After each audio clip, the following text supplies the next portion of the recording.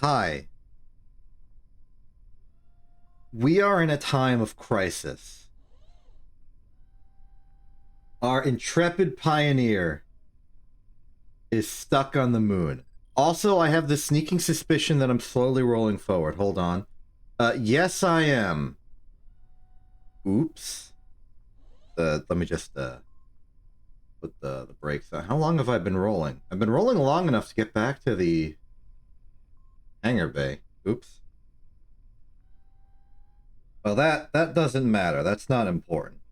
What's important is that we are in a time of crisis, and therefore, despite the fact that it is technically Labor Day in the United States, we must not sit idle and work to rescue those in need. In particular, Roncock Kerman, who, as mentioned before, is stuck on the moon. This is our task now. We must do this. So we have done some preparations for this already. The plan that we originally had last time, preparing the rescue services, has not changed. Already listen to this one. That works. Okay. So, the plan is pretty simple. We have a vessel that we know is capable of reaching the surface of the moon with relative quality, reliability, and margins. It is this one right here, the ill-advised.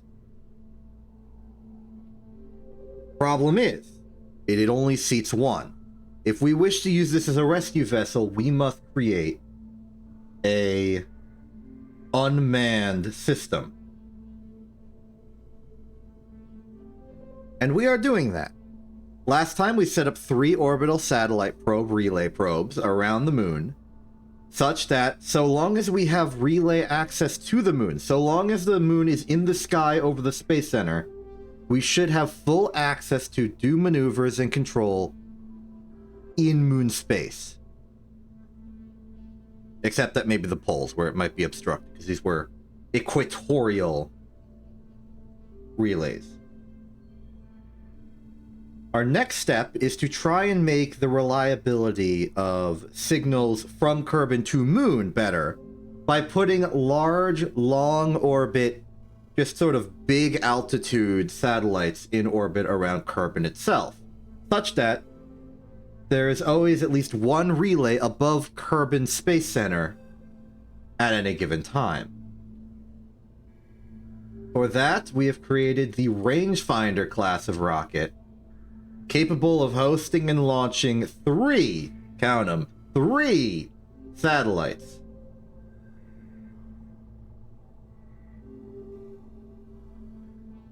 This is the same rocket we used to launch those satellites around the moon, and now we shall put them into high orbit around Kerbin itself. To do this, we have our emergency response pilot, Sedimon Kerman. We shall be launching this craft as well in preparation for the start of some moon recovery missions. We know where we need to go. We know what we need to do. We continue to have the systems in place to do it. So let's begin. Sorry, I'm just obsessing over the staging real quick. Staging looks good. Staging looks good. Fairing. Decouple for triple. Those are our 3 satellites. All is well. Okay. So, plan as before. I'm intending to put these into 30 million meter altitude orbits. This is particularly arbitrary selection, but I did it to ensure that they would not hit the moon. And that they would be behind the moon. Because if they're in front of the moon, it's perhaps not as helpful.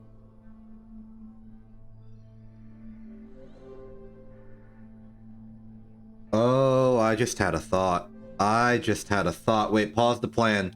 I have a new idea. There's a new concept we can add to this. We could make it a geostationary orbit, basically.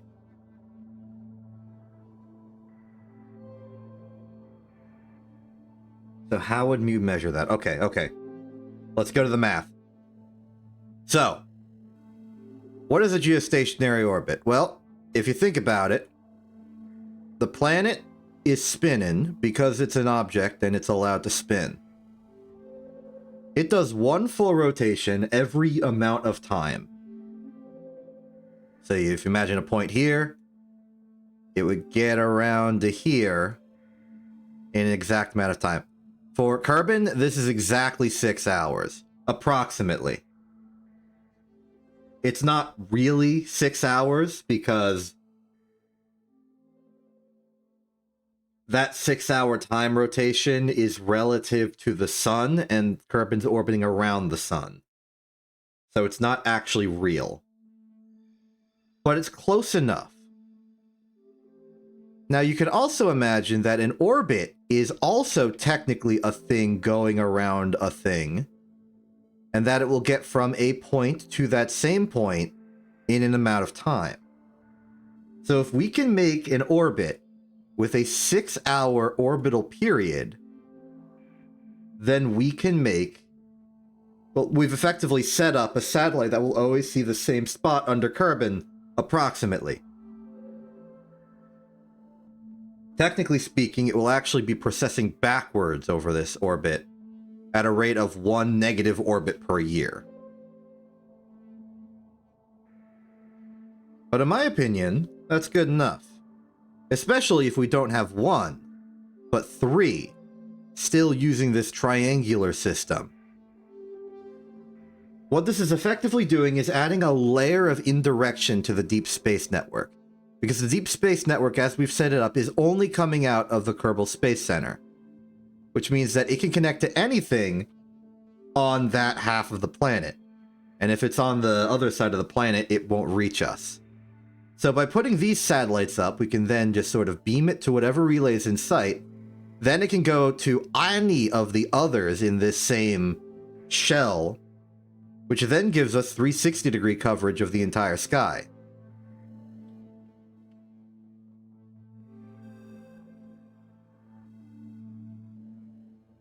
So all we got to figure out now is what radius orbit do we need to make it that, to do that thing. And the answer is, I think, something we can learn from up here. After all, we did need to do this stuff earlier. In fact, it's pretty simple. It's the same kind of math we did to determine the orbital altitude of the moon. We have the standard gravitational parameter. I'm just going to rewrite this over here. So for a given standard gravitational parameter and period that we are targeting,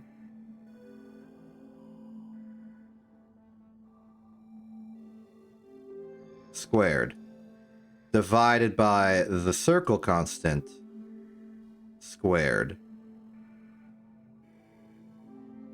and then we cube root that, we will get what the semi-major axis needs to be in order to be, geostationary.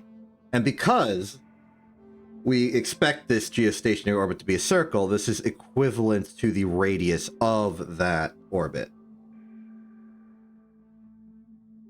So there we go. Now, question, what is that for our purposes? So in the case of this orbit, what we want is an orbit of 6 hours. So that will be 6 hours times 60 minutes per hour times 60 seconds per minute. So this is our orbital period. I forgot to make an equation. There we go. Here's our period, T. We are going to be using the standard gravitational parameter of Kerbin. I have a nice little colored cheat sheet of the metrics of the planets that we're using right now, combined with how confident I am in their accuracy. So I can see there are some things we need to take better measurements on. I accidentally brought over the formatting. Okay, there's T, there's mu. All we need now is the circle constant, which is 2 pi. I would have liked to have just called it tau because I'm one of those people who likes tau as a concept. And now we get our radius, which will be equal to the power of whatever the heck we're doing now to 1/3. That's equivalent to cube rooting it because that's what a cube root is. Then we're going to do our mu times t divided by tau divided by tau. And that gives us an orbital radius of approximately 3.5 million. It makes sense to me that it would be past, well, it would be pretty high up, but not past the moon. And we can logically infer that because as we look at the sky, the moon moves slower than a single day. From our perspective, it feels like it moves backwards.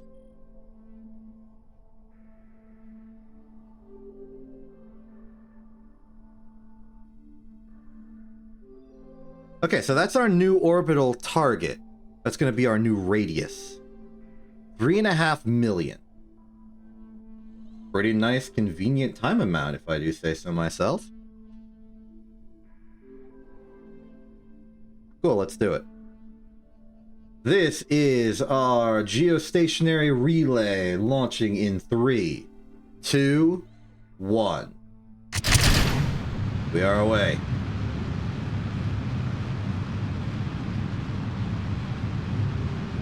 It's been a little bit since I've operated a space program. It's been several days.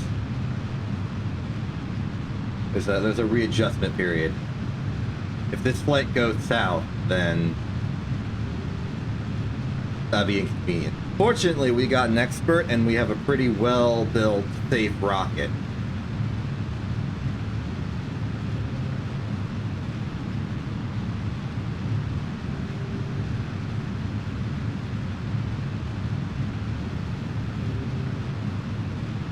Alright, we don't really care much about orbital alignment for this launch, so if we want to go overboard on our orbital insertion, we can go overboard on our orbital insertion. Perhaps for better optics, I could have launched this during the day, but oh well.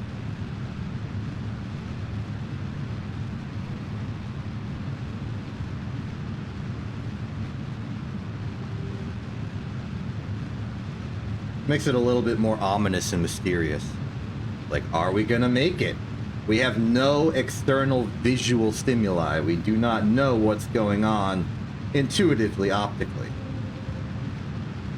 Which means it feels like we have less information to go off of. But in truth, I'm piloting off of instruments anyway. I don't really need to see.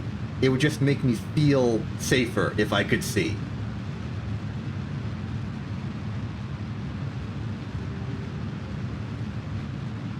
Alright, I'm jettisoning fairing in 3, 2, 1.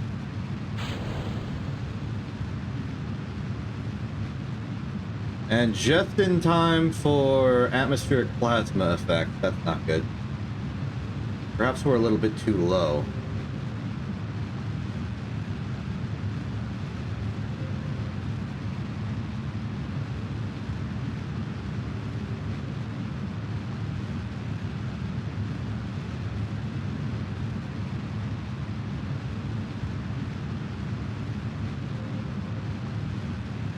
I think our altitude's rising. I think this is mostly just sparking. The atmosphere is too thin. It shouldn't matter to us. And just like that, we're getting above the heavy stuff. Alright, this is most certainly orbital speed, just not orbital, like, radiality.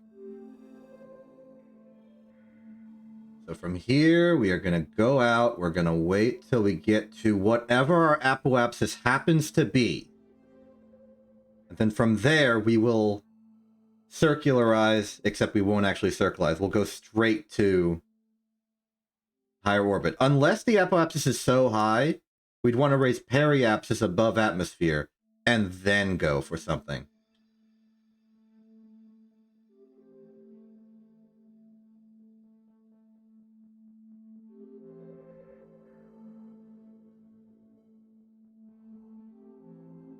Yeah, I'm gonna raise periapsis above ground, and then we'll go out to our target.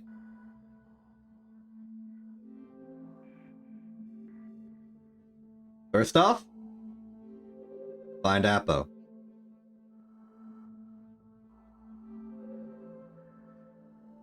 Also, I could do with extending some of our solar panels. We've had problems with electrical charge in the past.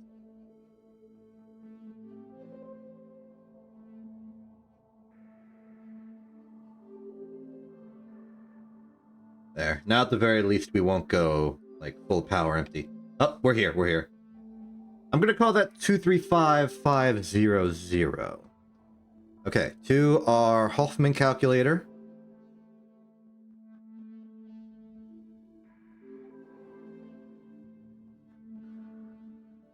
Huh?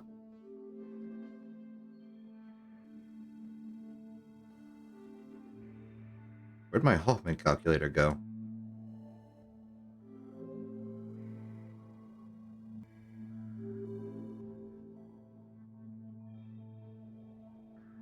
Well, that's just fine. We can make a new one. There. A new one.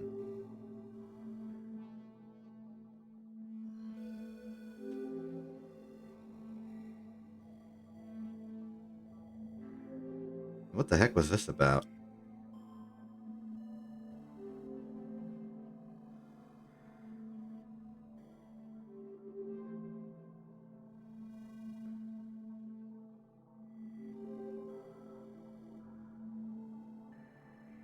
Well, that minor hiccup aside, I think we can go back to the numbers.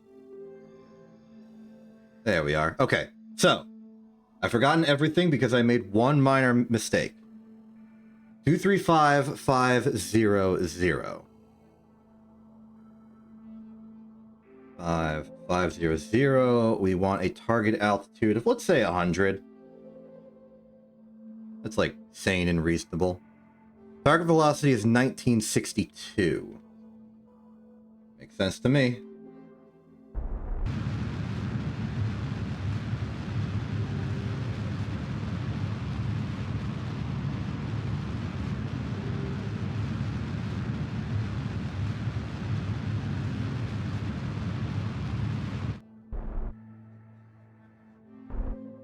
Okay. Now we'll go to periapsis and then expand up to our target altitude.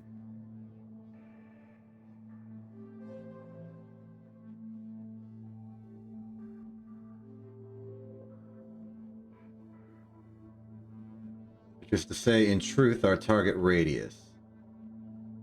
I missed periapsis by a little bit, but it's fine. I can just go around again.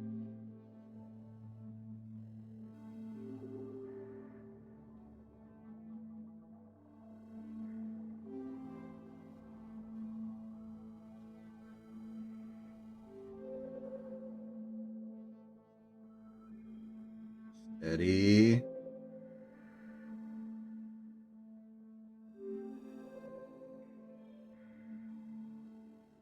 Okay. 97735. That's our altitude. And we want a target radius of what we calculated earlier, which is to say this.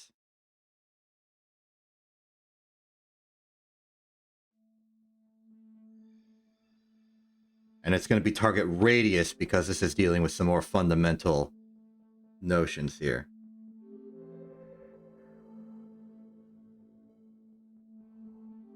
$2901. I'm gonna approximate this if that's okay with you.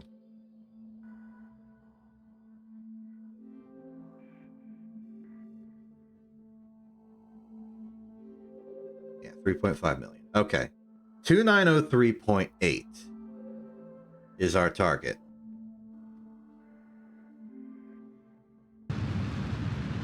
Away we go.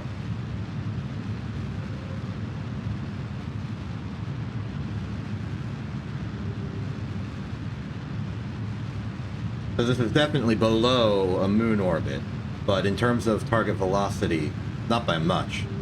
Maybe like 200 meters per second. 2903.8.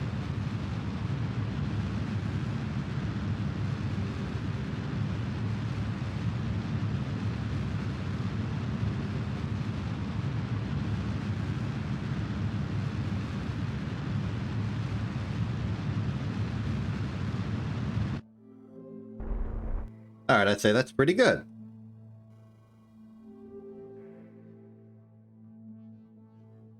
Then we'll go to apoapsis and circular eyes.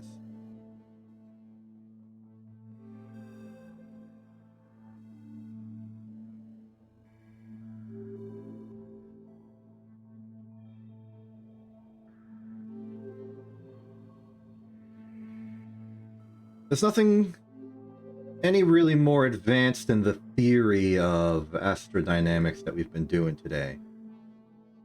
Plus, today isn't really trying to push the bounds in any meaningful way. We're really just here to do a rescue mission. Get more science. But first and foremost, that rescue mission. I ain't leaving Ron Cott to Ron Rot. Okay. 2939. This does make sense, considering that we targeted a radius of 3.5 million, and the radius of Kerbin itself is approximately 0.6 million. So the fact that we're in the 2.9 million circle is expected, even if I didn't think about it. Okay. 2939 is what we ended up with, so we'll use that for our circle. 2939. Target altitude 2939, and also make sure we got the proper units on this. 2939,000. So target velocity is going to be 998.5. All right. We proceed.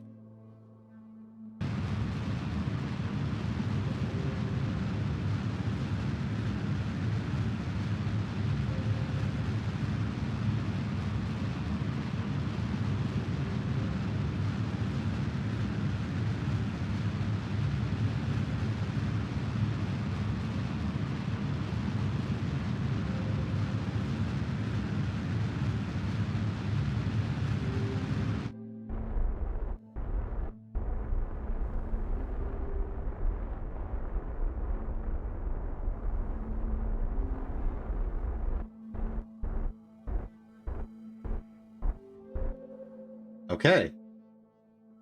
Our orbit should now be vaguely circular and vaguely geostationary. Given that, I'm going to prepare and detach our first satellite.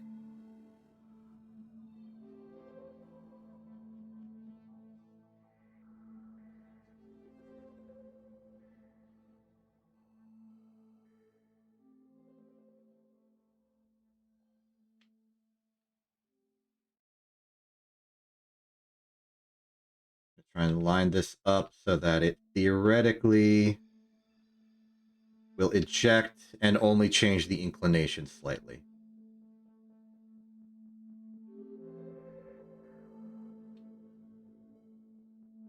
Get the most up we can make it. All right. Eject in 3, 2, 1. Perfect vertical. We have control. Orbital period still looking good. Get this arranged like this so it will always have power. And rename vessel. This is the rangefinder Kerbin 1.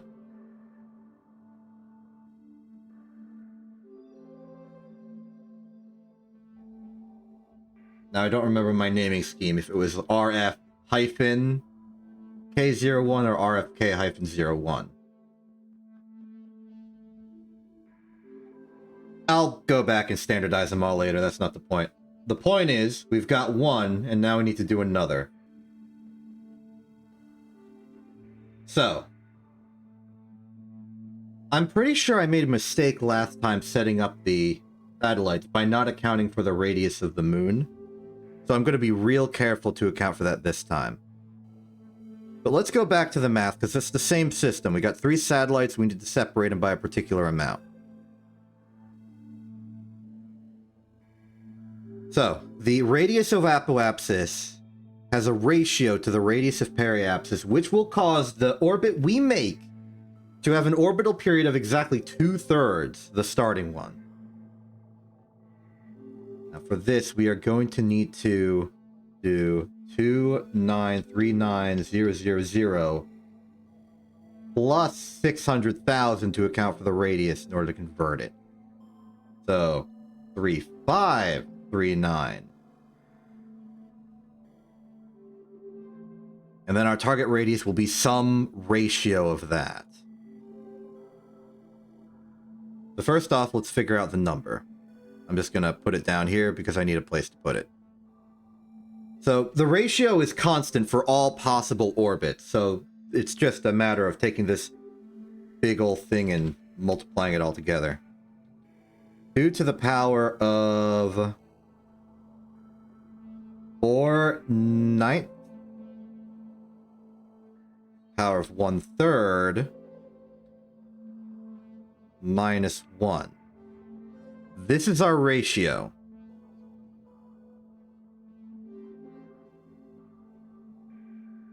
If we're going for this as our apoapsis, then it would be equal to this times this to get our periapsis.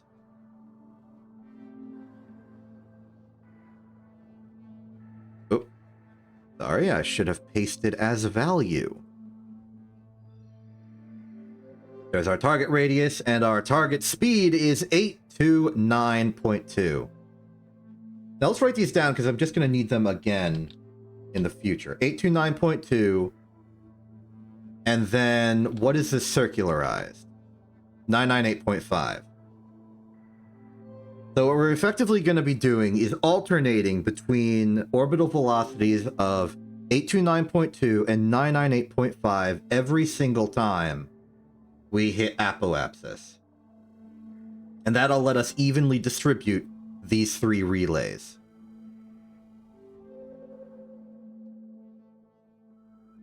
I got a good feeling about this. All right, so we're at 998. We got to go to 829.2.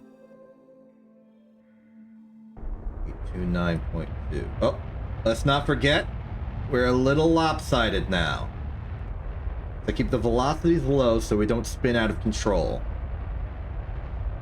At the very least, Pedamone is now equipped with prograde retrograde alignment. So Pedamone can do a bit of the work for us. 829.2.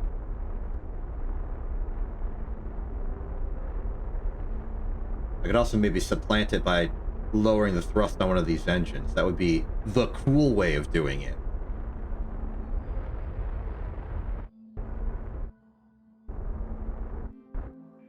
All right, 829.2.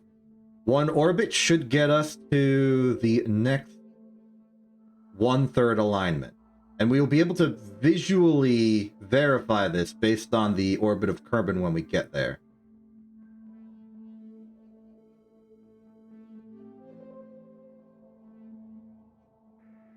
Yes.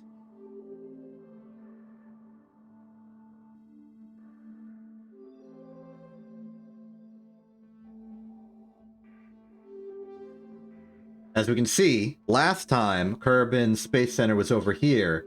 Now it's over here-ish.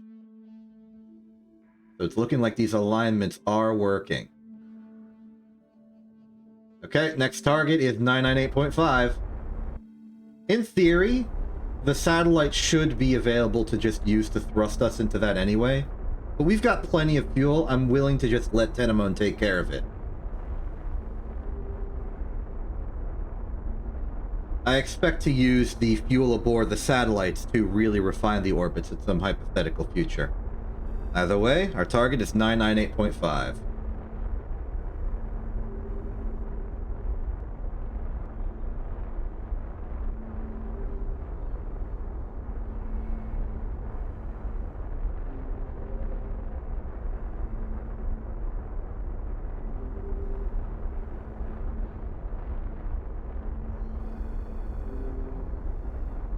At the very least, we're tilting in a way that the only thing that changes is our inclination, which we don't need to care about that much for this orbit. After all, it's almost perfectly equatorial anyway.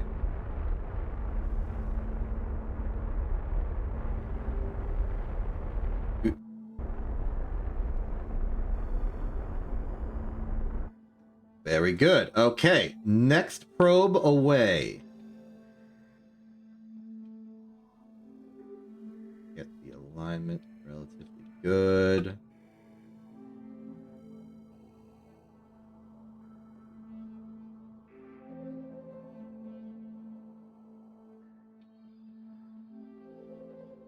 Right, looking fine. Prepare for next jettison. Extend solar panel.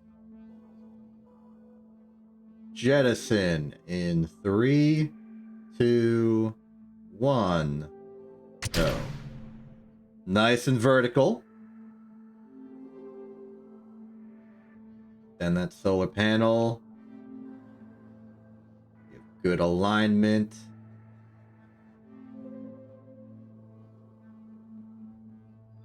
Rename vessel.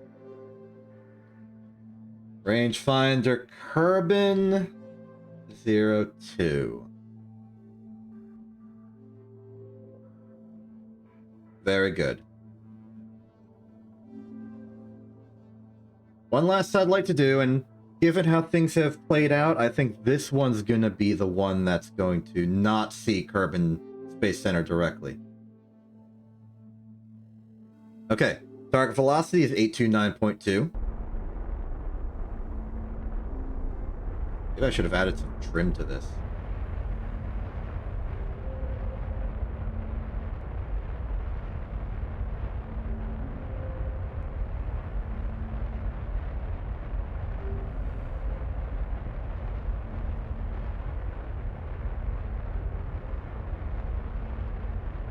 Oh, overshot it because I wasn't paying attention. We want 829.2.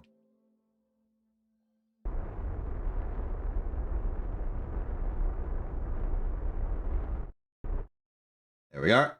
One orbit, please.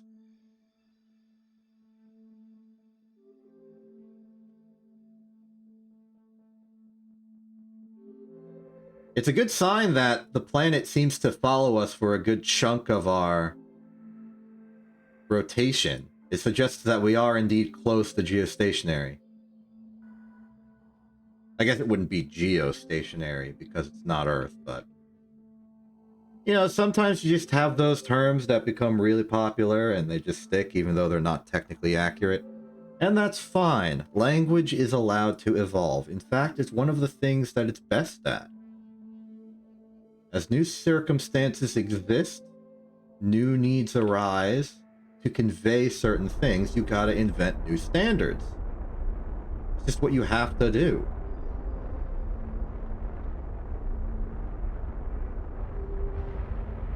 .5.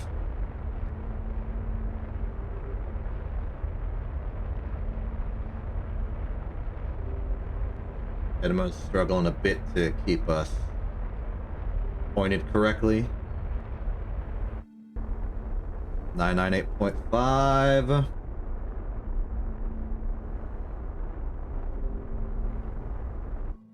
Excellent. All right, let's get this last probe away. This one's easiest to detach. All right.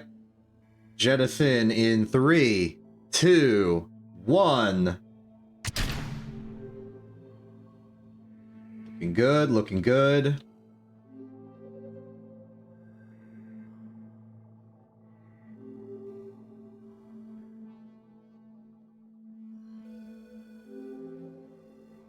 And rename vessel. This is now the Rangefinder Kerbin 3. Excellent. Now, admittedly, I have no way of really knowing if we were successful in our attempts here, because naturally I can't see the radar network. So we're just gonna have to trust, and let's get our internet installer back home. So our radius is 3539. Effectively, we want a target altitude of approximately 30,000. We want a velocity of 548.9. That sounds right to me. It was about the velocity we had when we got here. Away we go.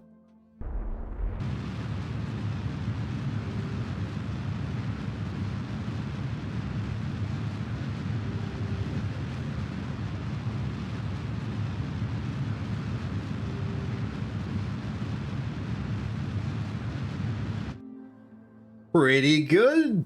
Pretty good cutoff on the engines, if I do say so myself.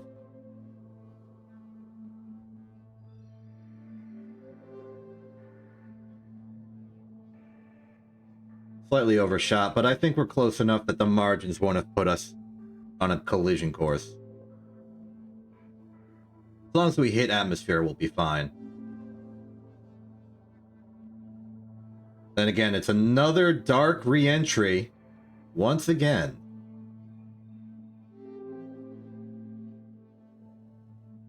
Okay. Spin it up. Now we don't need the interstage, so I'm going to go straight to the capsule jettison. Get us retro, get us surface targeted. Away it goes. Look at it, fancy. Spinning and burning up at the same time for added flair. And there's the real flare. Solar panels destroyed. Looks like some of the radars might have gone.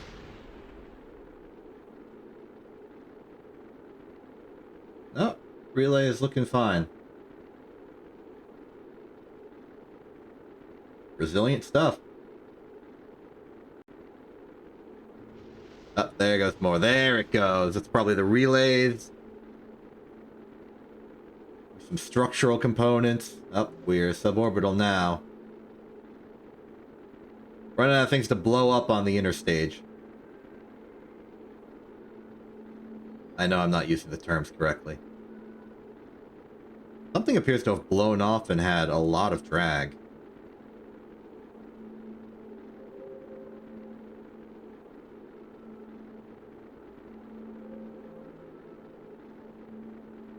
Tedamone, you have done excellent work today. I am pleased to say that your work here has paved the way towards a rescue mission.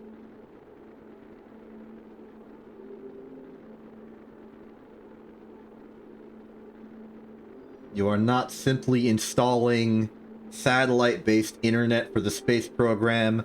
You are connecting two worlds, two people, so that we may coordinate and save lives.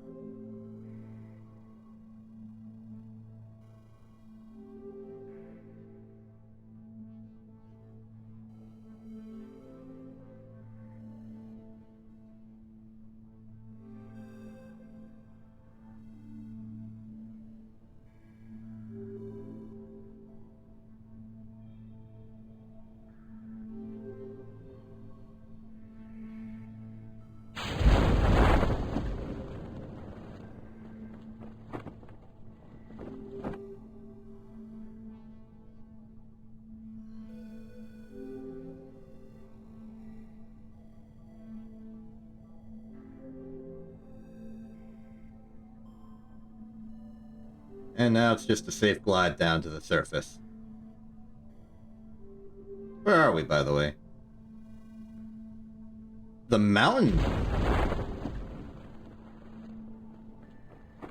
Huh. Good job on landing, Tidamone. We've gotten to a new location. We've never gotten science in a crew report from above the mountains.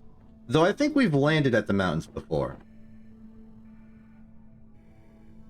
Either way, once you land, I would like you to maybe get a surface sample. Maybe these mountains are interesting. I think it'd be cool if the mountains were interesting.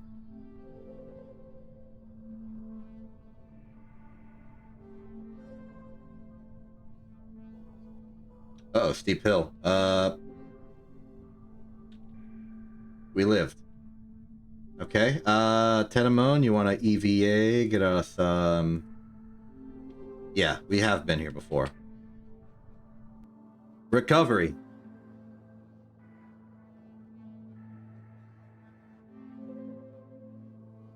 I should make like a 2D chart of all the ways to get science and all the locations that science can be gotten at.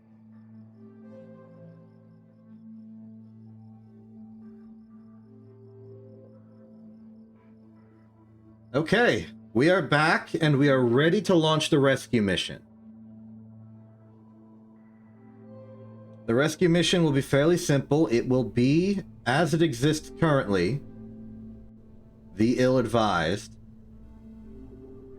I am double checking the staging on this thing.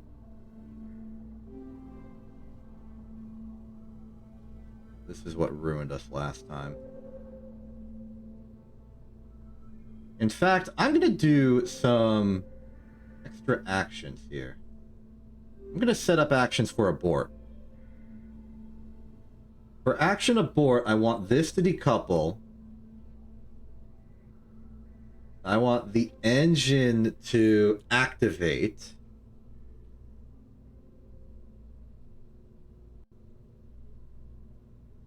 And if we're still attached to the rest of the ship, I want to deploy the shroud. Hopefully while doing this, I will be able to, instead of using the staging to lift off from the moon, I can use the abort sequence to lift off from the moon. And therefore, the tragedy that kept Tidamone stuck, not Tidamone, Roncott stuck on the moon will never happen again, thanks to new standards put in place by the space program. The Ferostratus astrometric expedition has improved as a result of our actions. That said, is all the other staging good? We got 4 here. Why are these glowing? Don't they usually glow? That is those 4. Oh, probably because I'm in this view. Yeah, there they are.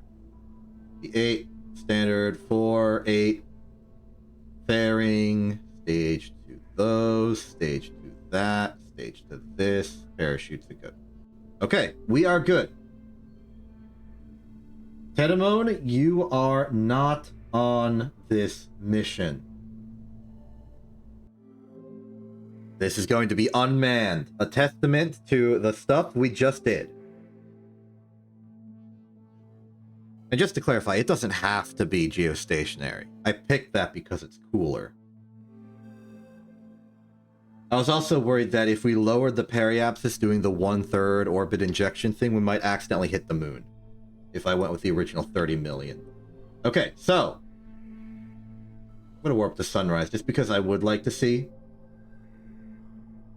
There are a few elements of this that are going to be difficult. We might have plasma blackouts and stuff. We might have failed at our relay system. There might just generally be problems. Still, we'll do them all as we need to. Launch in 3, 2, 1, go. And because of that plasma blackout problem, I'm going to be a bias towards going into the higher atmospheres quickly, as opposed to doing a turn quickly.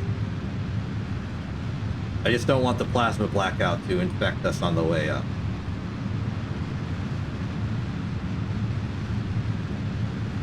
very least, the hexes can keep us stable, and if we can't give them new instructions, they'll just follow the instructions we previously gave it. And that's fine.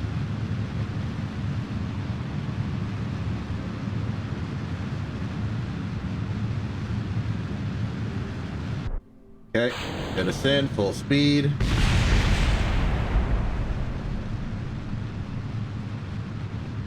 Our way, let's start rolling over.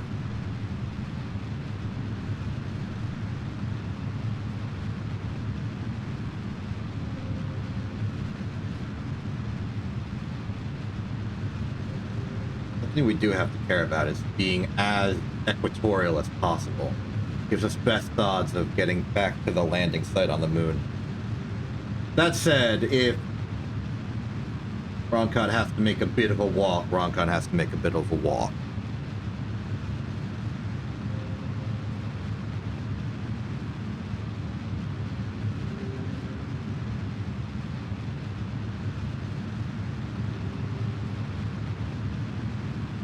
Deploy fairing now.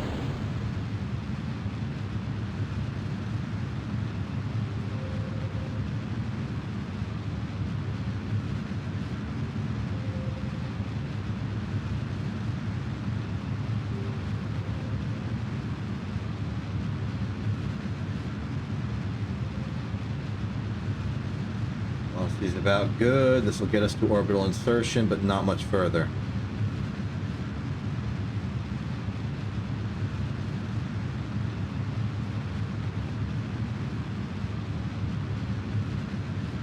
Stick prograde. Actually, stick horizontal.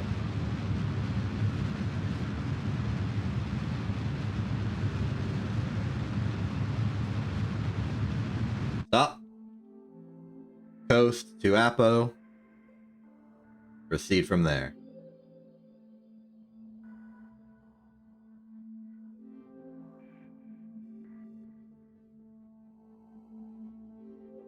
Okay, so far so good on the network. We're still in main contact with the Space Center, but that's about to change. Let's circularize as fast as possible.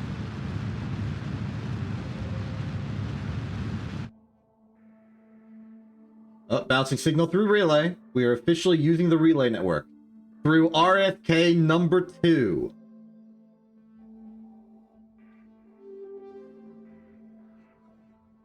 Good. That means it's working. Okay. Let's get our numbers here. Apo this is 122686. We effectively want to mirror that. So we want a target velocity of... Oh, sorry, our radius from the thing from Earth 4 is still in play. Okay, target velocity is 2209. Good to know. Fire. We'll have to go to the next stage. 2209, 2209.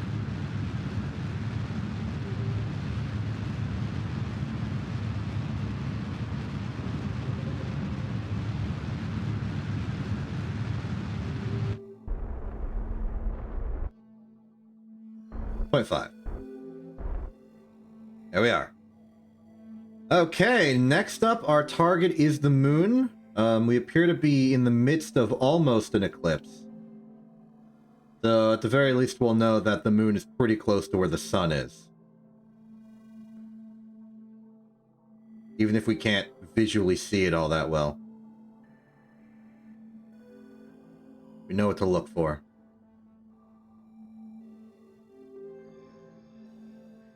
Meanwhile, relay strength is still going good. I can't see a dang thing.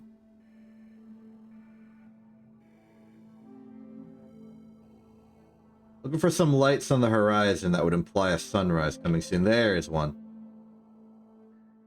Now, I can't see the moon right now. Okay, it's over there. Oh, I forgot I can see all of my...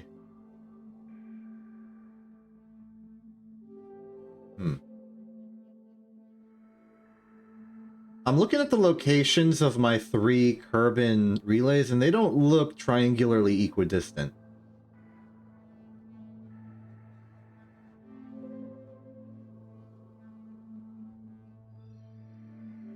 In fact, it feels more like I've gotten some sort of 1/6 alignment. It's possible I did the math wrong. I didn't really double check.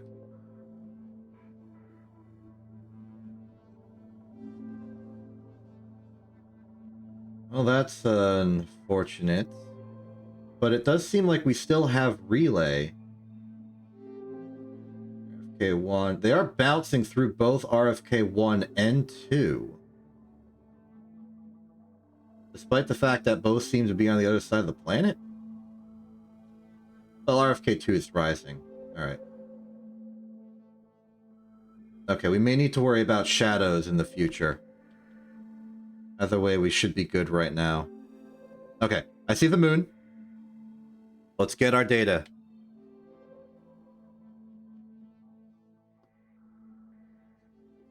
So, we want the... functionally the semi-major of the moon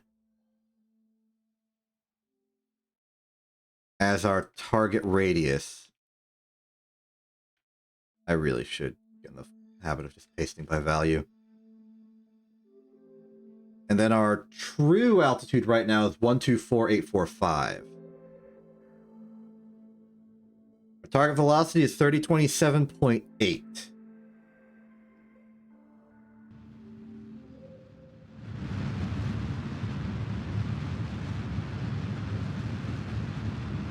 I guess the occlusion's a little forgiving. Still, though, I feel uncomfortable that I've bungled my relay network and I'm going for this mission.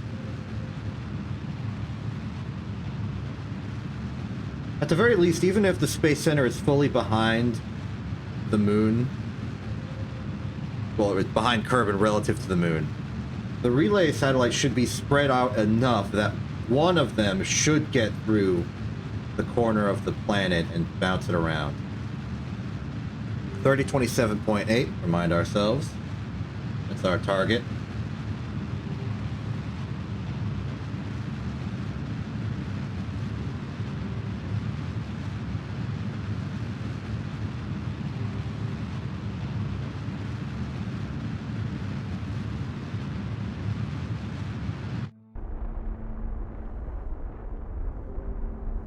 Okay, good enough. Now let's do some general work. Extend our landing gear. Probably want to extend our solar panels.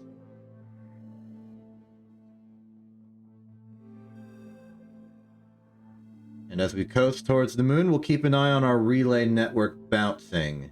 RFK02 is still good. Straight from there to the KSC. And that makes sense.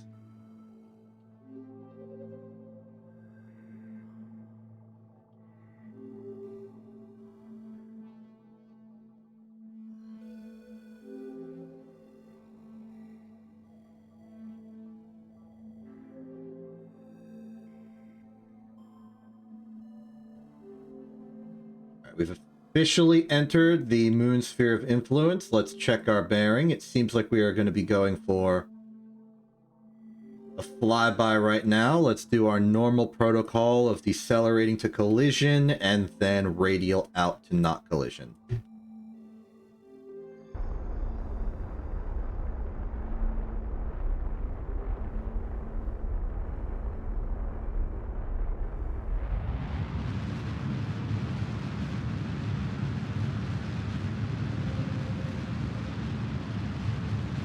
There we are. Moving to radial out.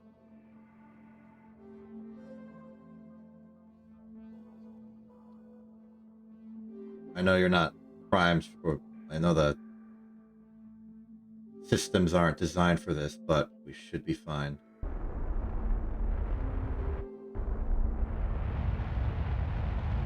Alright. That should be safe. Prepare periapsis for when we arrive.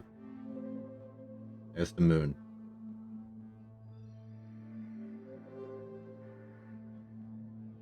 Okay, we are on a direct signal course to the Space Center. This is about to change as we go into shadow. Hopefully we're bouncing off the moon's relay. Cinnamon, how'd we do? M01, we get signal. Also, it was hyphen planet. My mistake. There's MO2, where's MO1? MO3, MO2. Why are they both MO2?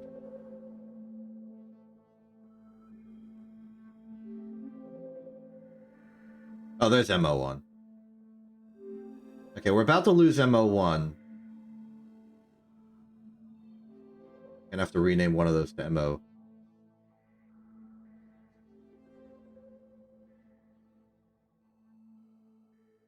Yep, relay. Oh, the Cliff Palace is bouncing us now. Ain't that interesting? And there's the planet. Alright, we got room to work. I feel confident that our relays network is going to be strong enough. Kerbin's looking right at us, so we didn't even need the Kerbin relay right at this moment. So orbit's looking pretty high. That's okay. We're going to lower it to a cruising circle of 30K. At which point we'll just sort of wait until we find Cliff Palace. Stop. 142404.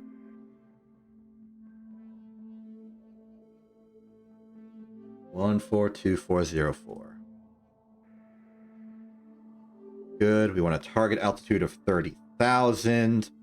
Target velocity is 391.0.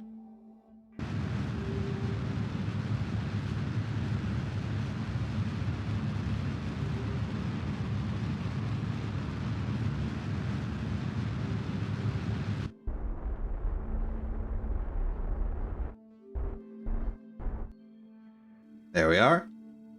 Then we go to periapsis, hope the relay is still working in our favor, and continue. Though I think from where we are, we should be direct to the Space Center.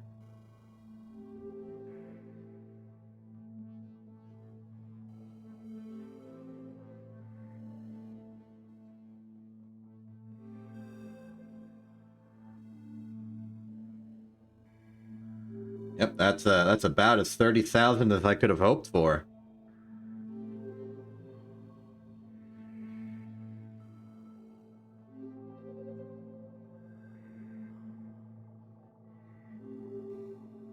Stop. Yeah, 30,010. That is very good. Okay, so target is 30,010. Target is 30,000. 532.2.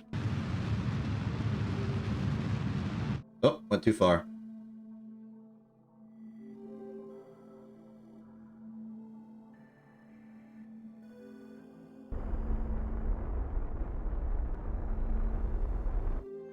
There we are. So we should be in just a generally functioning orbit. And our only goal right now is to find Cliff Palace. Geographically, I know about where it is. It's a matter of getting close enough that we get signal. I also don't remember what F4 configuration we're in.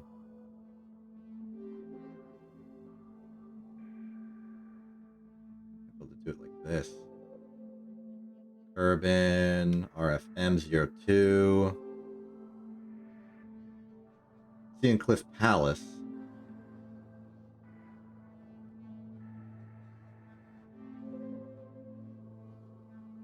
Cliff Palace could see Kerbin, so we're gonna know we're not there yet until we see Kerbin as well.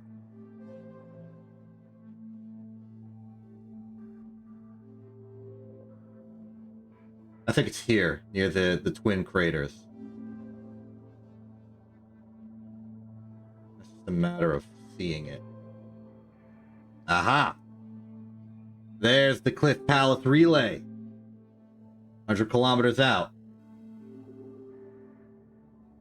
Now all we need to do is align ourselves for landing.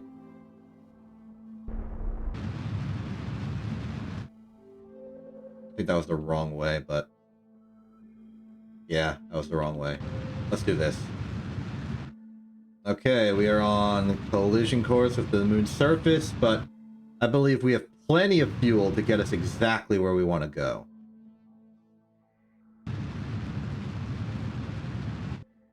There we are. Should be on target. If we're a bit off, we're a bit off. We'll improve. Get ready for general approach. Okay, it looks like we're gonna fly right over it. Which is good, but bad.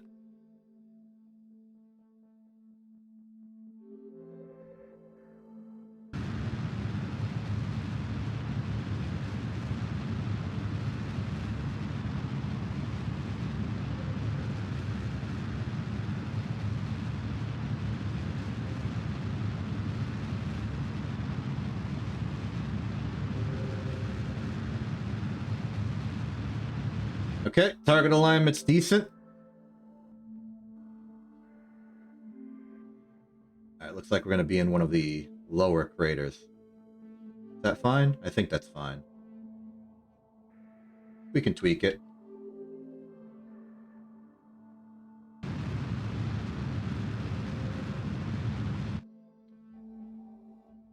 Starting to worry about a lack of fuel. This is going to be close, and this is a result of us having done this injection from so high. We're losing a lot to gravity losses.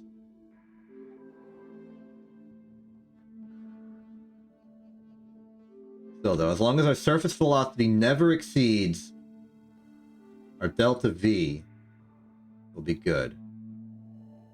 And the longer we wait on this burn, the better.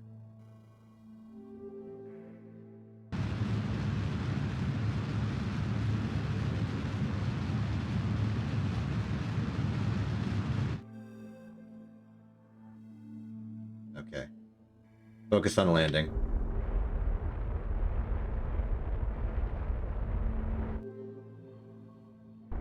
Velocity of 35.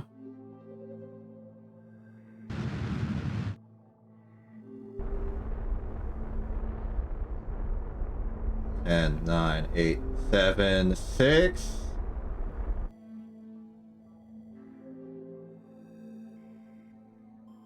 Okay.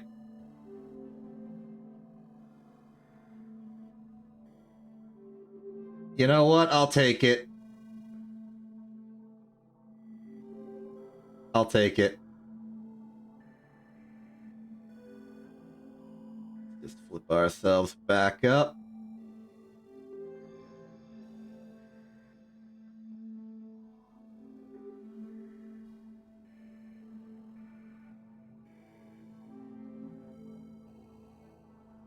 And we're here.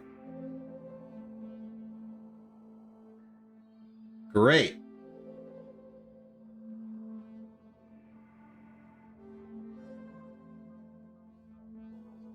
Roncott, we've come back for you.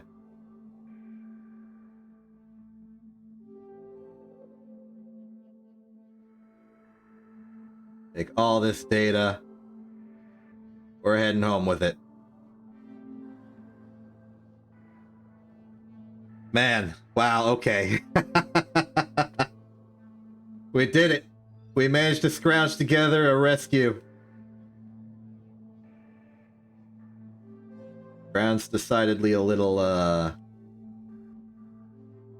it's decided its render quality is inconsistent. I'm gonna scroll out a little bit, and then F5 just in case everything breaks. I'm not gonna revert my fault, but if the game explodes on me, that's...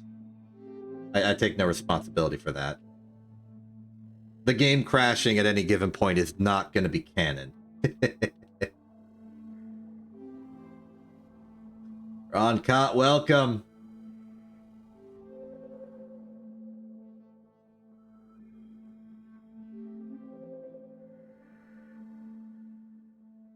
Got a lovely new ship ready for you.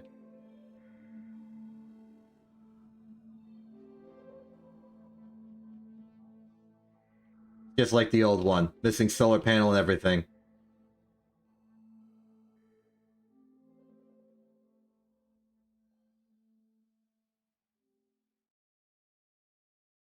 All right, that's all the science.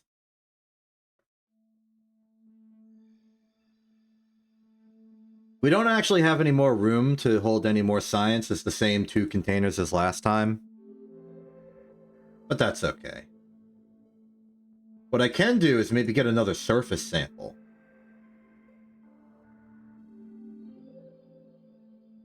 You know, just in case.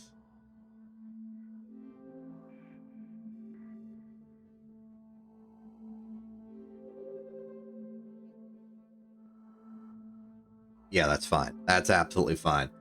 Okay, so let's reset target. We don't need the target anymore. I'm going to deliberately dump all the fuel on the ship. There's actually a part used for dumping fuel on the ship. Maybe I should install that.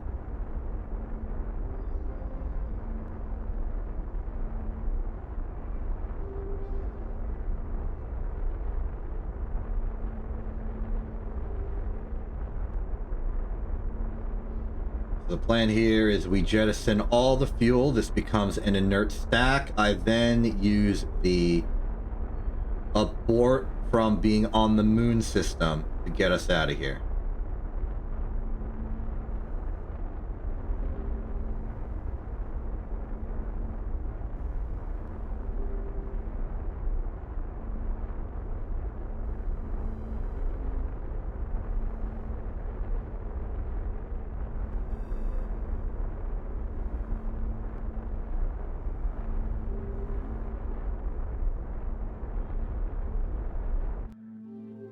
Okay. For in the interest of making sure we have a decent orbit, I just want to know, like, assuming an altitude of 0, wanting to get into an orbit with an altitude of, let's say, 15,000, how much speed am I going to need? 580. If I aim for 600, I think that wouldn't be an issue. We overshoot a little bit, that's fine. We just get into orbit, we circularize, we inject towards Kerbin, and then we're home.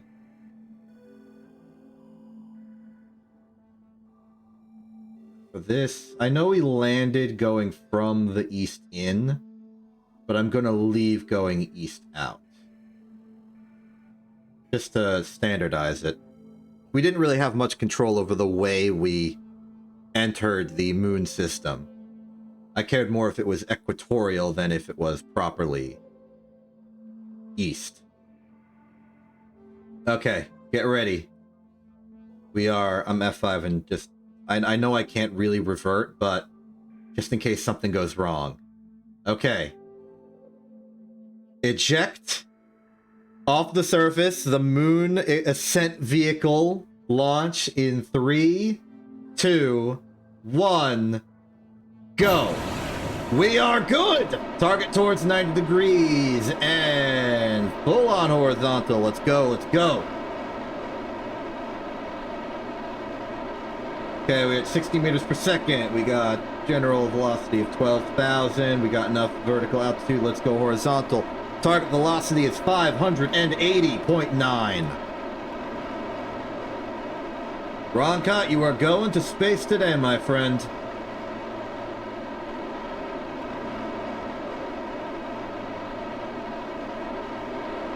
At orbital speeds.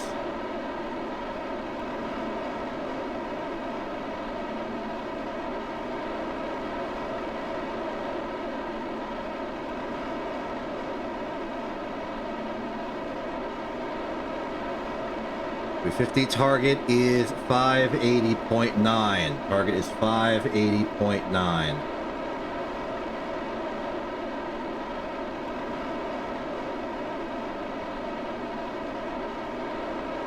Hold steady. 20, 30, 40, 50, 60, 70. All right, that's pretty good. We have legally orbit, though apparently our periapsis is below 8,000. I will raise that once we get to apoapsis, but so far, so good. Roncott, welcome back to space.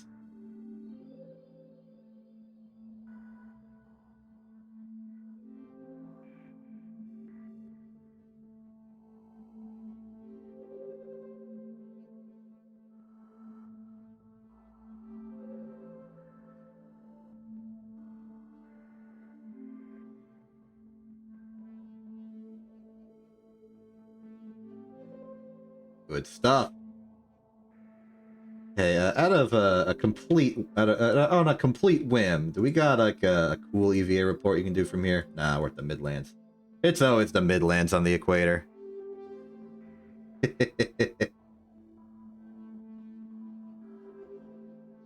Alright, where's our apoapsis at? My estimates should put it at like 15,000-ish.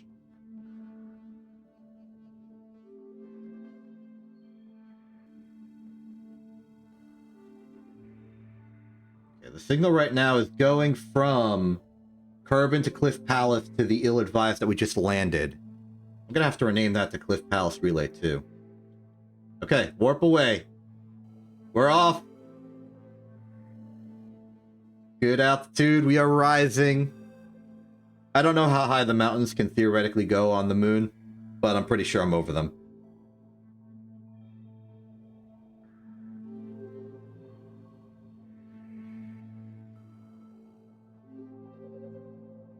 We've definitely overshot the apoapsis a little bit, huh? I'm close to 30.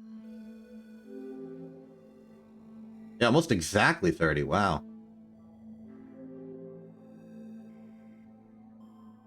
So I'm just a big fan of 30 kilometers. I suppose I am. Okay, 3306. 3309, let's say. 3309. Okay. 3309. Another 30,000. We want a speed of 531.6. I'm just gonna do it.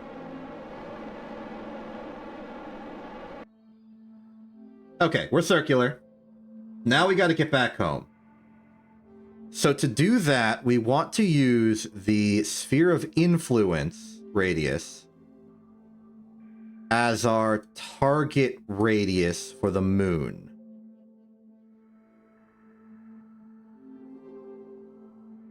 So we want a velocity of 715.9. But we also want to do that at a good time so that our escape speed works to our advantage to push us back towards Kerbin. And for the purposes of this, I'm going to aim for 800 instead, because the further we go over, assuming we do this right, the less fuel we need on the Earth part. And that's good. And by Earth, I mean Kerbin. I'm sorry, I'm going to keep making that mistake. So, looking for a good time to do it. Okay, where's my horizontal? There's my tangent to the surface. The Earth is over. Kerbin's over here. Sorry. Okay, we're tangential to the surface right now because we're in a circular orbit and I'm pointing prograde. Kerbin's over here. This might be good, but I want to go a little bit further. There, that'll do it. Okay. Targeting an orbital speed of approximately 800. There's Kerbin. Moves to my left. Escape velocity in 3, 2, 1. For an orbital speed of 800.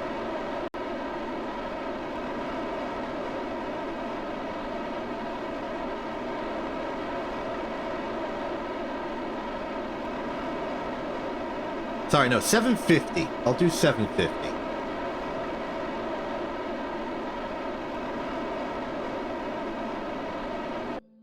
$775.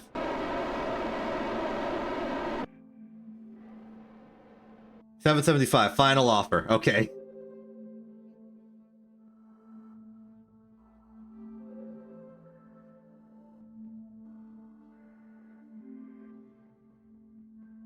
Okay. We should be entering Kerbin Sphere of Influence at the 2 million mark.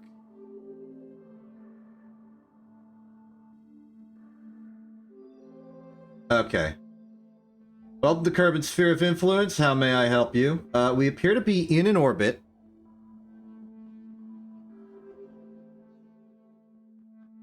So that's good.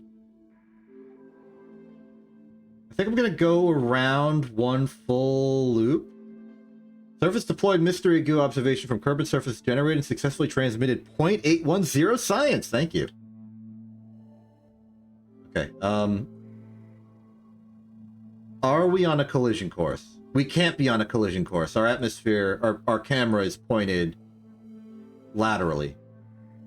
Oh man, but it is close. The heck is our periapsis? Our periapsis is under 500,000.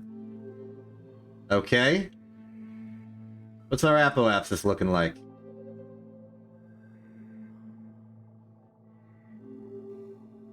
Our apoapsis is looking like 10 million, maybe 11.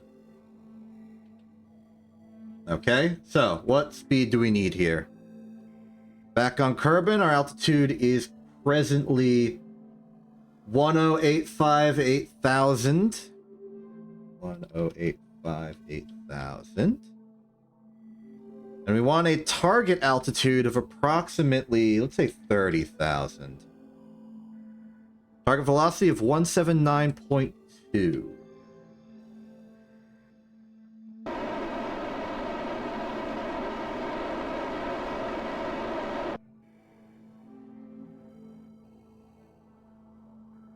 All right. 179.2. Now we just land. And once again, we'll be landing on the dark side of the planet because this is how it always is for some reason. I guess it makes sense if we're always doing the injection away from Kerbin when it's daytime on the moon and we're always going onto the same side of the moon. The math makes sense. Okay, we have collision with atmosphere. I'm going to check my results in maneuver mode. Perfect, 30K. Excellent. All right. So atmosphere is increasing. Jettison the interstage. Point towards retrograde surface relative. Remove SAS. We are falling.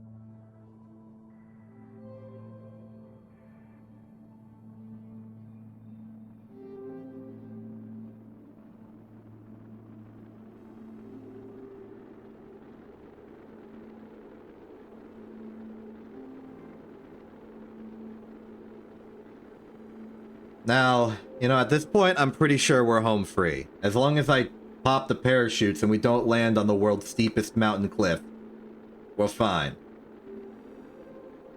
And the errors of the past have been successfully corrected. As we go forward, we're definitely going to need to improve the relay setup. But now that we have some of the relay setup, we can optimize doing it a bit.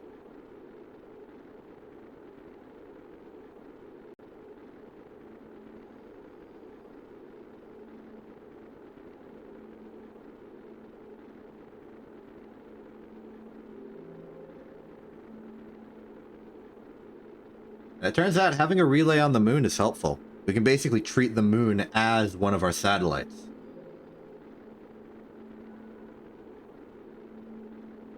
Thanks to its tidal locking and all that.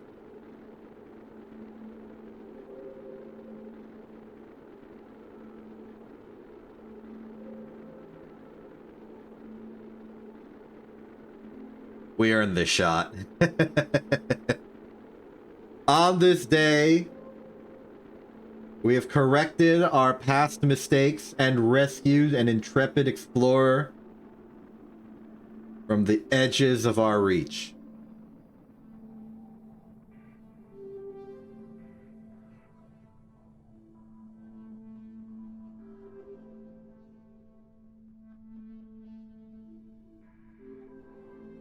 I'm glad we could save him. I think we've done good today. Is it just pure water below me? Are we landing in the ocean? It looks like we're landing in the ocean. Deploy shoots.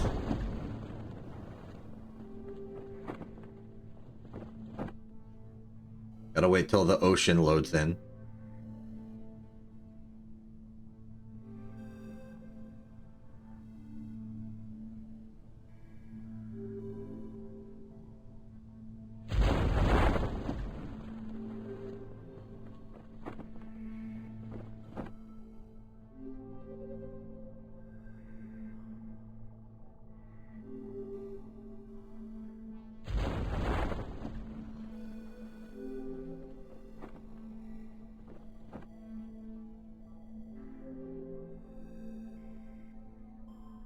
Oh, look at that. Look at it's beautiful. I'm turning off my HUD too.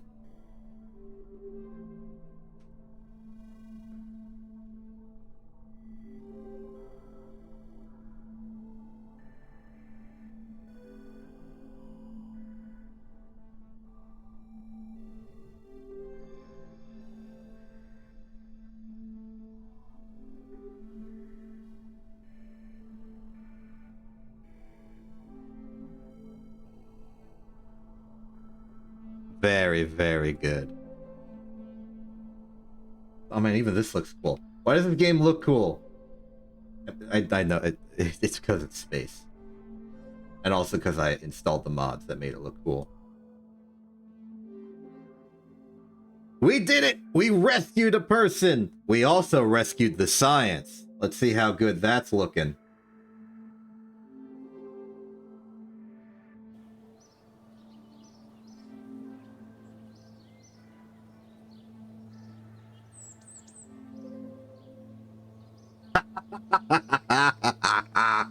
Yes! Another 300 science. Ron Cott's back.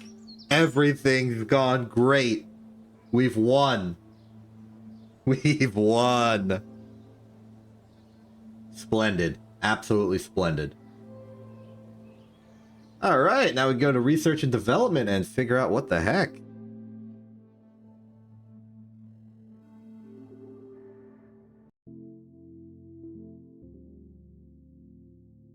Alright. So, what do we want now? We can get something from the 300 tier now. Scanning tech would give us new scientific options and possibly new capabilities? I'm not exactly certain.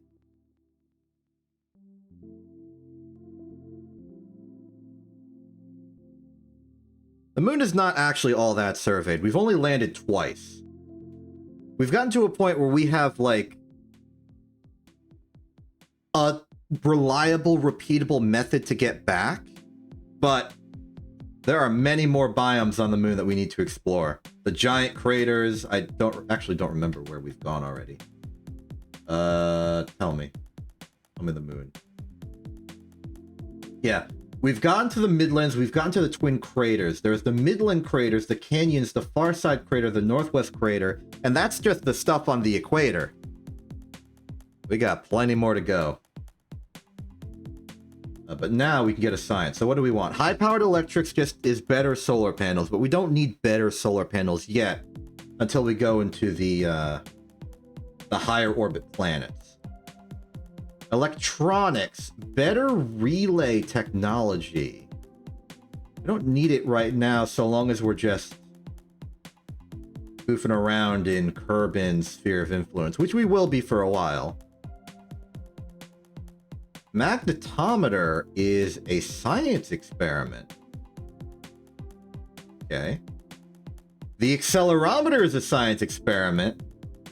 Really good relay antenna. And adaptive version of the symphonic photonic electronics most popular space-based antenna.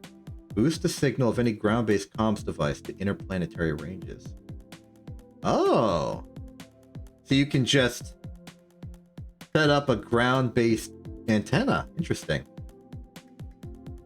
Unmanned tech would get us the Octo 2 and the Cube, which are both very capable probe bodies. I'm interested in the scanning tech, though, because I remember there being a map, and I'm wondering if we have the power to actually scan and survey parts of the world. Like, if we can make a map.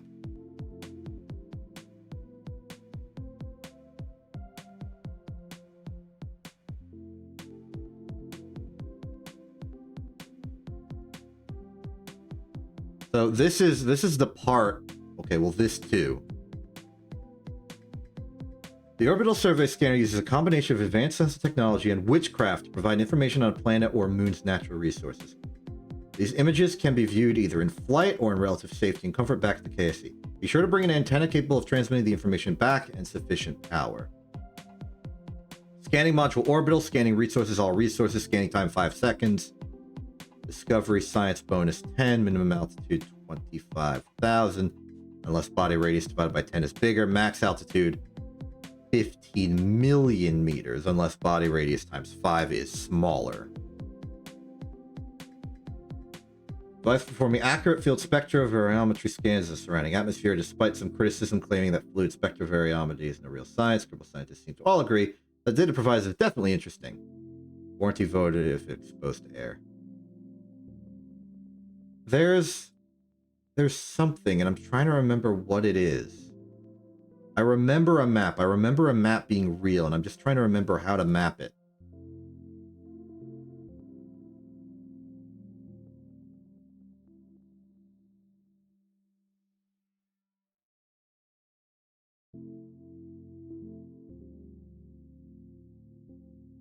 The scans for ore.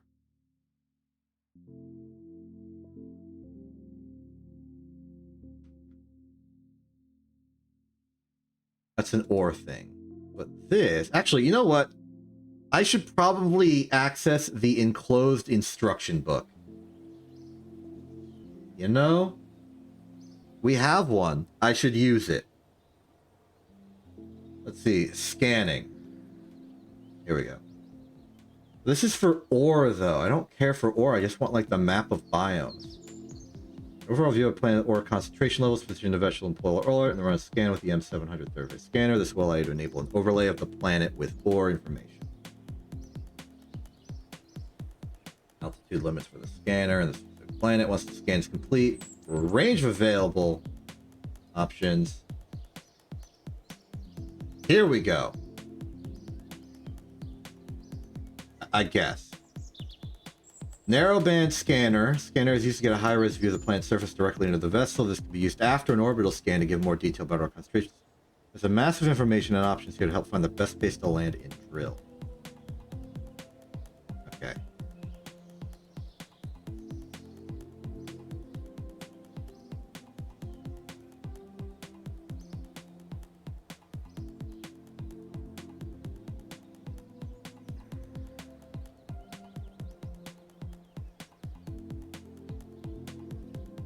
Regardless of that, let's look at the science tab in general, because there's other fancy science I don't know about that much.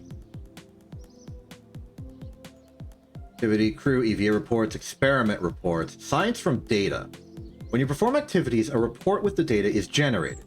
The primary method to extract the science from that data and advance scribble knowledge is to get the data back to Kerbin.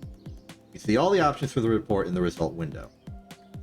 Okay, what about transmission? Another way to get the data back to Kerbin is by transmitting it. That's just radio stuff. Processing data in situ. One way to use data you generate with the mobile processing lab part is something you'll have to work up to in career, but the benefits can be substantial.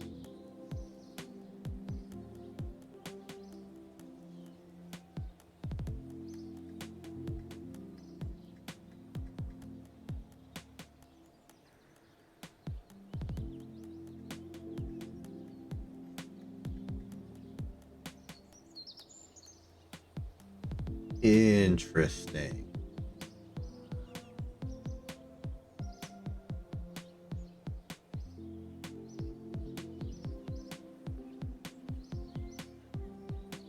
Very interesting. Okay. It seems that I won't have the orbital map survey thing that I was hoping for yet. And that this scanner really only does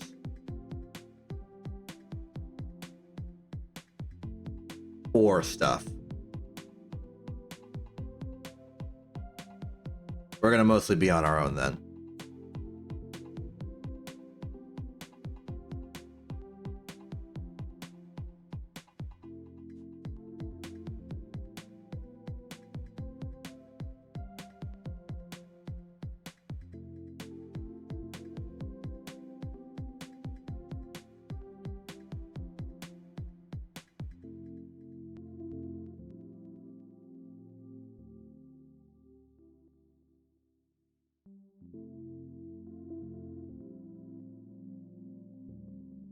Meanwhile, over here, we have stuff that'll improve our rockets overall, like bigger fuel tanks, bigger engines, better structural components.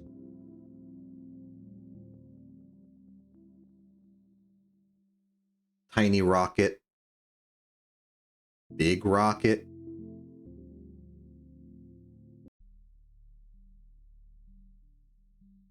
Other rocket. We have flight controls for the lander. I'm starting to think that maybe there is enough stuff for us to do moon... Okay, I'm contemplating rendezvous. Like, it's possible we could do them. Maybe what we could do is set up a space station, perhaps. Where's that science pod thing? Where's the podule? There's the podule. We could do it. We could get it. See what happens. We also get the scanning arm. It didn't explain what it does.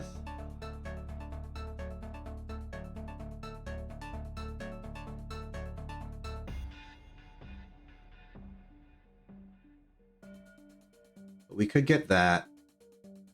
We could get like 3 things down here. We could finally get aviation, even if we're not using it. Propellers.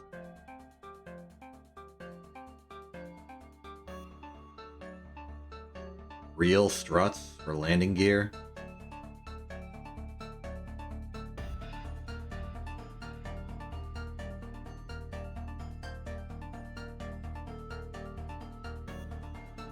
Where was that fuel dumping thing that I remember seeing? That was a real part, right? What are the odds I already have it?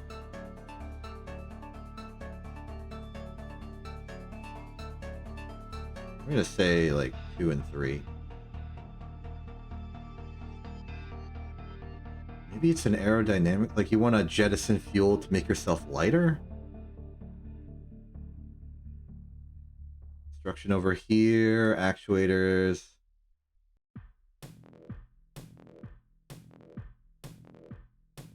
Seems like a fuel system thing. There it is!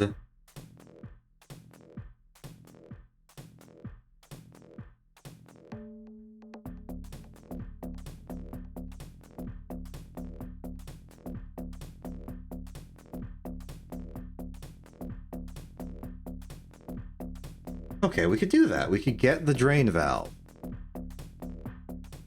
We have the drain valve. We could just put it on the ship, and then I can, like, safely do moon ascent stuff. That'd be neat. Okay, the precision propulsion, I think, is unnecessary. It just improves our ability to make really tiny stuff. We can do that anyway.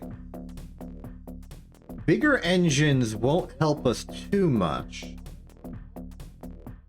Actuators would be a convenience. Composites are real. It's appealing to just be able to work with anything we happen to have.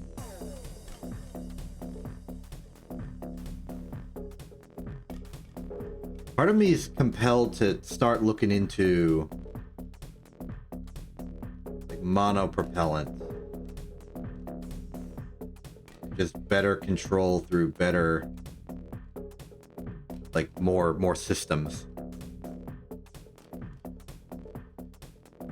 Might help me do precision adjustments to my orbit for low speed stuff, which is very important for things like Minmus and rendezvous.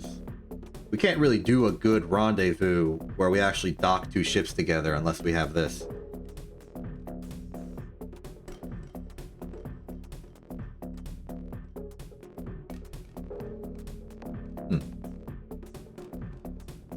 But on the other side of everything, there is the science, and I like me the science.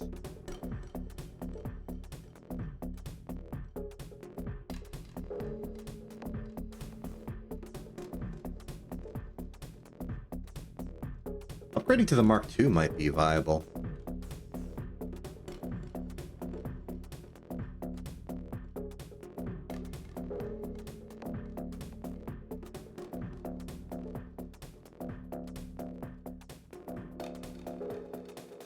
Ah, I'm indecisive. No. What do I do?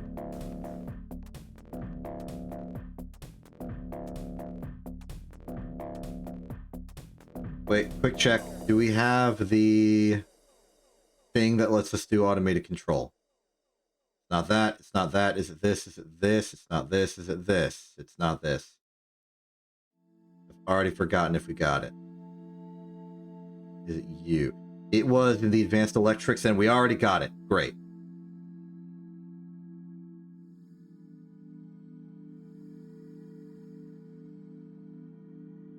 We got a light scanning arm. There's a medium scanning arm.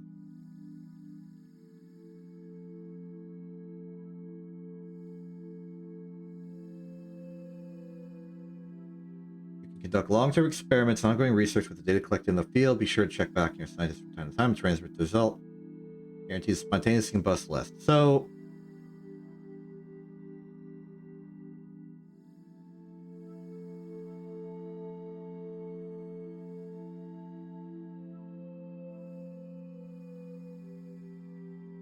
I don't think it gets you more. It might get you more science. More so that it lets you transmit science fully without losing it all. I do like me some science, but I would like me some better rocket as well.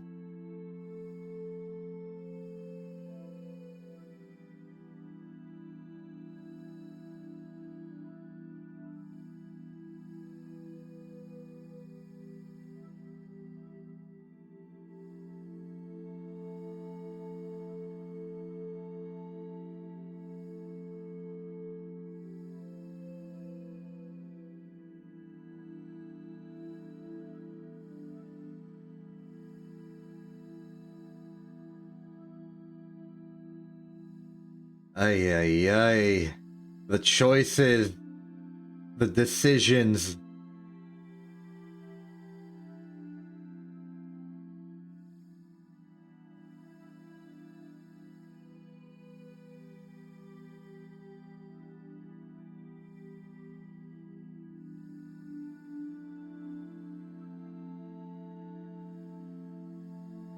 I think I want these. I think I want these because they are science and they are good. I got them.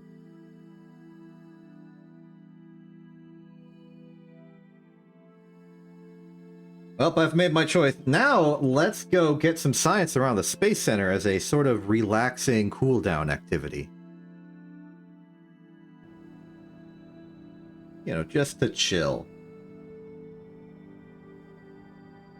Open up the pod bay as we've last seen it.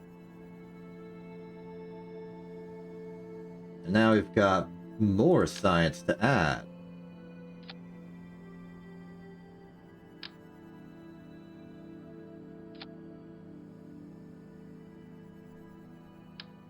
Since we've already done the everything else, we can get rid of the everything else. How convenient.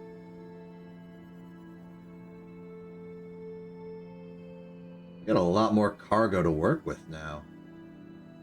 Cargo storage as well. Experiment control station, weather analyzer, solar panel, Grand Slam, PASIC seismometer.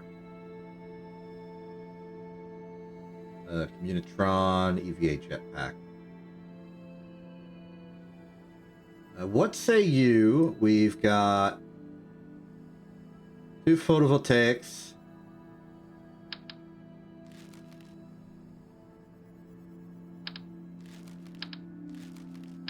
So we bring that, we get a Grand Slam. Take it with us over to our science setup over across the field.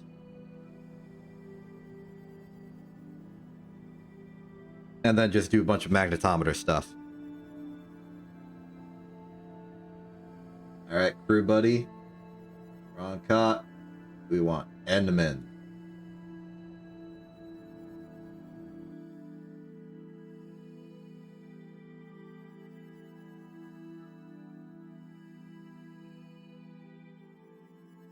So let's see the caliber of science we're dealing with our brand new devices.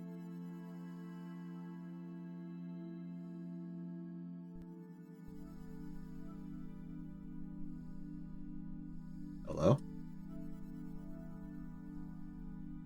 3.6 compared to a crew report, which is, I don't even know anymore.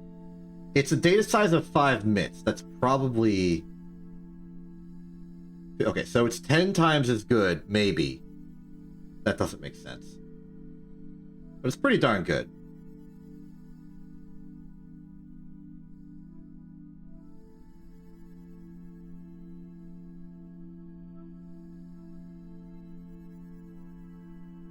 And...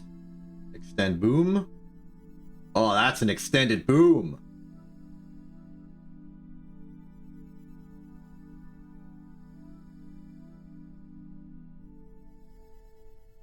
Where's the science?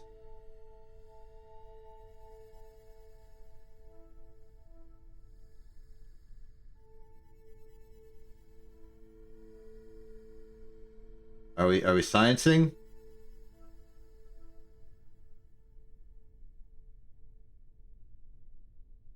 Where's how is the science happening?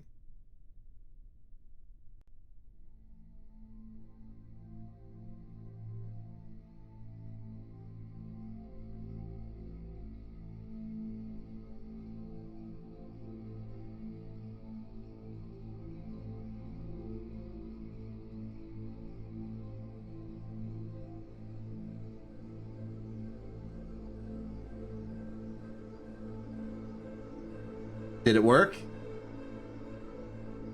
Are we scienced?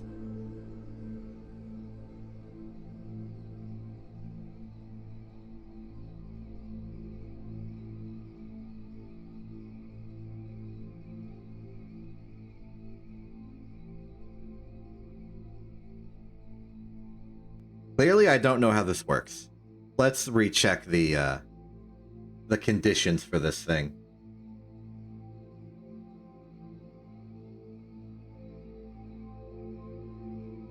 Not so simple as a simple accelerometer, huh?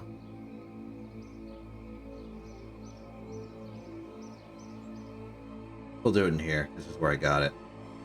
Let's see. Run magnetometer report.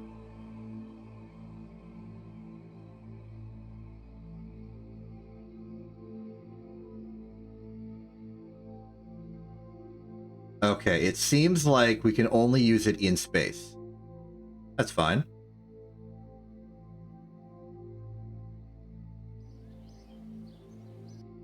Let's add more accelerometers then.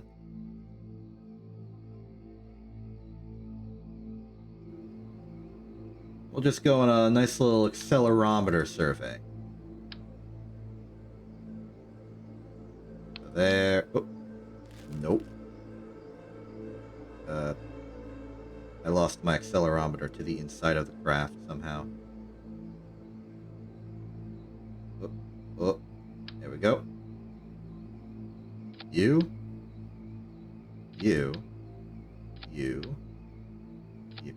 Okay, so VAB, spaceplane hangar, runway, launch site, crawler way, tracking station, mission control, astronaut complex, R&D, administration. I think that's everywhere.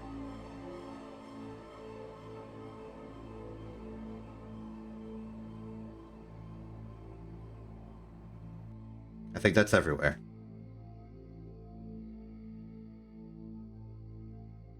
There's a decent chance that Enman is not driving this thing. That's okay. We're not doing anything particularly exciting.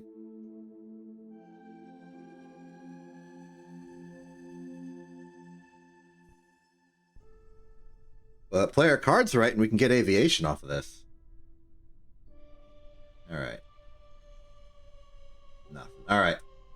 So, we're going to do the quick survey. Just a round-trip survey of everything. Oh, no, Enman is driving. Fantastic.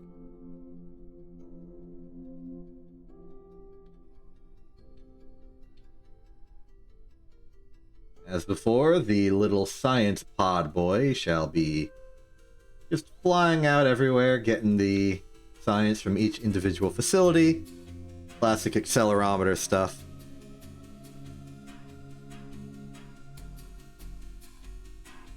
And then I guess if we want to do magnetometry stuff, we're going to have to just go into orbit.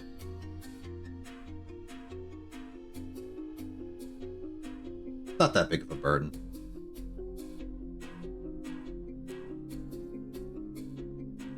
Add it to the list of things on our ill-advised, and we'll be fine. I'm really trying to avoid, like, thinking about Minmus right now. It's something we'll have to do, but I don't want to do it yet.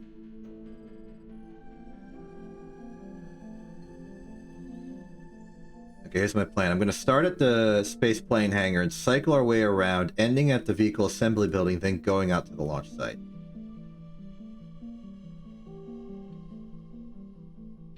There's not actually any reason for us to stop, since I don't need to worry about EVA reports anymore.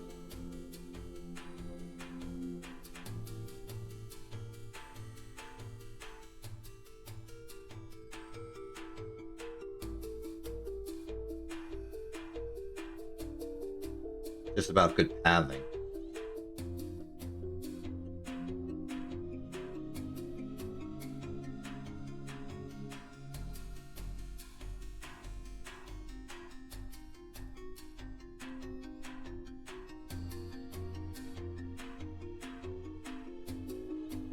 Two down.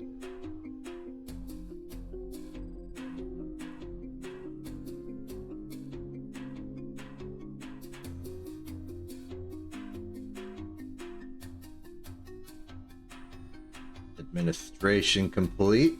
Heading off to R&D.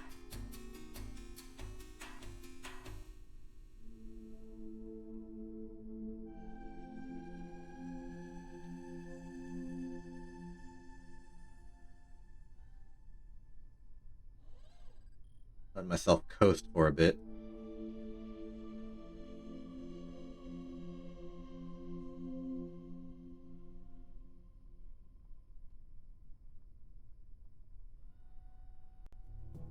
I think I'm going to miss out on mission control.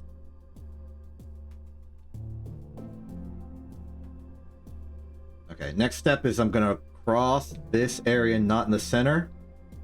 What that should do is give me shores data. Or planes, I forget which.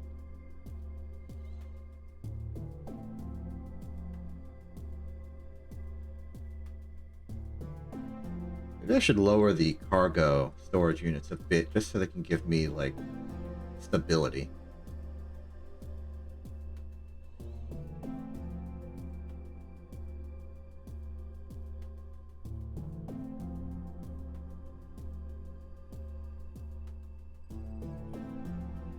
Okay, what's it looking like out here? The shores.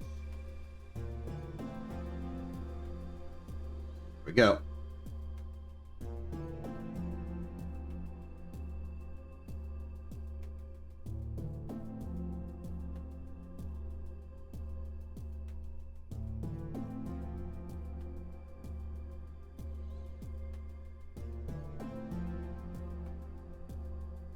Okay, we'll go VAB mission control. We'll then swoop around, go crawl our way thing.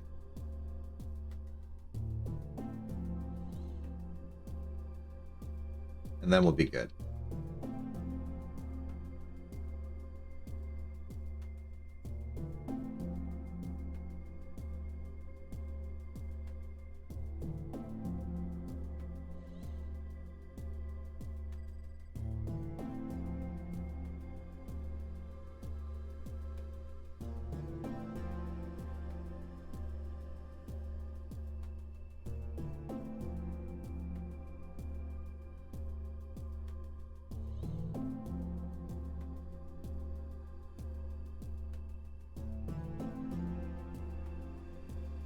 Alright, then do one big old turn around here, head back to the crawlerway, and then the launch pad.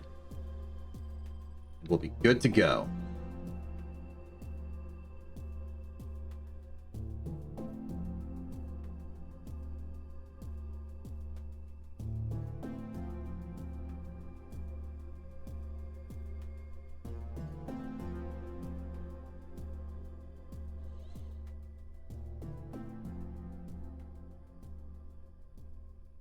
There are some tricks I could use to get like good turns on this thing. I just don't want to risk it.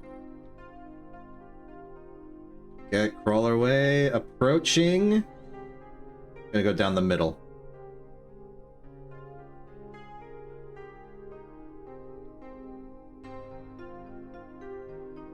Good.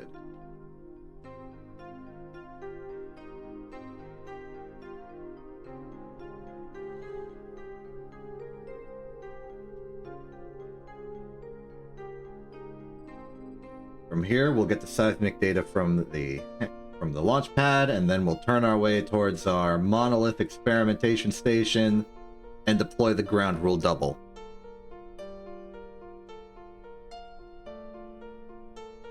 We might need to slow down for this one, otherwise we'll just fall off the end. And I'd be okay with that. It'd be funny. But I worried I'd lose the science.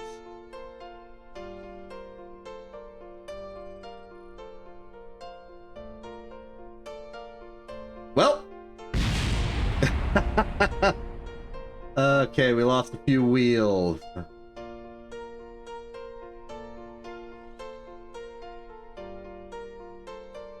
Well, whatever. I'm okay with that. It's all about that science.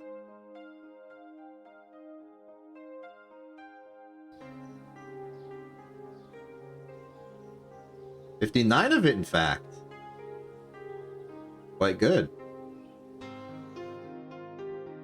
That's enough to just sort of pick up aviation for free. And I think I would like to partially invest in plane technology. There are benefits to it. Alright. Now let's drive over and deliver our thing, the Grand Slam, to the site. Hopefully Enman's piloting, otherwise I'm going to be mildly displeased. Enman? Roncott, you rascal. This is not your mission.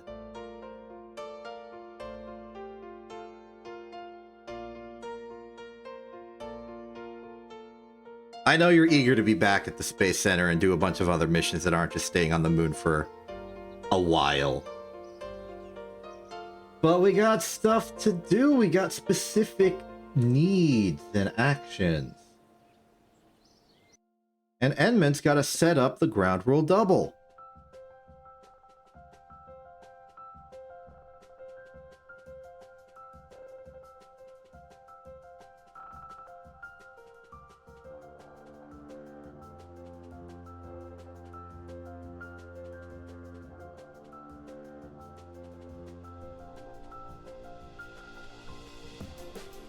Okay. Got about a 2.3 kilometer journey at a cruising speed of 10 meters per second. We should get there in about, I don't know, 4 minutes. Seems about right. What's your view inside? Very informative, huh? Look, once we get some extra science, I'll invest in some ground control technology, and maybe we can get a better car with wheels. If we get that chair that you can sit in, that would be nice. The crew hatch is definitely the thing weighing us down. And these wheels are definitely rated for low gravity environments. Or just really small vessels.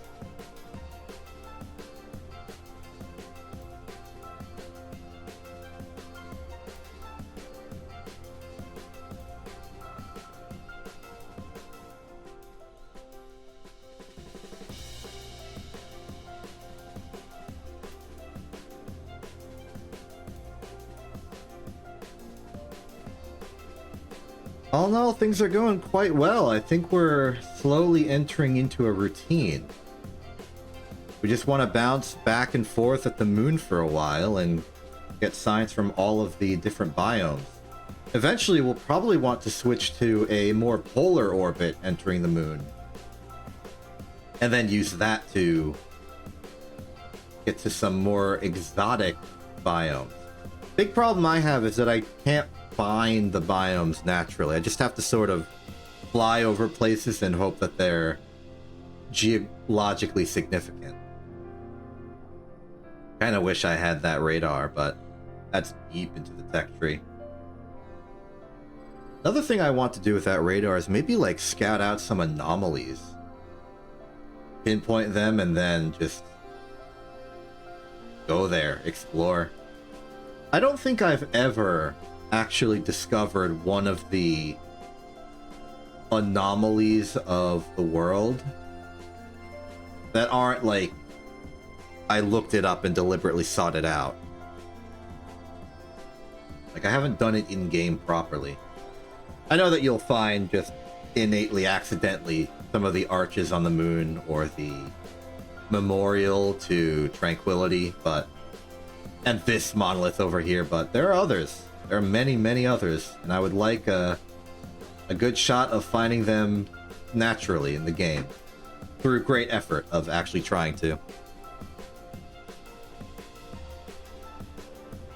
Another idea for a Kerbal Space program that I had was some sort of like SCP Foundation analog where we would go out and find all the anomalies in the system and contain them somehow. And these were not necessarily always actual Easter egg monoliths like this. They could also just be like weird stuff. Like a glitch happens with a ship and then we're like, okay, ship's haunted. Put it in a box. Stuff like that. Ah, there's the sound of some science being done.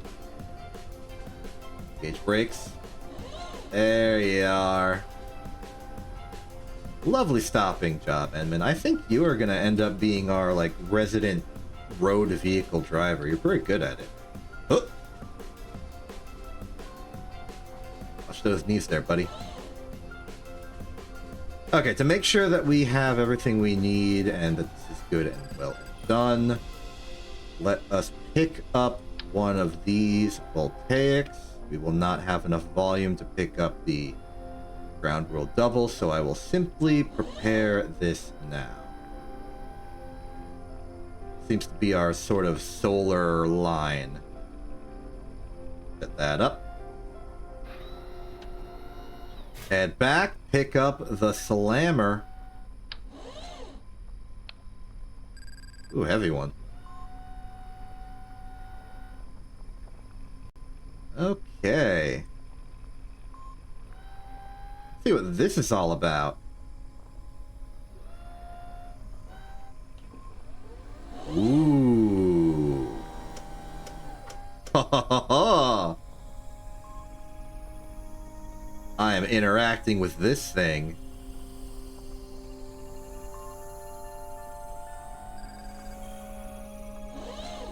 Okay, you are powered. Science rate 25%. Science transmitted nil. Science completed nil. Let's check the status on all the other things. Hey! Science completed 33.14.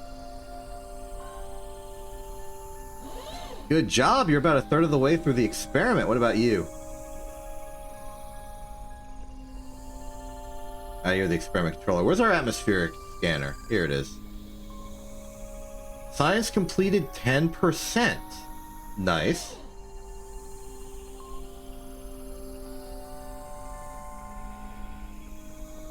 Not very fast, I suppose.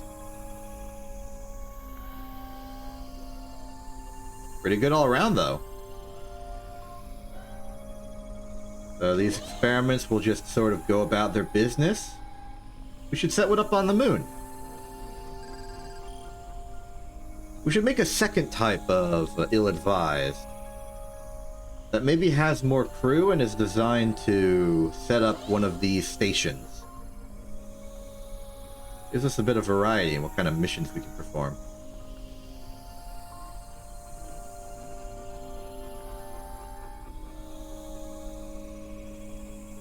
This ladder has proven to be absolutely useless, huh? Better chances just sort of clambering up off the side. No worries.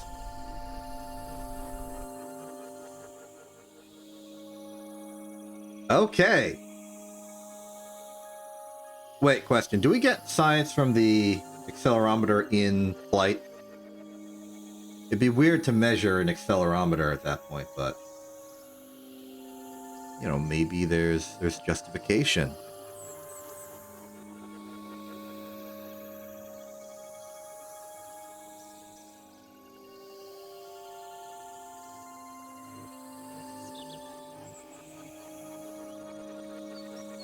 Well, either way, let's do another moon mission. Try and get to a new location. We got the Highlands, we've got the Twin Craters. Let's upgrade our science ship with the brand new stuff. It will still be the ill-advised structural concept, but we've got a few more tricks for it now.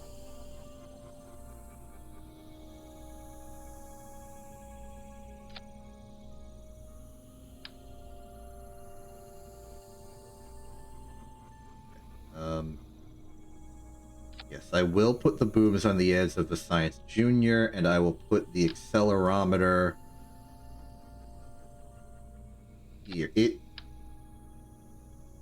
would be best to have two of these. So I'll do this. Got double goo. Accelerometers, these are all just sort of conveying what we want to convey. Relay satellites on the side, solar panels are good. We could set up cargo, but I think for now I would just like to do another bog standard mission. Try out the magnetometer.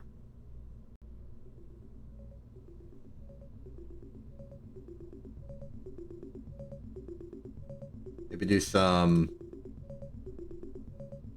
stuff. Is there any other improvements we can make? I haven't purchased any more upgrades.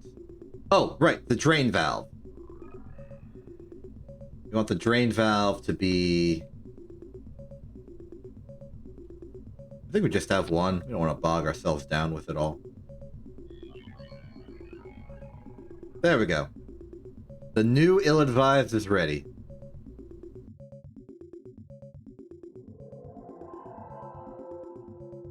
Now, before we launch, I do need to do a bit of administrative stuff on my end.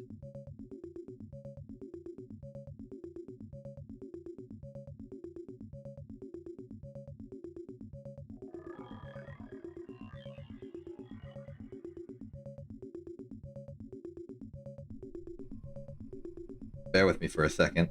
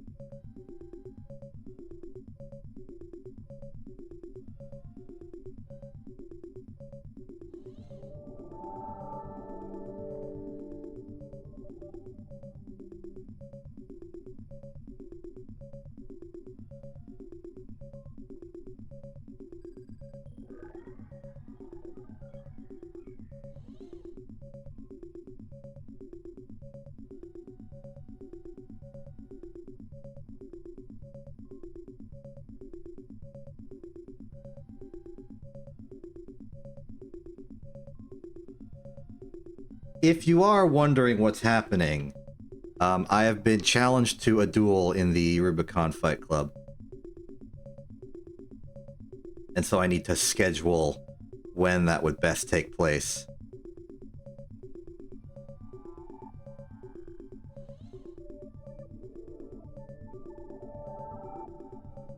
We got something in potentially 5-ish hours, so that's my deadline for this stream, apparently. It's weird having a responsibility and other things. Usually I'm just laser guided on the exact one thing I'm doing, which is currently this. Alright. Moon mission for science number 3. Roncott returns for his 3rd attempt in 3, 2, 1. Launch. No longer worried about the dangers of plasma blackouts because we got ever reliable Roncott behind the wheel. So I will do my gravity turn. I'm a little worried I've technically weighed down the ship.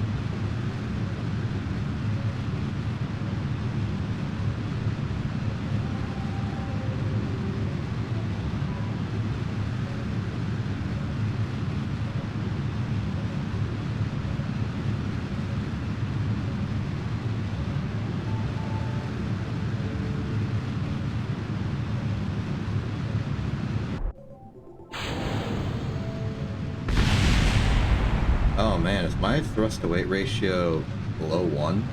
Do I need a 5th or 6th swivel here? Maybe upgrade that. Maybe like a pair, like 2 swivels, 2 reliance.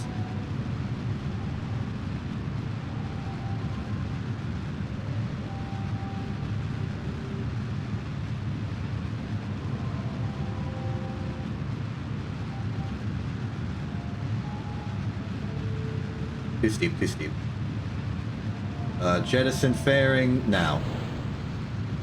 I have so arbitrarily decided.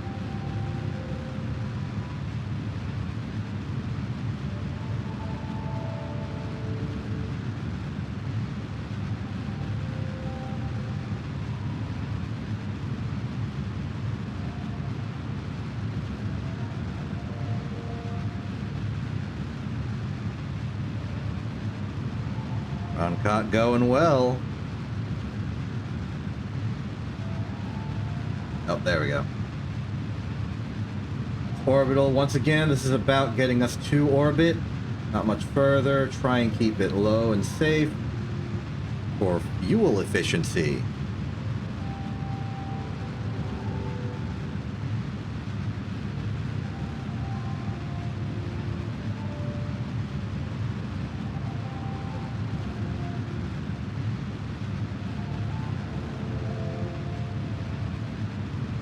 Stop.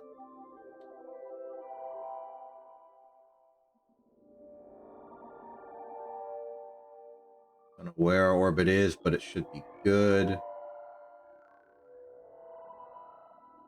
I'm gonna aim for this mission to the moon, to one of the large craters. Like the huge ones. The relatively continent-sized ones. Are we still sub-vacuum?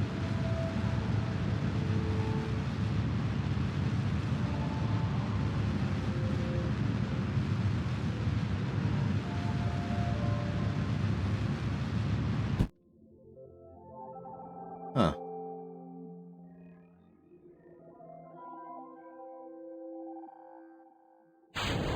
Frankly, I'm a little concerned, all things considered. Okay, we'll hit vacuum, and then we're gonna have to circularize real good.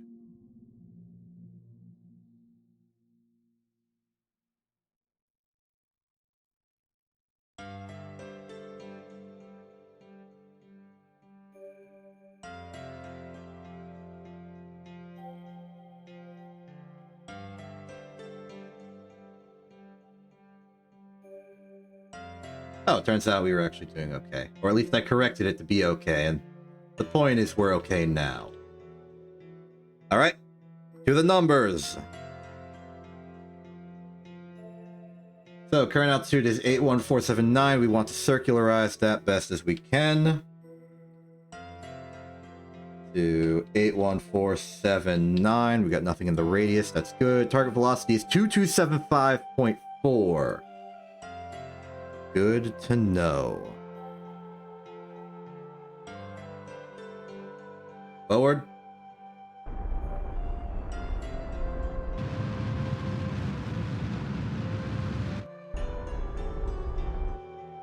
Alright, I overshot it a little bit, but that's fine.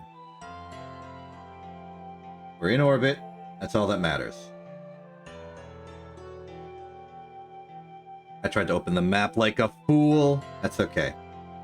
I suspect the moon is going to be trailing behind the sun right now, just given it wasn't that long ago that we did the previous mission. Let's look for it. Duna, Gilly, Moho, Elu.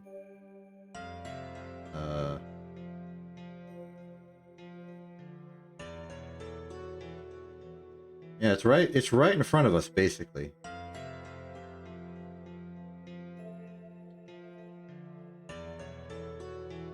There it is. All right. Prepare target orbit. Okay, so 81146. Target altitude is irrelevant. We want the semi-major of the moon. Paste that in as value. Getting better at remembering that. 3128.9. Okay.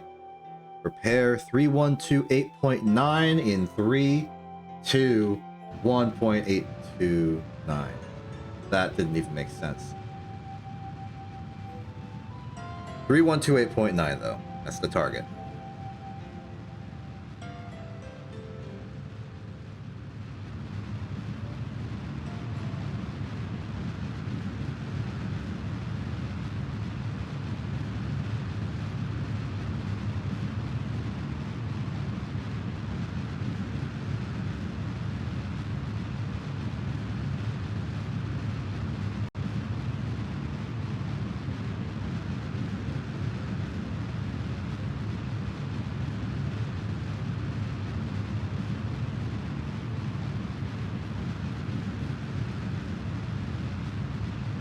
Three, 1, 2, 8.9. I'm going to catch it. We are going to do a good orbital insertion burn.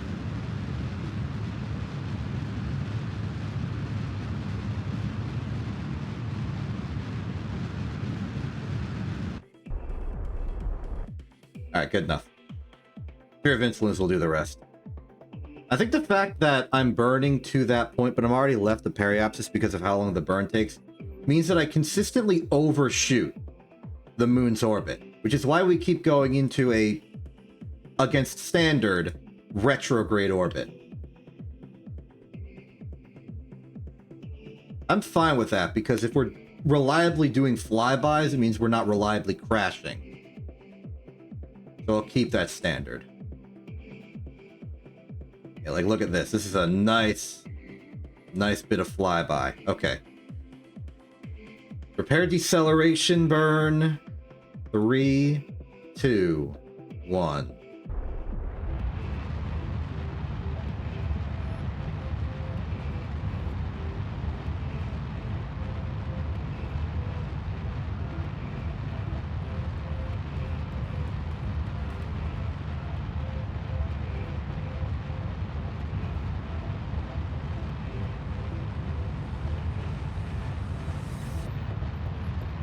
Okay, we have collision.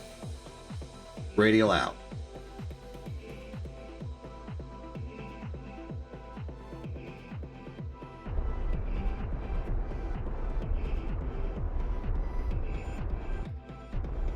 Okay, it seems like radial out has been canceled. So now it should be circularized. I'm gonna not have the same mistake I did last time and go for an orbital altitude of 10 kilometers, not 30.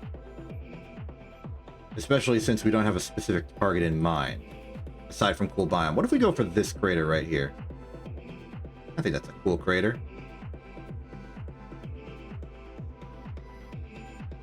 Relay network is going strong. There's the twin craters down there, and as always, the location of our Cliff Palace. Cliff Palace is there. In particular, it's in that. Oh, I missed Apo. Oh, sorry, I missed Periapsis. I'm going around again.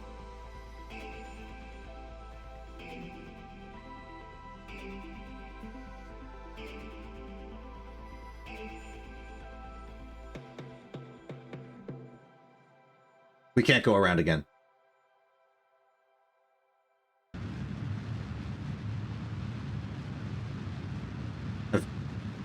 I've bungled this, and I nearly sent us back into deep space. It's okay, the correction was minor.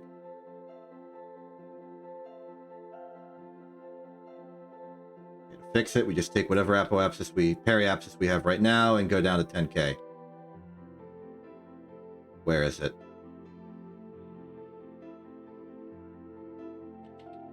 Okay.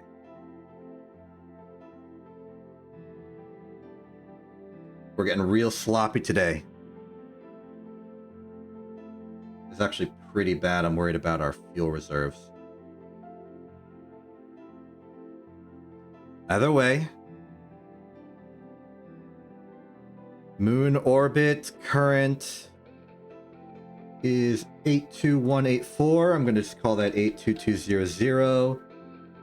Target altitude of 10,000. 443.8.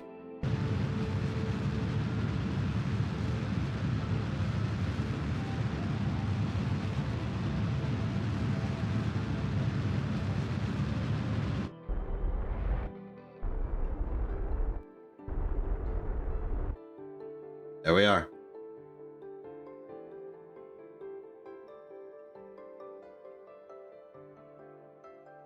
Okay, focus up. We have the fuel to do this. Orbital velocity at about 10K is somewhere in the 500 to 600 range. We have 967. As long as we do a very low approach, gravity bleed will not reduce our fuel that much. Wait for periapsis, wait for 10K-ish.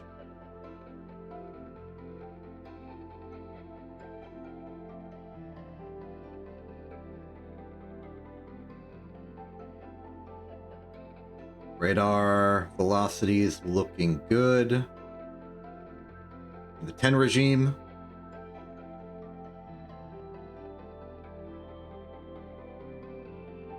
Sub 5.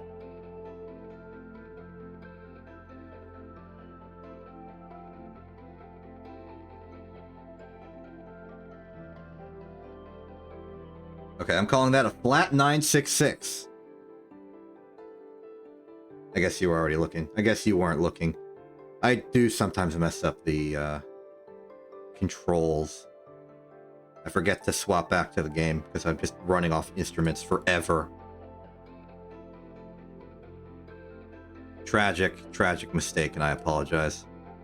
It's bad for optics, and optics have to be good. Visuals must be go. Okay. 9666. I guess we can go for a double 9666. 557.4. Let's do it.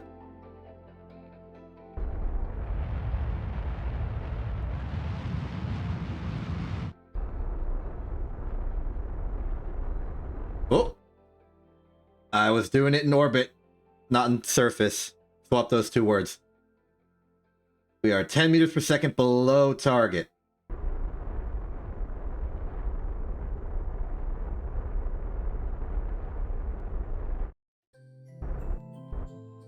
There, fixed it. Okay, now we just gotta find an interesting landing site. We are over a crater right now. I don't think it's the crater I wanted, but it might be the crater I wanted, and the sun just moved. Let's do a little bit of a scan. What stuff we go over? That looks interesting. In order to scout out what this could possibly be... Oh, this could be the Midlands craters. If it is, I want this. It is. Now here's the question. Do I just kill velocity immediately and just dip straight down? Yes.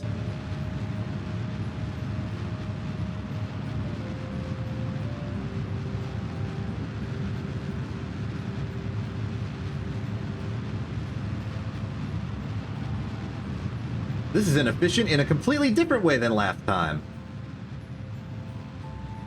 And this is going to be real interesting because this is the first...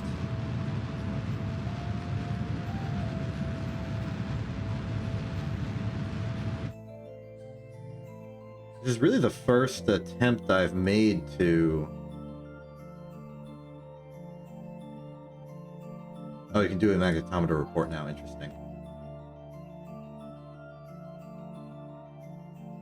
Oh, there's... this Cliff Palace. It says we're still in contact. Now we're not. I guess our altitude lowered too much. That's fine. Go to radar altimeter. We will have plenty to do this insertion burn. Landing burn, I guess. It's inserting us to the ground.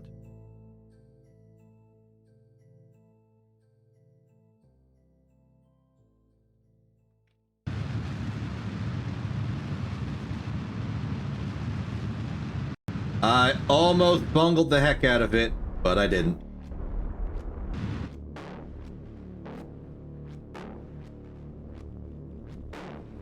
Well, I bungled that, definitely.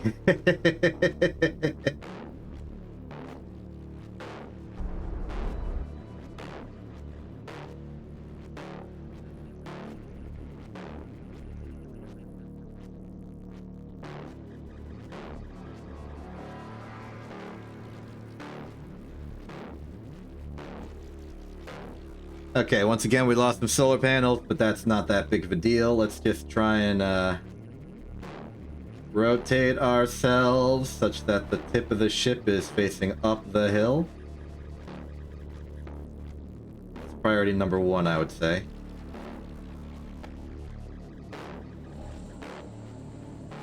Do not roll, you chump. Do not roll, you chump.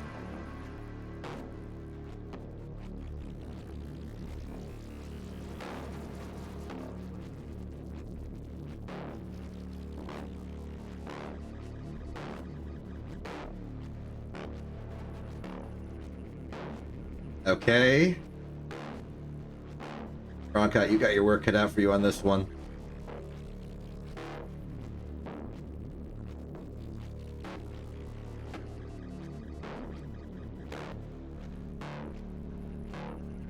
Stabilize! Stabilize!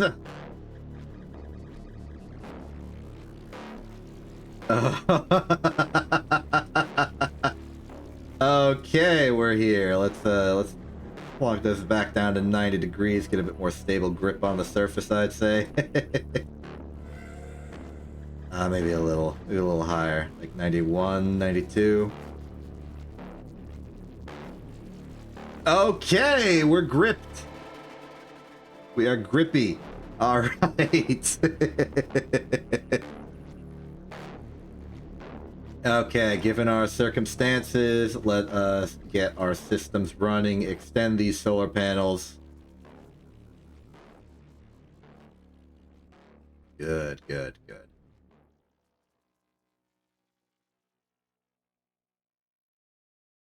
Very nice, very nice. Now let's jettison the fuel.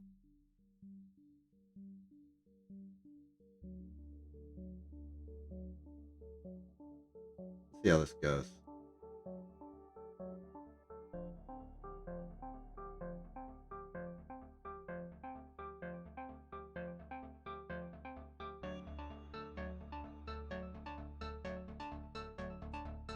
I was not expecting us to have velocity off of that. Oops. Well, whatever. We're stopped. That's all that matters. Cool. Alright, now that we're here, we can start doing the more relaxing activities of getting science. Start simple. Actually, no, we'll end with the pilot-specific things. Let's start with the everything else. Okay. Temperature log, Midland Craters is exactly where we want to be. Pressure data, 28.8. Let's do the goos, all 2s of them. Excellent. Now for the Science Juniors.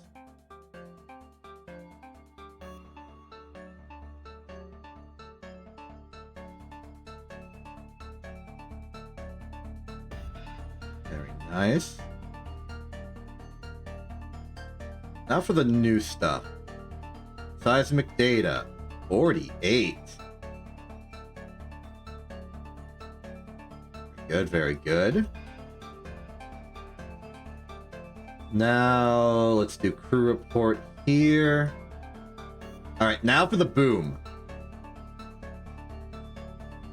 Oh.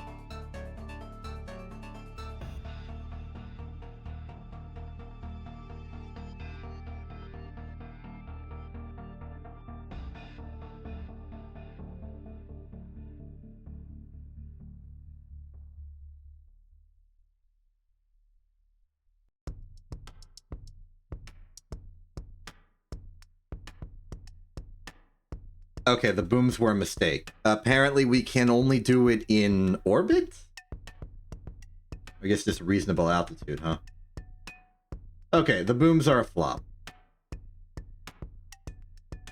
That's fine. We still have more science to do. Got EVA report.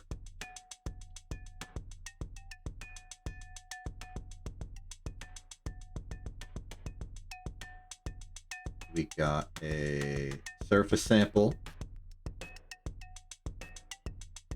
Alright. The ship is slowly walking its way down the hill.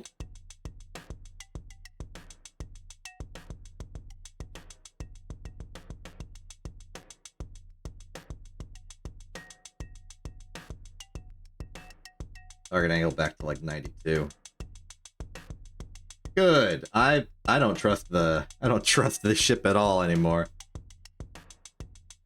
Okay. Let's see here. We want to collect data. We want to EVA report. We want to take data. We want to store experiments. We want to reboard the vessel. And we want to collect data again. We got 8 and 3. See if that makes sense. 1, 2, 3, 4, 5, 6, 7, 8, 9, 10, 11. That does make sense. Okay. The relay portion of this facility is ready to go. I'm just thinking maybe I should put it in a place that isn't so diagonal.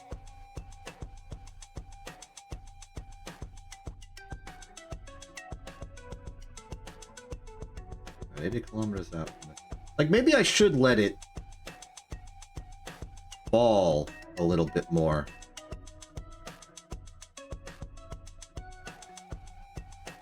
This is going to be risky because I've already...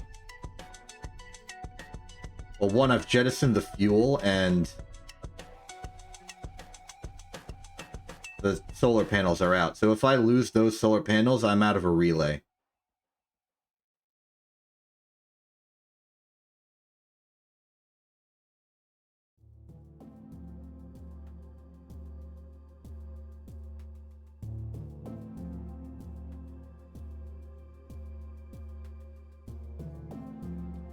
I think it would be worthwhile to get us to a... Like, if we could fly it down to a bit more shallower land, that'd be good.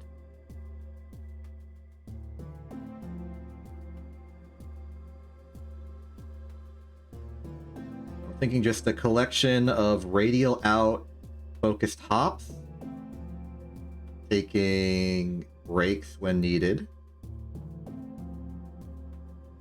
Just sort of slap our way down there.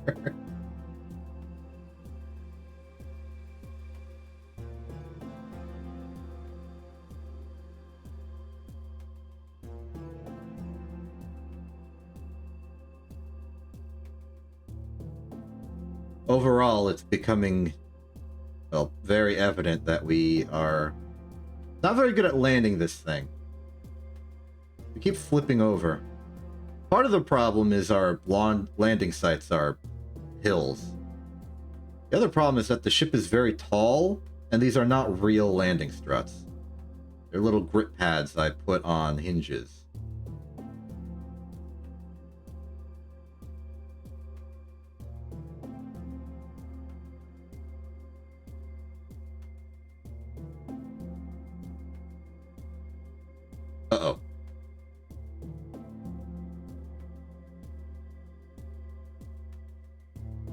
No, we're still good.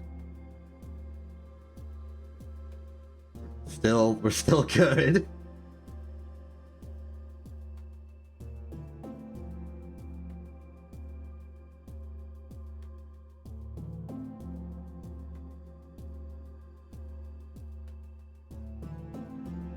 Keep on flipping our way down like a penguin.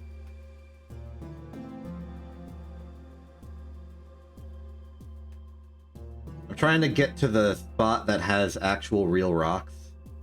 I think if we get there, that'll be good enough.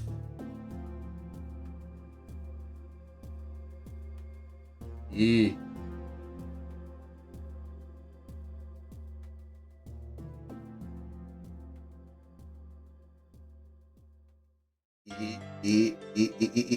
Oh, okay. I'm the pilot-induced oscillations.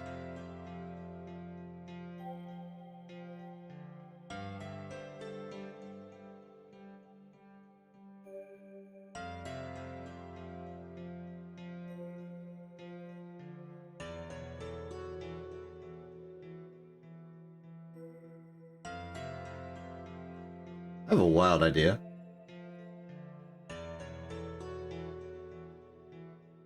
That wasn't the idea. Oh! Radial out, Roncott! Good catch.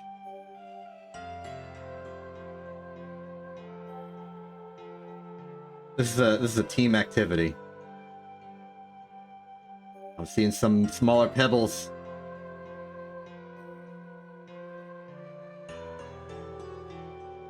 If they can stay stable, then we can stay stable.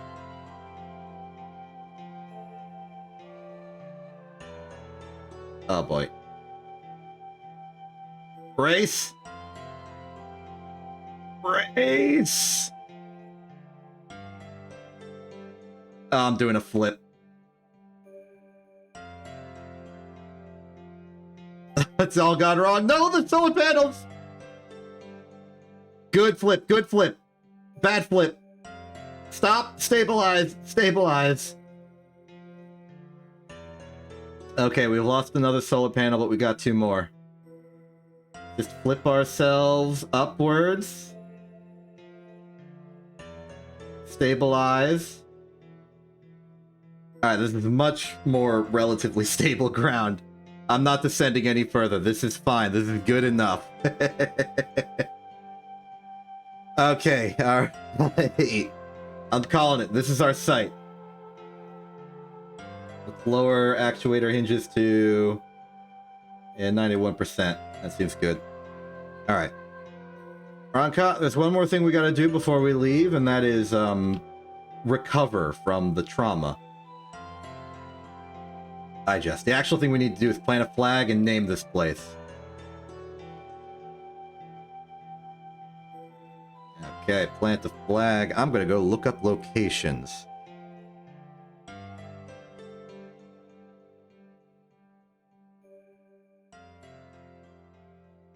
Okay.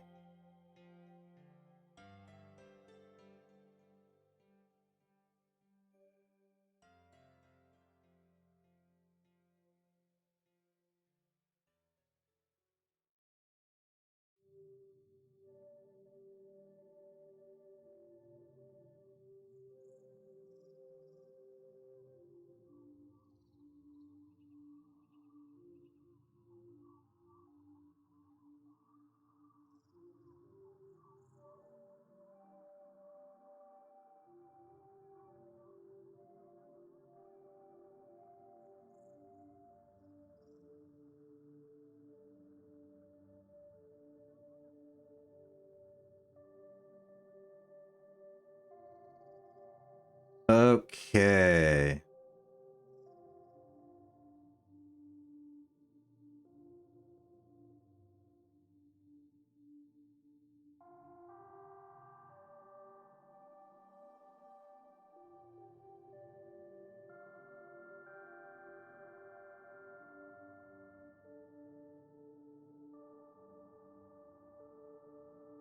If you're wondering what I'm doing, I'm looking up avalanches. But I'm trying to find one that isn't maybe that, like, gruesome to use. List of avalanches. The problem with the list of avalanches is that it's a list of avalanches by death toll. And it seems kind of gruesome and disrespectful to name this site after that major of an event.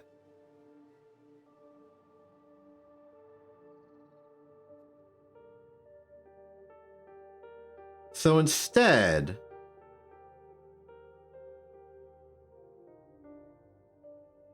I'm going to name it after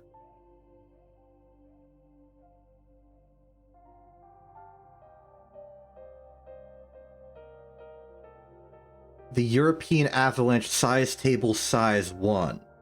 Welcome to... Hold on, I have to figure out what a...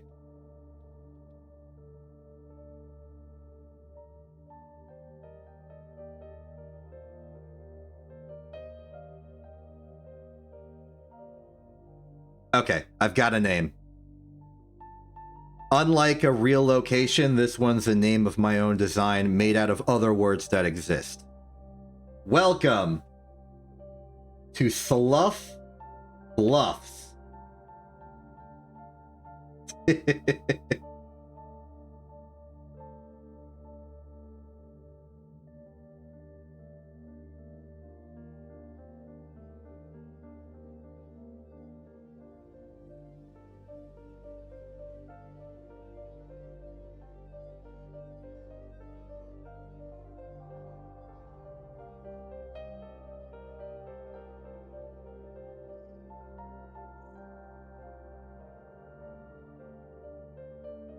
There we go. Welcome to Slough Bluffs, a testament to the perils of nature and the resilience to wrangle control of ourselves within it. Good job, Roncott. Okay, that would make this the Slough Bluffs relay.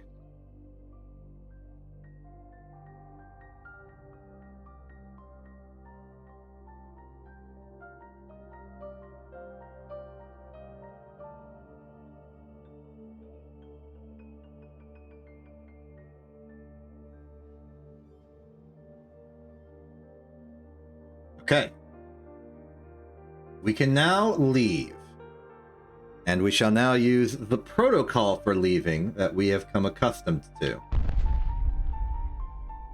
That was an ominous sound, but it's just a result of the engines being devoid of fuel already. Okay. So. We're pretty much equatorial still, so we will want to go to an equatorial orbit. We want to go towards 90 degrees out of just standardization. The solar panels will... We will endure. We will endure. Hopefully it's got enough power to survive the moon night. I didn't think of that, actually. Huh. Future versions of a relay lander like this will have bigger batteries. I'll make sure of it. Either way, we know our objective. Bounce up, go 90.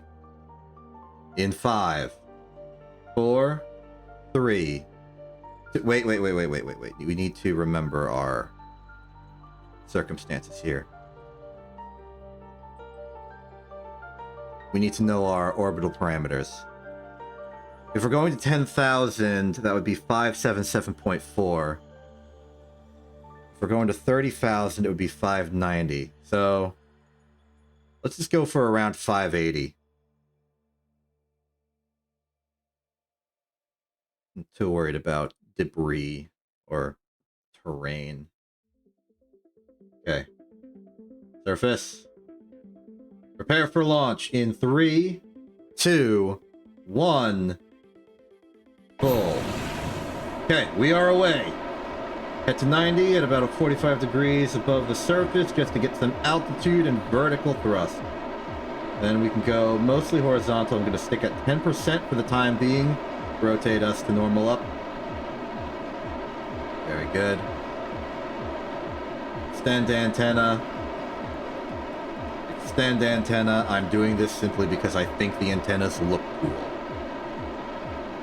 Okay, we've gotten a vertical. Let's go horizontal. Our target velocity is 580.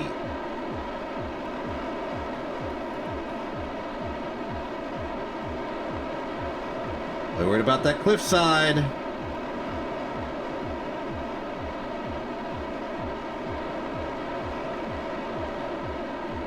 No longer worried about that cliffside.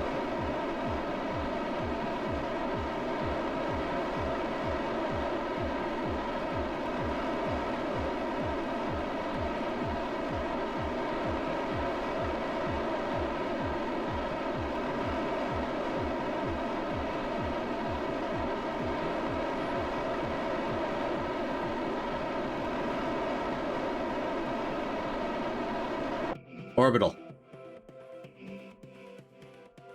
Are we on a collision course? No, but it's gonna be real close. Okay, maybe we go for a little more altitude than 10.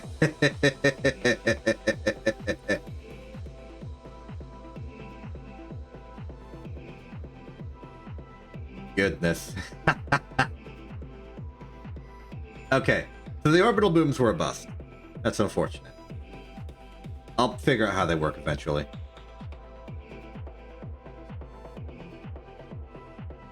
For now, just proceed to Apo.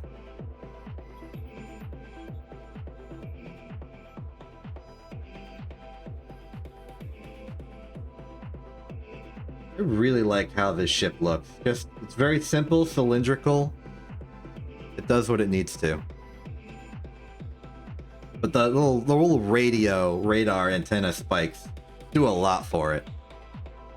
I think it really elevates this from just being a can to a spacecraft.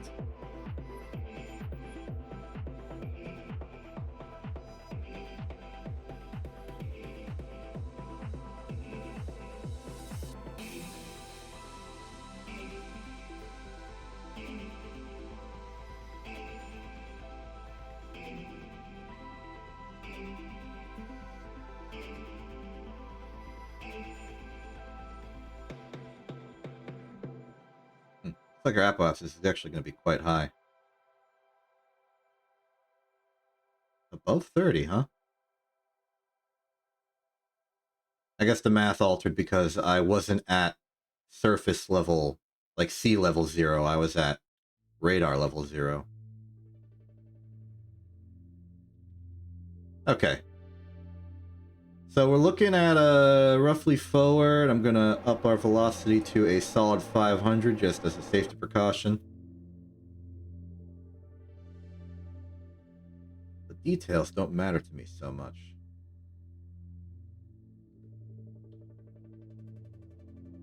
Because we know what we're aiming for. We're aiming for a velocity of 775 effectively. So let's do it. As we get more used to this transit between the two celestial bodies, we can start just remembering the values we need.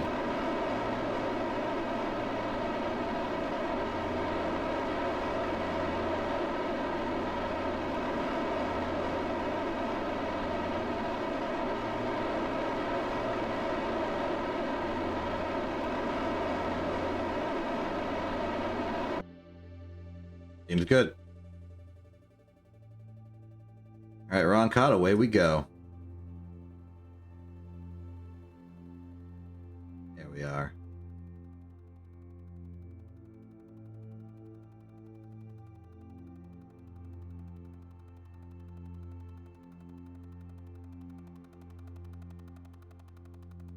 Okay, sphere of influence change. Our velocity is 376.3 on a pretty tall orbit. I suppose I could have accelerated more.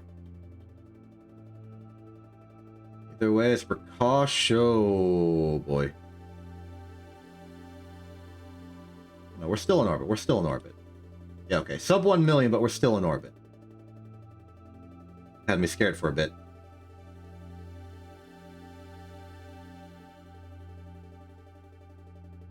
Okay. Apoapsis is here. Basically.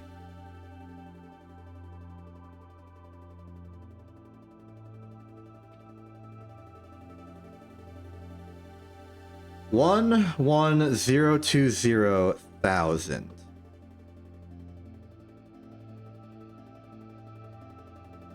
On a target altitude of 30,000. Need a velocity of 176.7. You do that.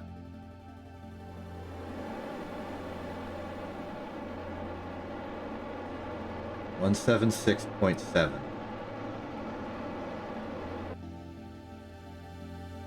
Okay. I'm not going to make any more adjustments, but I do want to check now before we hit atmosphere. Hey! Our values are pretty good.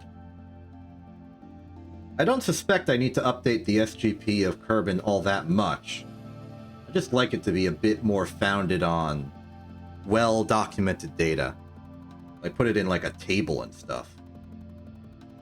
Do that real scientific stuff. Okay, we are hitting atmosphere. Radial normal.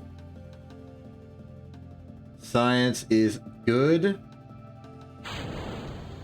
Jettison, retrograde surface relative, detach SAS. We're heading back. We're going home. I think we're getting like an average mission amount of 1 per hour, which makes sense.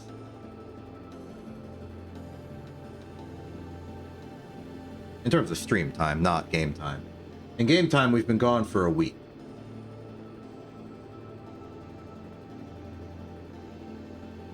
Though technically closer to like 2 days because of how the... Oh my, is that the Space Center? Wow, we are going for an unintended close touchdown. I don't think we'll make it. I think we'll fall short. Our speed is bleeding fast. Still though, the plains next to the Space Center. Nice place to land.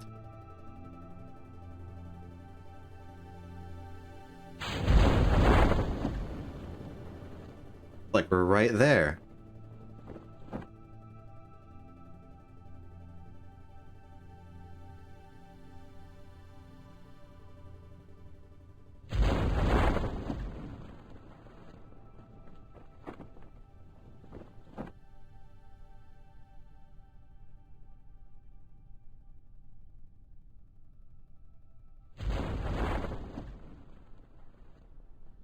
All parachutes deployed.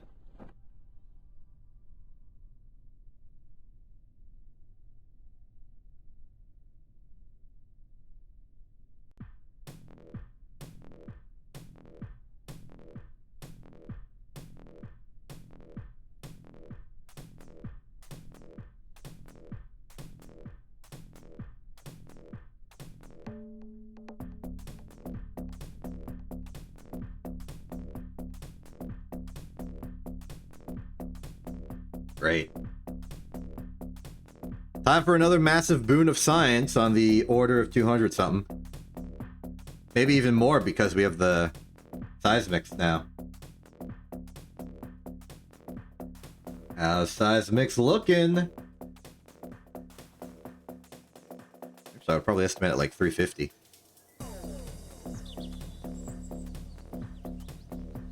$306. Well, it's past the 300 mark, so that's good. Splendid. Uncoth doing all right. All right, back to R&D. What do we want? Okay, improvement to landing systems. Just general field science. This is where we get wheels. If we want fields, we would need advanced exploration. And then field science. That gets us the rover wheels that are good. Or at least for heavier things. And the chair! The chair.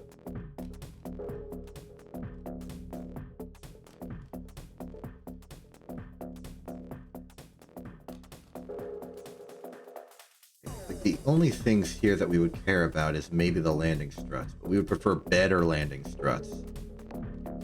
For the mission architecture we're going with right now. So we would love to just skip to here. We can skip to here, but it would cost us everything.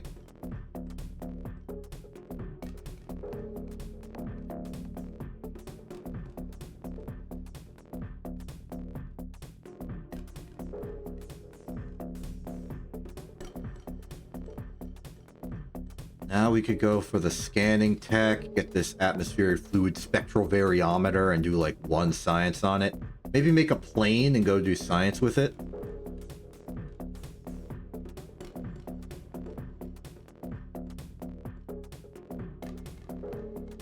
One of the downsides of the system that we have is that I can't actually do asteroid stuff because that requires the tracking station to lock on and track them. Wait. There may be a way. There may be a way.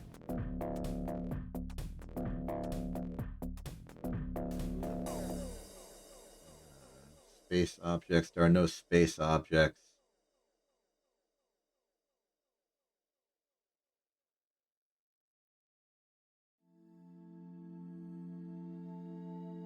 There's the Slough Plus relay. This is the...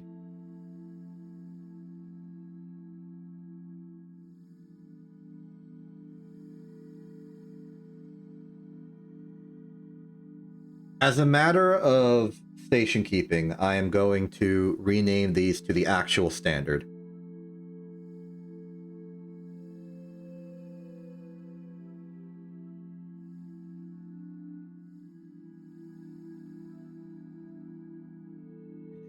These are the RFK01.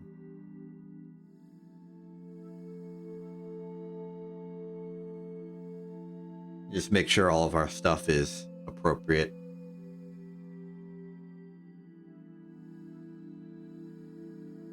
Properly set, properly functioning, all around good.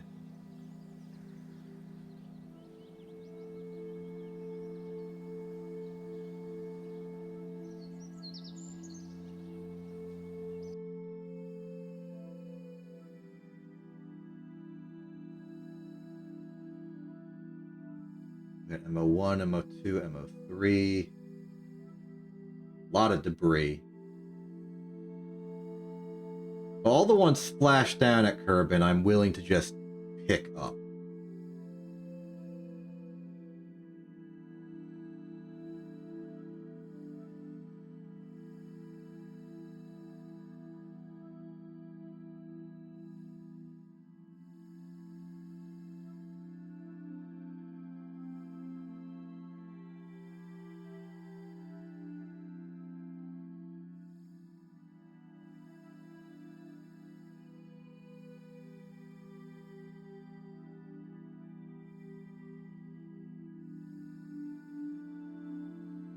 Side effect of detaching all of my heat shields over the era, I imagine.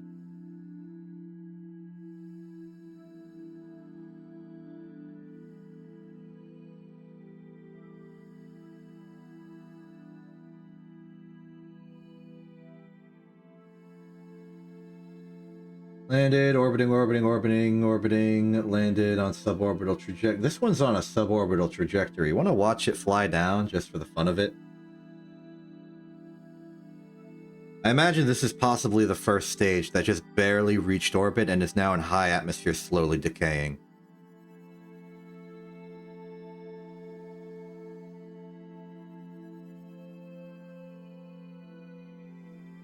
Yep. Just didn't have atmospheric effects turned on, and now it does, and now it's not long for this world. That said, the thing itself is pretty sturdy. I would be surprised if it actually burned up before hitting the ground.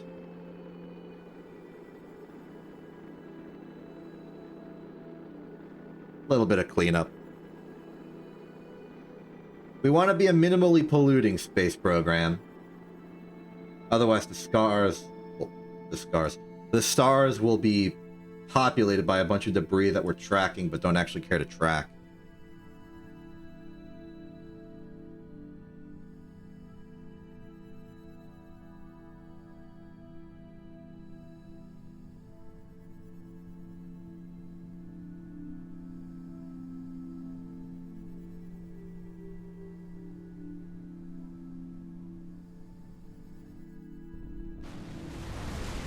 It lived! It lived! That's impressive.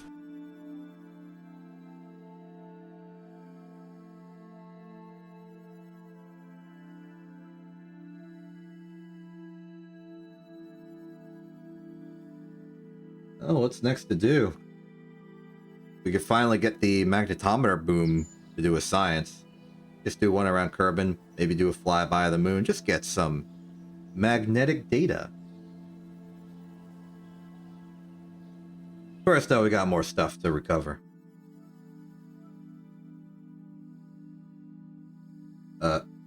In flight.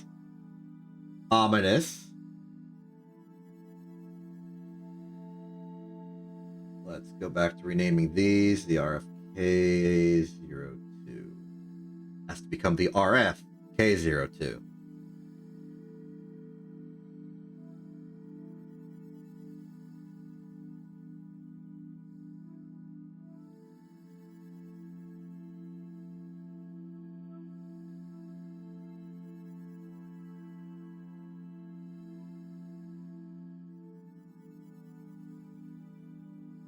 Oh, tracking station direct.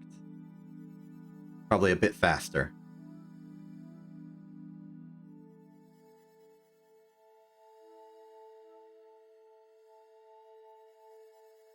And finally, rangefinder Kerbin 3.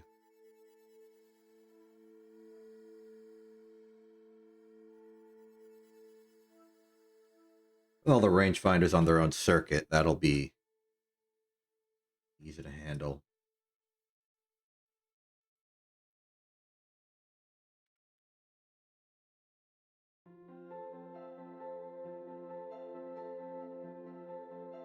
Direct from the Space Center, and there's the Space Center.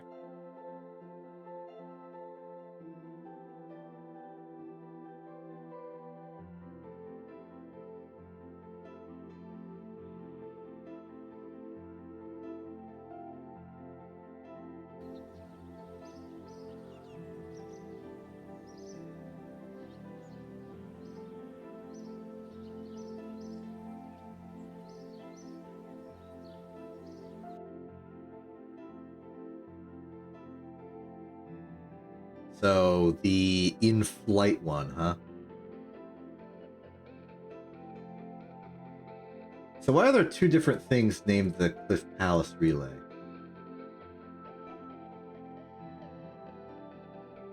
What's this one?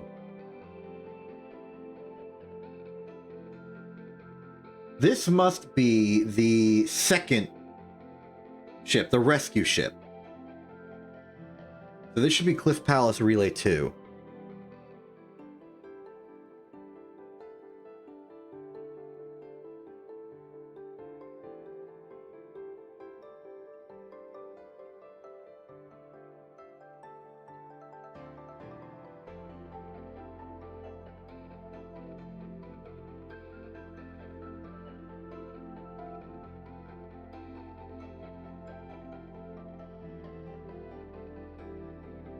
No? Oh, yes.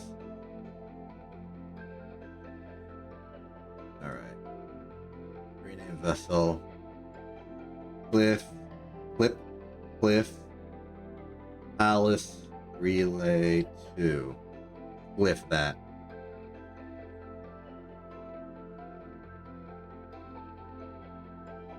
I guess I'll mark these as relays. It's just a ground relay, but it's a relay nonetheless.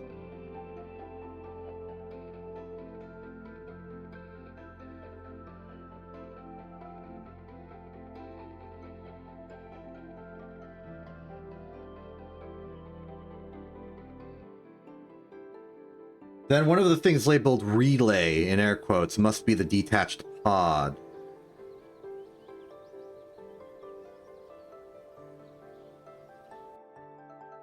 You know, the one we accidentally jettisoned when trying to get Roncott back. And my guess is it's this one. Frankly, that was close enough. I could have just square bracketed over, but I didn't think of it at the time.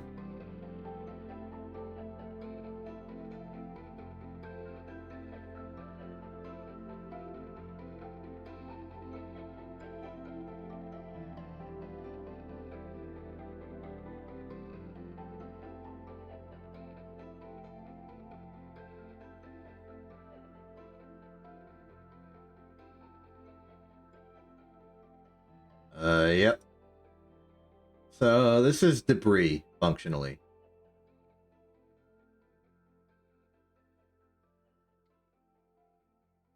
This is wrong cot's wrong cot.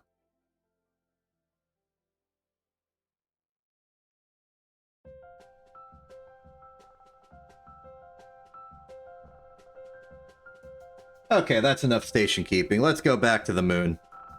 Find another crater to land in. I'll keep the boom and stuff just in case we get the science on the way down. But for the most part, this is your classic launch circumstances.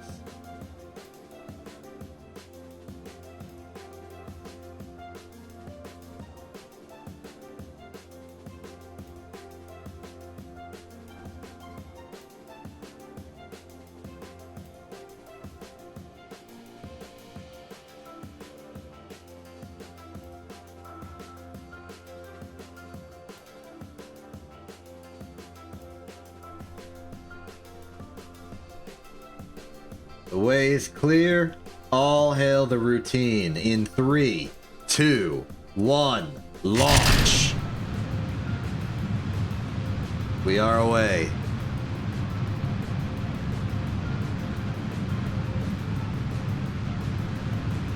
Something different.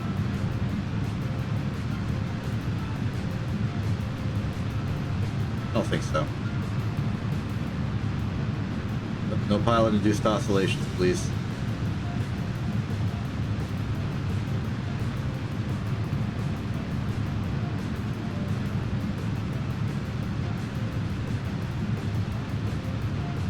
Maybe like 3 swivels and 1 reliant in the middle. Almost some sort of starship configuration.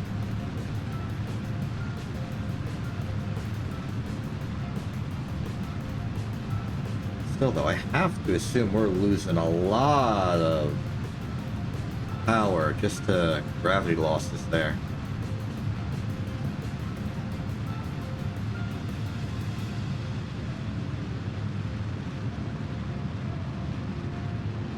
Maybe we should invest in the heavier rocketry, just to get a stronger main stage engine.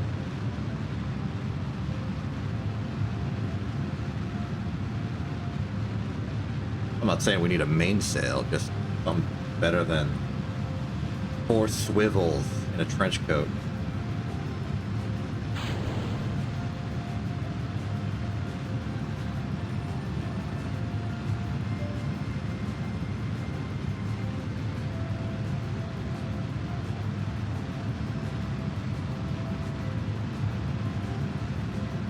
I'm waiting for the exact moment we're getting data on when we can and can't use this scientific experiment. I will know. I will learn. I will understand.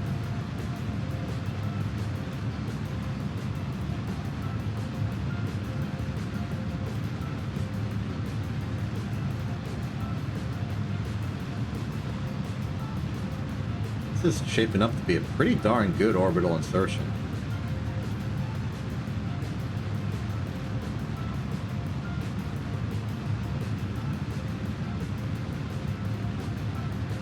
Stop.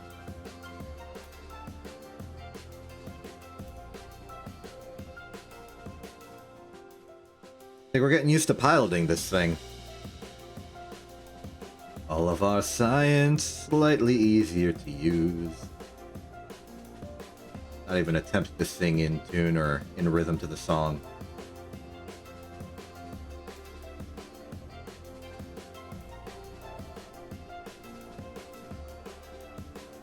Yeah, real good. In the 80s. Grounding.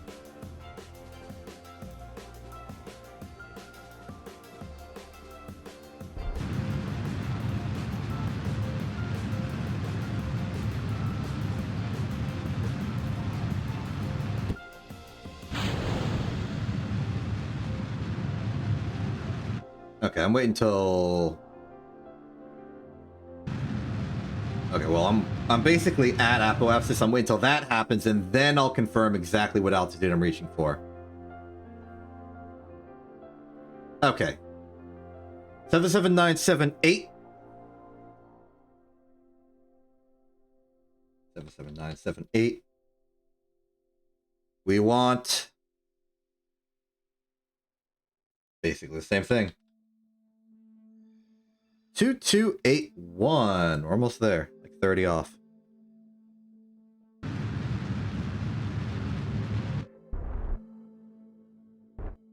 There. Now, very shallow. Okay. Running a magnetometer report. Should I do this now or should I wait? Because this is a moon mission. We're going to be going to the moon. If we're around the moon, we're probably going to get a better magnetometry report. Maybe we can do one at each. Let's just try it out for one. Let's see. Space near Kerbin. Strong magnetic field for a planet of its size, shielding us from the sun's blasts of radiation, even in this low orbit.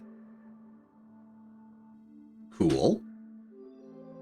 I assume it's going to be near, high orbit, etc. I'm going to reset the experiment. I'm going to do one high moon, one near moon.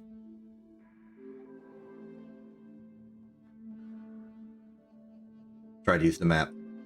Cool that I am. There's the moon. Prep that.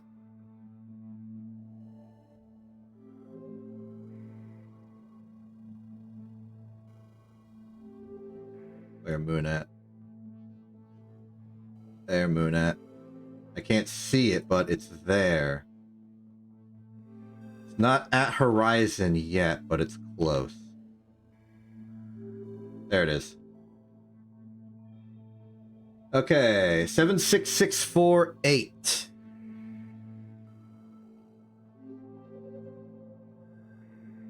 I guess this is going to be something in the 3100 range, as usual. Target radius, paste as value, delete target altitude. Yep, 3139.9. Away we go.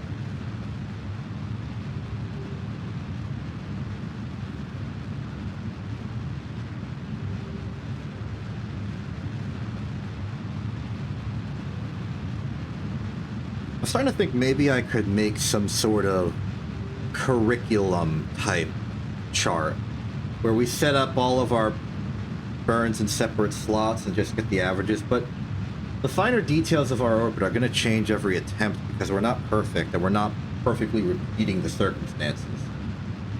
Even just launching at a different chime changes where everything is relative to each other.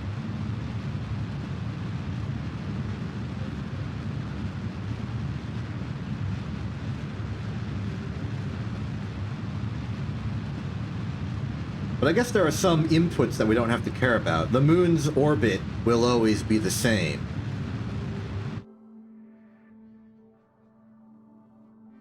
Oh, 3139, sorry.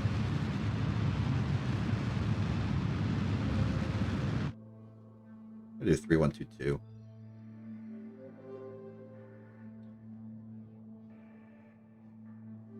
Like the moon's orbit's always going to be the same when we do this. So the target radiuses will be always the same. Then we're going to want to go into an orbit of 10,000. The target radius, target altitude on the moon will be the same. We don't need every component recalculated. The targets are going to be identical. I think there's room to improve there. We good?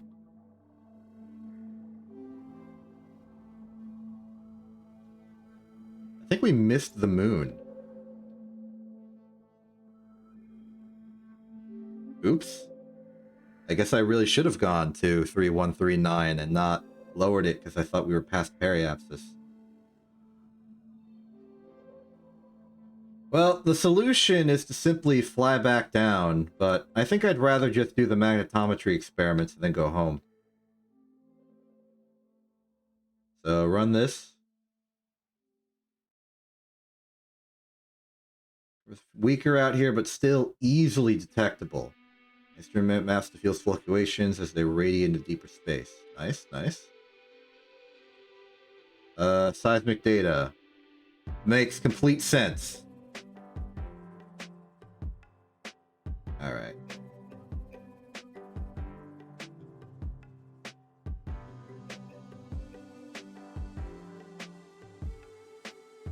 Or just some mystery goo.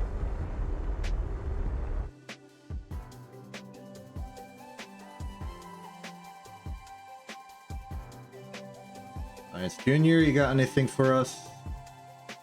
I'll take it.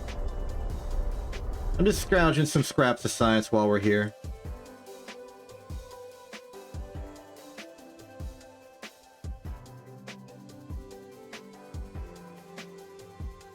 Okay, we'll head to a lower altitude, but before we hit the planet's surface, I'll do another magnetometry experiment. And then...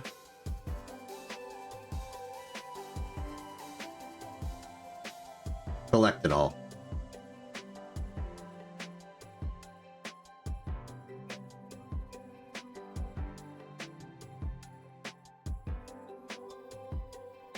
Still too high. Also, are we out of electric charge? Let me fix that.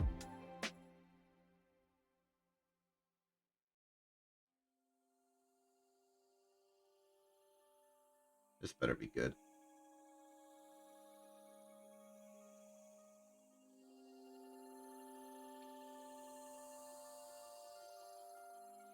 Still high up. How close do we gotta be?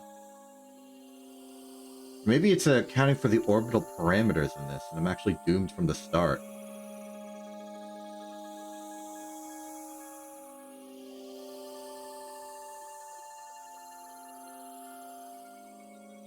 Okay, near Kerbin. So,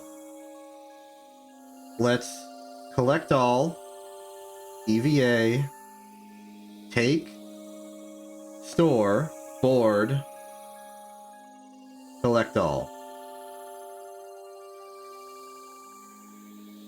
Let's go home.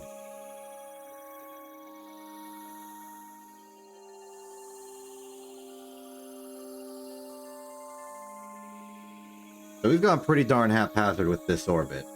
So I plan to supplant it by actually using the engines here.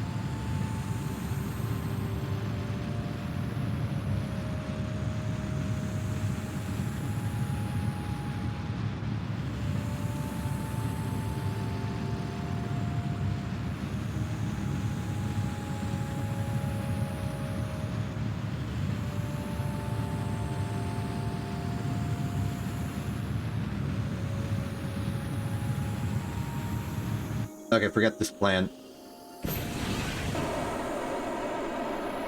Retrograde.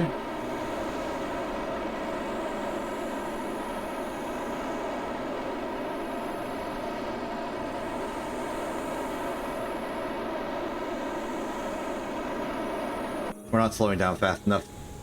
Jettison? Okay.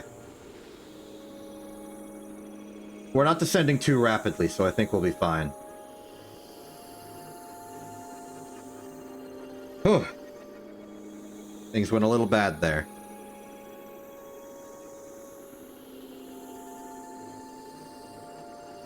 I blame my own complacency with procedure.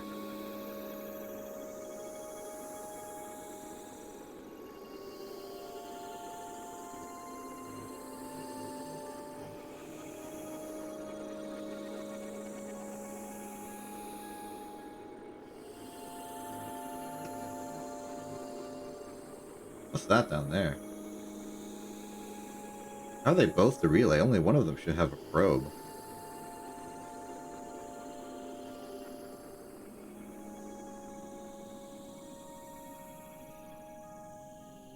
Well, I guess one did have an antenna, but it's not a relay antenna.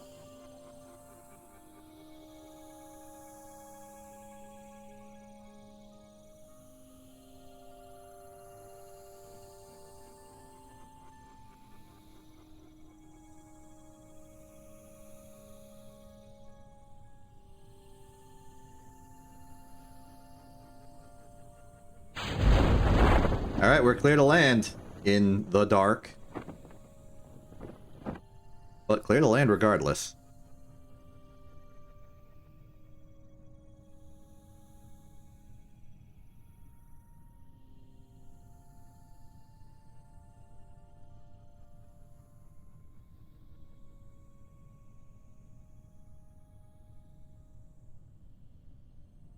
It's like we're heading towards a shore of some kind.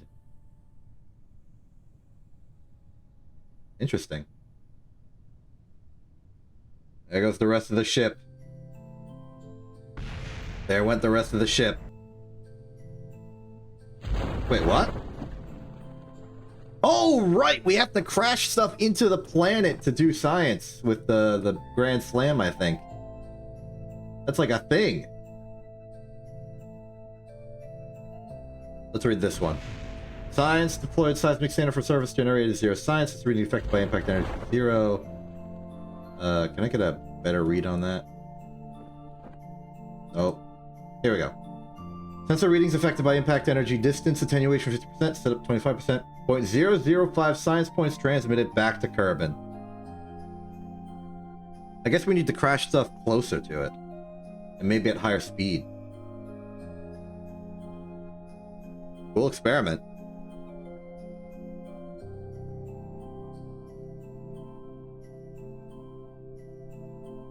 You can crash stuff for science.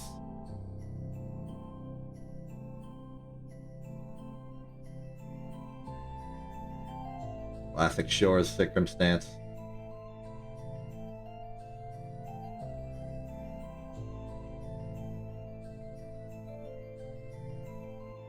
And we're back. All right, no more skimping on the moon insertion.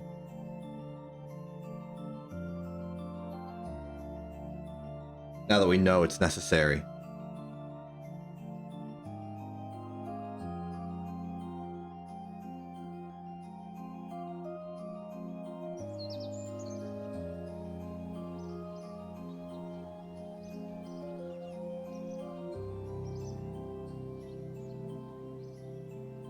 $70 science for it, though. We can get a 300 and a 90 right now. Let's see. Better aerodynamics would make whatever planes we're about to make better. That'd be a 90. We could also get two 160s if we minded. Oh wait, there's a 90 up here. Yeah. Let's get better engines. The Skipper, the Poodle might be a new mid-stage we want. So do that. And then I'm kind of invested in maybe swapping out our landing struts for real struts. Bigger heat shields might make us do a more interesting craft. That's always nice.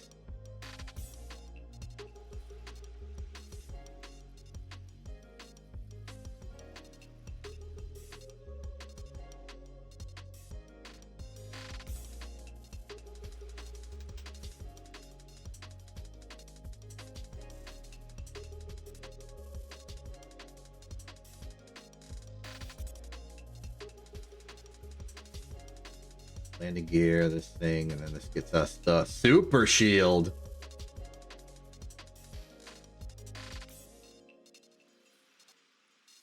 Alternatively, we get advanced flight control and then super advanced flight control or command modules.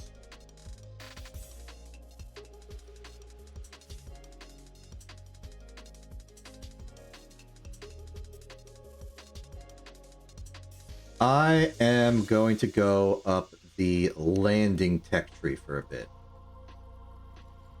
We do this. This opens us up for better wheels, the chair, the rove mate. All good stuff. I feel a little bad for not going up the Blaine tech tree, but we're all about the astrometry today and the entire series. Okay, so let's see if we can't make a better rocket. New parts. I'm excited about that Skipper engine. like a bigger Reliant, or bigger swivel, which is exactly what we need. Okay, so let's see here. We have 4 swivels for a grand total of 6 tons of mass. Thrust is mostly operating a little bit above sea level, from 250 to 320. Whereas the skipper has a mass of 3, so it would be half the mass of the 4 engines right now. With a thrust of 568 to 650. 67.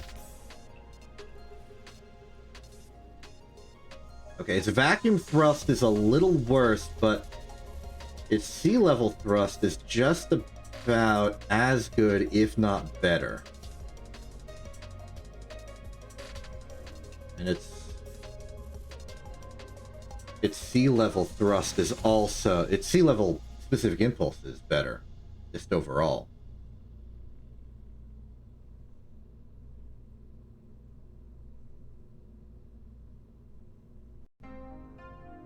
Well, a mid-stage booster is exactly what we wanted. We also have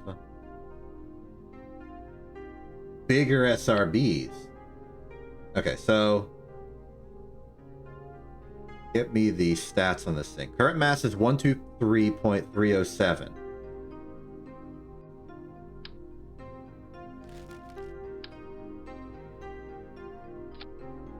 $120.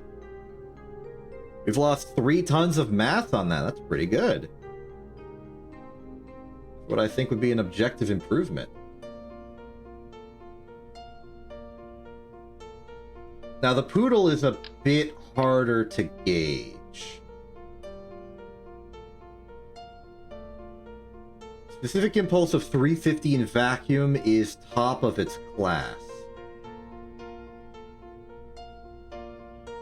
And it's only slightly more mass than the Terrier. Well, than 3 Terriers. Plus, we have to account for the fact that there's also an EP25 engine plate. And that thing alone is 0.25 tons. Wait, it's actually the exact same mass, all put together. 0.5, 0.5, 0.5, 0.25, that's 1.75, and 1 Poodle is 1.75. How's the thrust? Thrust is 60. Thrust is 250. This is an objective upgrade.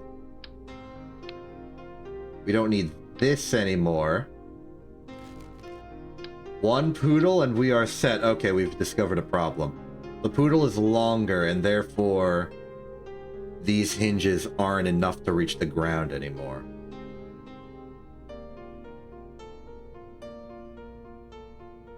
How do fix?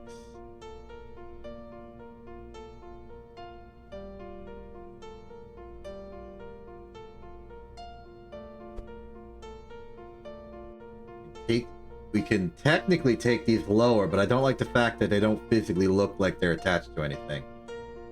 We got any simple structural beams we could... This is a little awkward, but we could use a grip slip as a structural surface to put another one.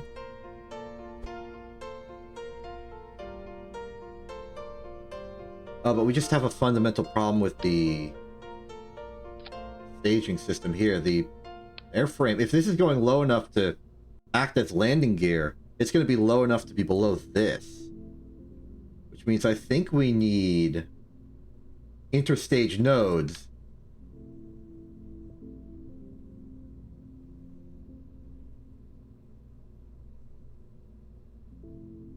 And do that. Then we have the room.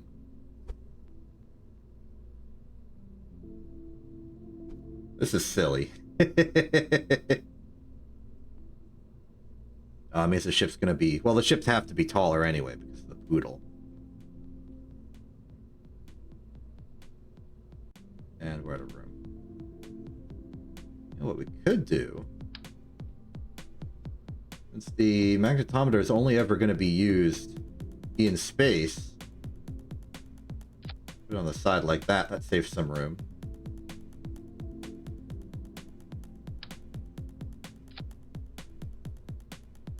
The rest of the fairing looking okay, the top is now sticking out of the rest of the ship. Let's edit the fairing and just modify that to be ever so slightly higher initial. Okay. Grand total, this ship is still lighter.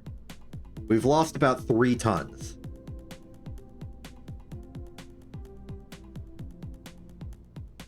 Oh, wait, hold on. We need 4 of these.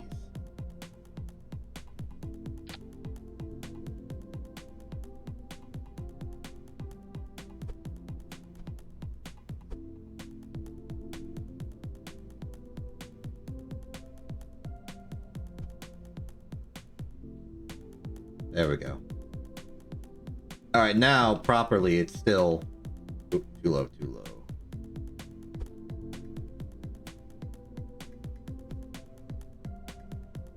Looking good. Take the outer stage struts, put them in. Generally speaking, I think we've just made an objectively superior vessel. Not a big tweak, but it's an improvement.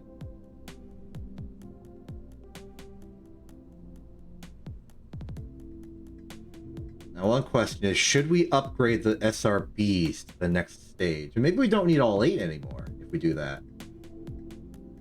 So we're currently using the Thumper. With an ISP of 175, this is an ISP of 195. Thrust is 250. Thrust is 593. 2600, 820. If we dial back to, instead of having 8 thumpers, only 4 kickbacks, I think we have equivalents. Knock these off. Take the nose cone and the wings. We'll need them later. We have a different radial coupler. Yeah, I would like something that's a bit more solid.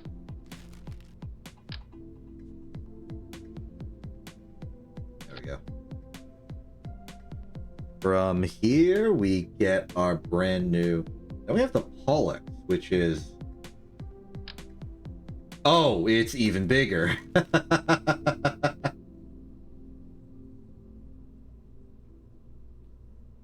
Oh yeah, I think the Pollux is perhaps overkill here. That said, the kickbacks are freaking huge. I don't even know if they're centered. Easy way to check. Yeah, they're centered. Okay, absolutely. Lower those.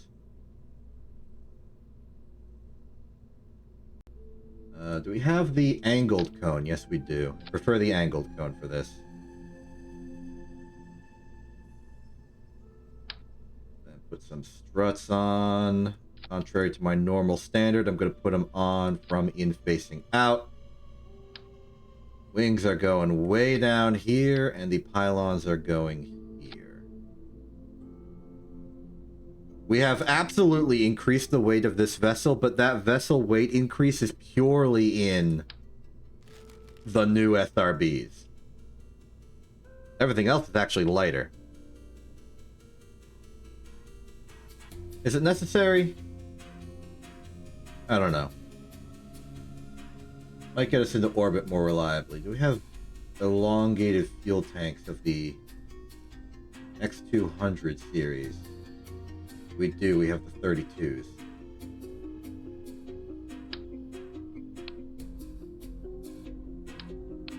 In for a penny.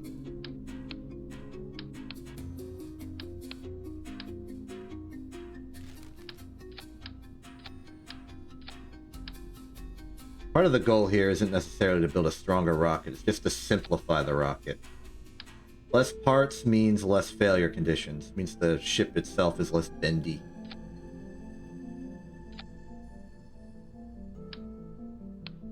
I could really do for extending this stage, but I won't.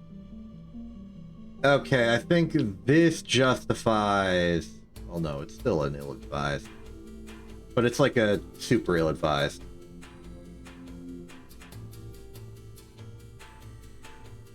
I think we're on 12, because 11 was the rangefinder. That was the most recent ship we made. Okay. Staging is good there. Radial straight into the skipper. Fairing. We want detached fairing into that. We want detached fairing into that. How is our abort action group looking?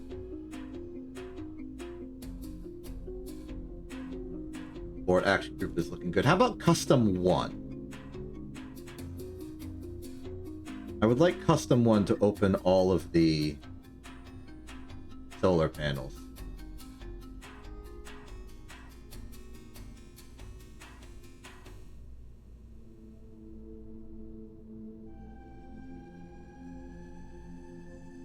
Maybe even...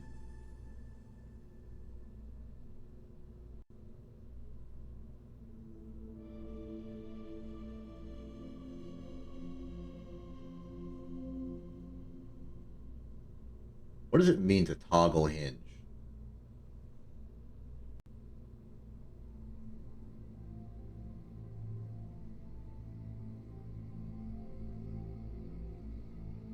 I'll leave it. I'll keep the system working on default. Okay, welcome to the super ill-advised. Staging looks good. Our crew complement of 1 Roncott is maintained. We're going to the moon in a new ship. Which means we're also testing the new ship. That's just how it goes.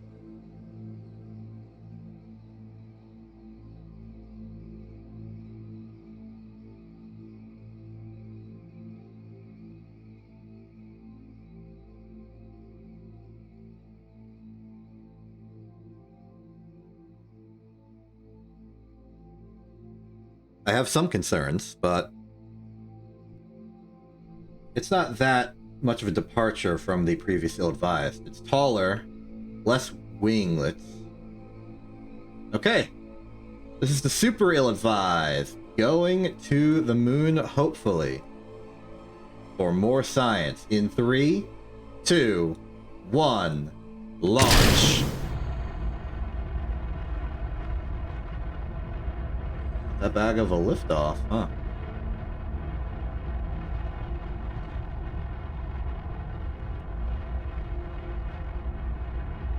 Port's velocity is starting a little unstable in my opinion. Looks like the kickbacks are designed for long duration burn, more than I was expecting. I kind of like the TWR on this right now.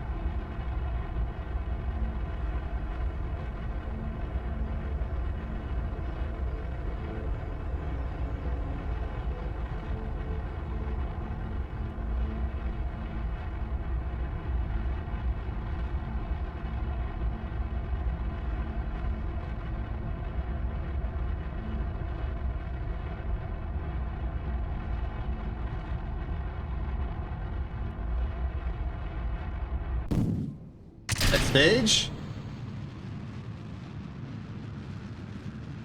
Alright. One problem we have is that we did not roll over nearly enough because I'm too used to the old profile. That's okay, though. Ooh, atmospheric roll controls. A little tricky.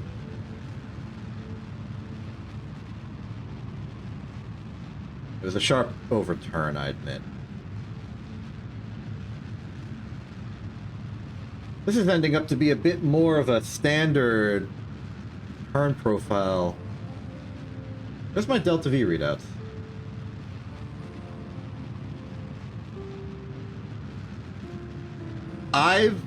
forgotten something hilarious. There's no poodle decoupler.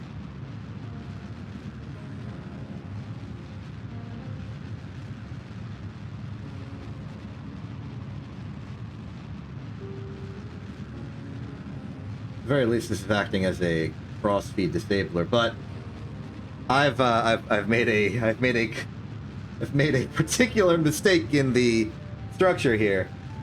The old engine plate with the 3 Terriers was handling staging for us before, but that's now gone because we went to 1 poodle, which means there's no separation between the fairing and the poodle, which means if we're going to detach it, we have to physically destroy it. That's a funny problem, all things considered.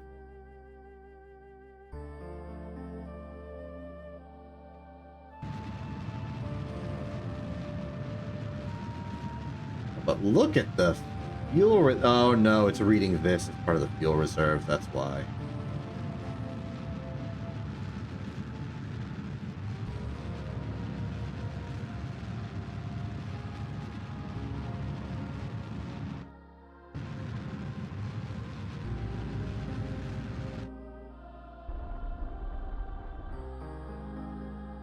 Okay, how well is this gonna work?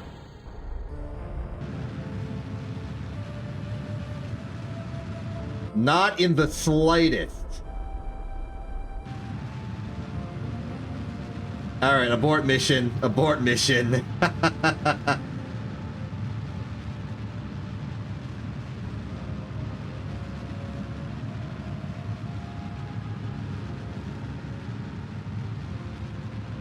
Okay, it is working, but only eventually.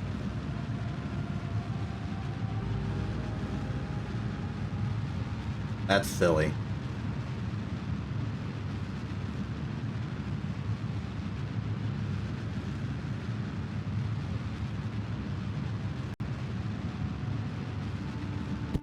Alright, any particular science we want to do while we're up here? Another magnetometer report, just for the fun of it?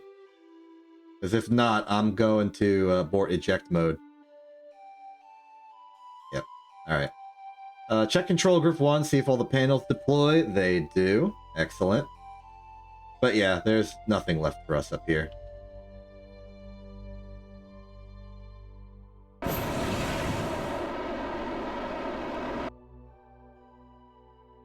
This is silly.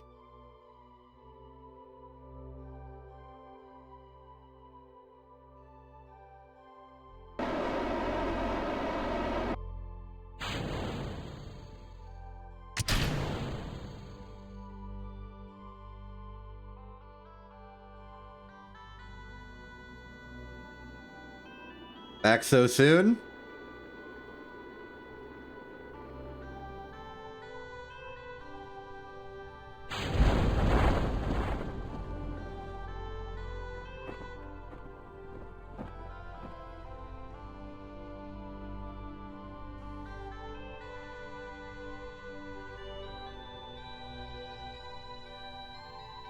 I think it landed.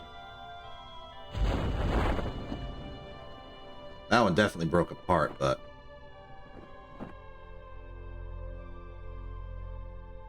Interesting. Well, either way, we have to go back up. We have to fix the ship, and then go back up. Learned a bit more about how it flies. And how it flies is alright.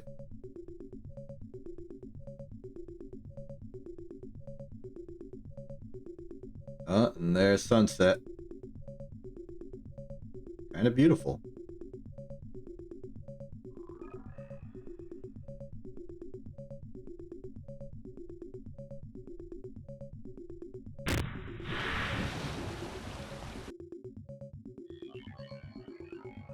Alright, silly structural mistake on my part notwithstanding. The new ship's good, I think. Looking forward to all of the efficiency improvements from that Poodle engine, but Outside of that, it's mostly just an ill-advised, but with a bigger first stage for some reason.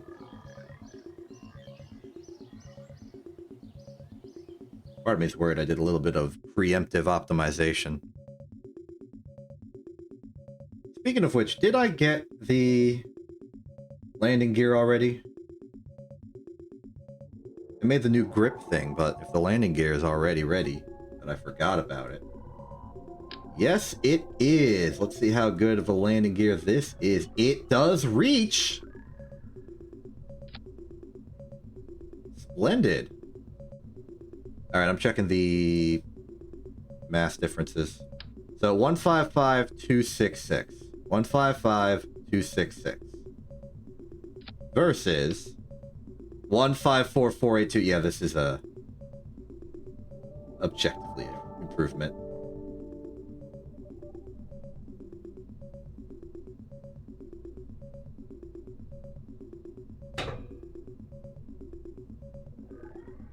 Okay.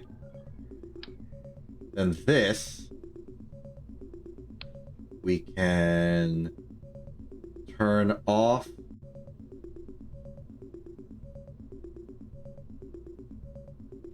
interstage nodes.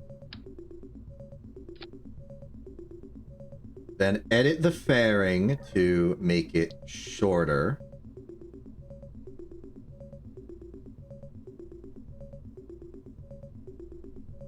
To 154,349.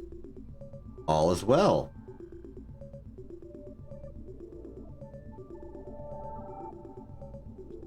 Everything's looking nice and well contained. I forgot to actually add the staging.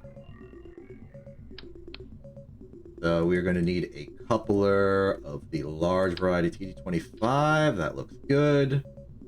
0.16 tons. We're fine.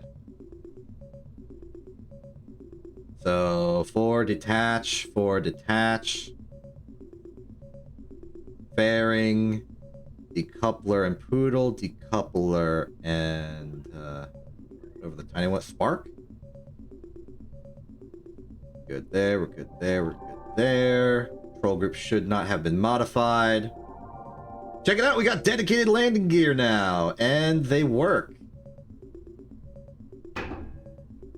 They will go down far enough, though it'll be a little bit of a bump. How about I lower them myself?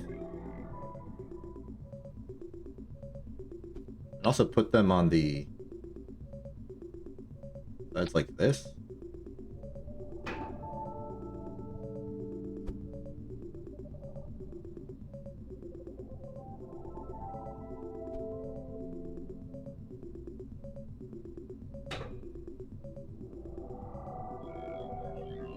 Excellent. Little improvement here and there, all designed to make our moon operations a bit more reliable. Bearing, poodle, spark. Excellent. Okay, take two. Things we learned: turn over with the SRB stage a bit sooner.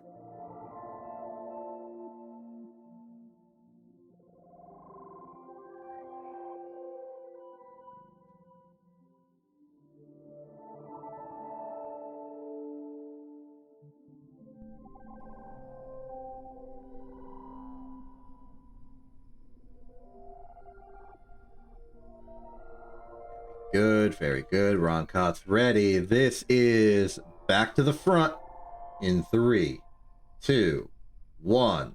Launch. Nice stable ascent.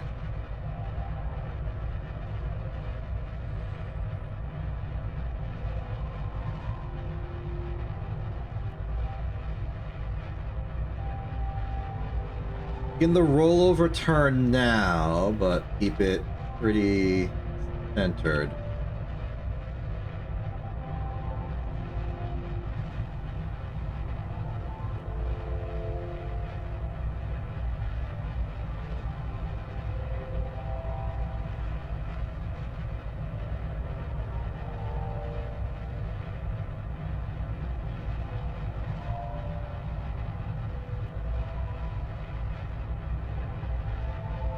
All right, now really start turning over.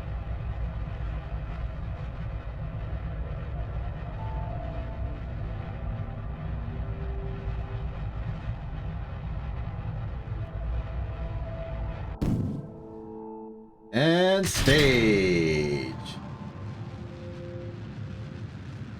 Very good. Keep the fairings on for a bit longer just to make sure that we maintain control in this regime. The regime control is good.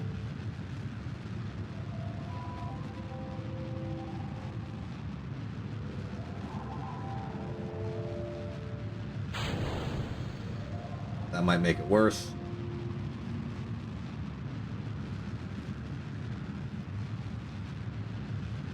Did seem to make it worse, but we're still good to go. Pretty much go horizontal at this point and circularize.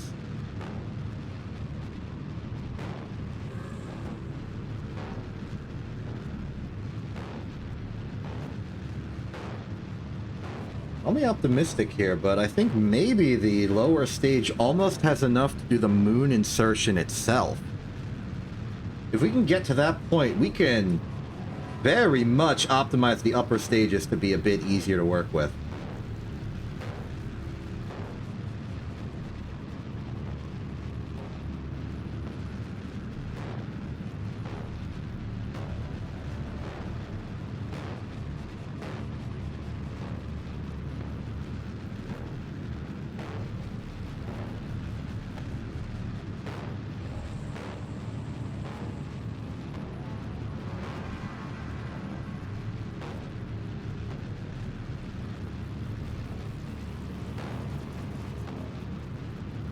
Now that we're orbital, the thrust compared to the swivel is starting to become an issue. Interesting how those play together like that. No longer confident it can do the moon insertion with how much fuel's remaining, but it can do quite a lot of it. If we were so inclined. I don't think we are, though.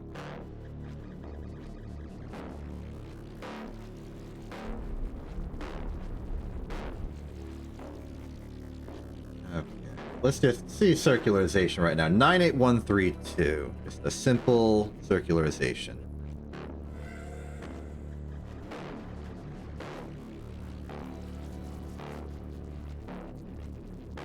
(2248.1)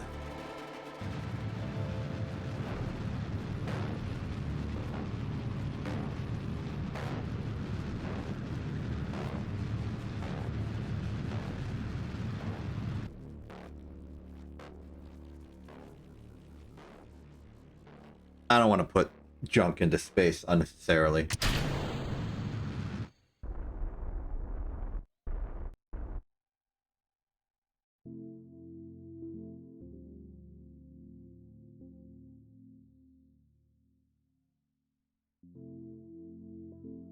Before I forget, panel.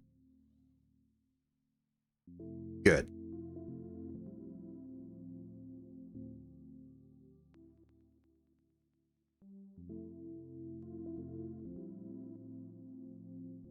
I got some perfect timing on that.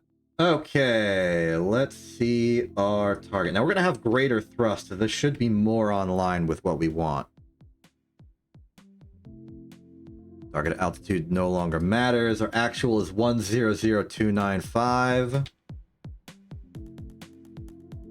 Target orbital radius, still the one we've been using this whole time.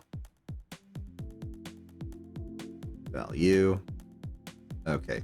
3083.5 in 3, 2, 1, go.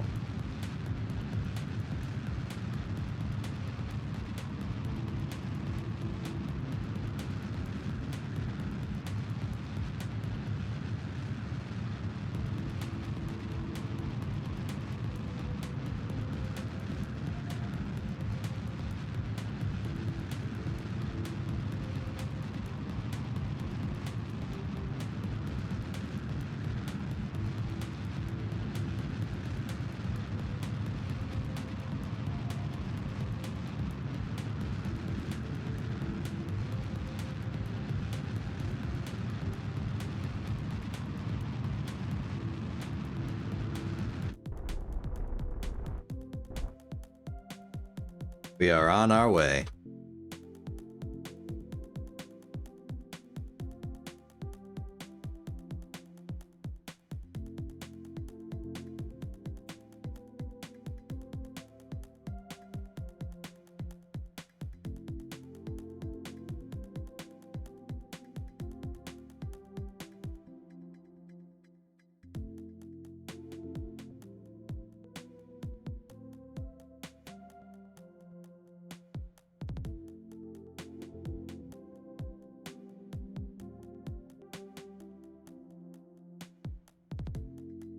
Okay, so we've hit Moon's Sphere of Influence, and now we need to reorient ourselves. We're a bit more inclined than I was hoping. I suspect we can fix that, though.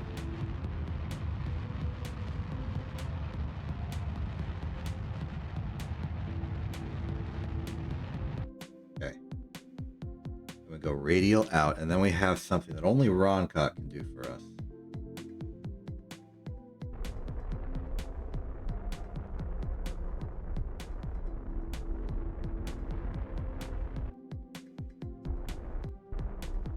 Good. Now we go normal.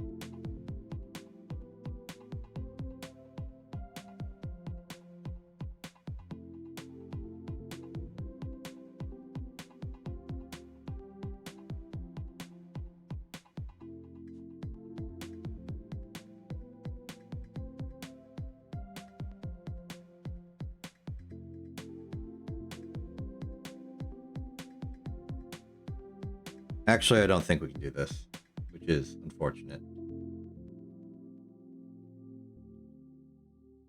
Yeah, we're already physically below it. Let's just circularize.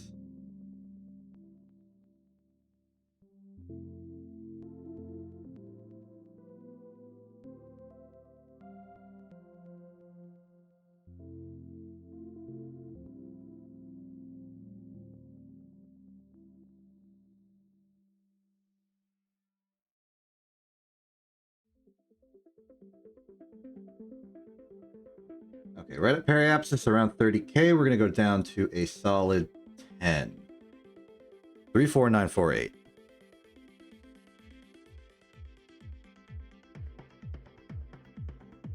$511.6. Simple enough.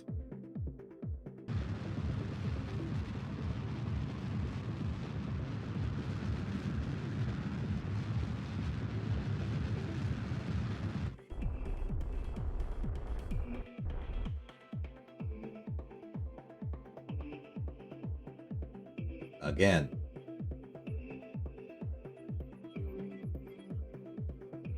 We have 13k in fuel. If we find an interesting location, we might just drop ourselves. Like, this is one of the big craters. No, it's just some terrain. Wait, could this be the lowlands, perhaps?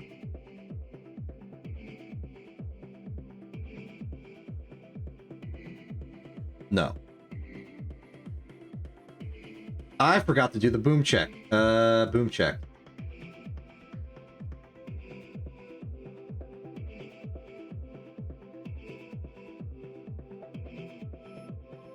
Near. Magnified by the incident measured in real time.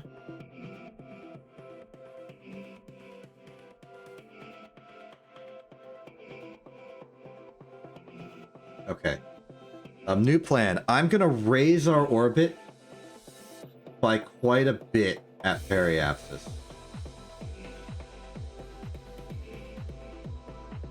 We're gonna go up, get the other magnetometry reading.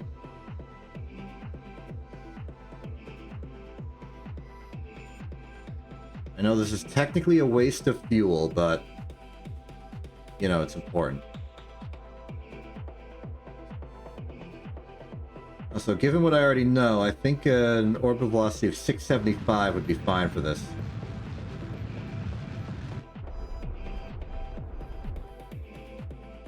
I don't want to waste too much, and I don't want to go too far that I hit escape velocity.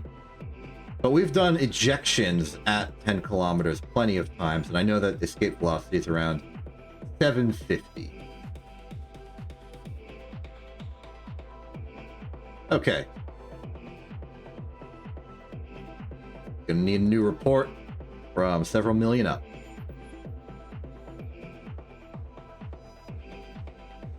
Here we go.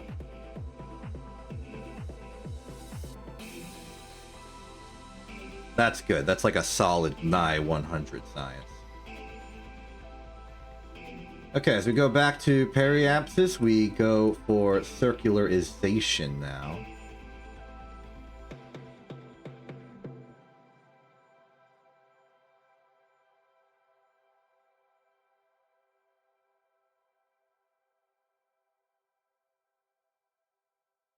Hard to see landing sites on the dark side of the moon.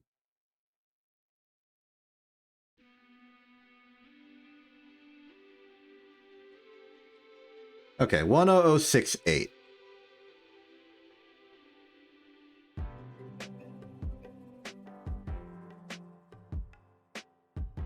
$556.8 makes sense to me. Let's do it.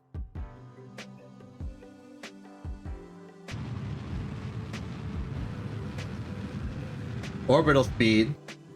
Almost made that mistake, and I've overshot it a little bit. But not by as much as if I was doing it surface mode.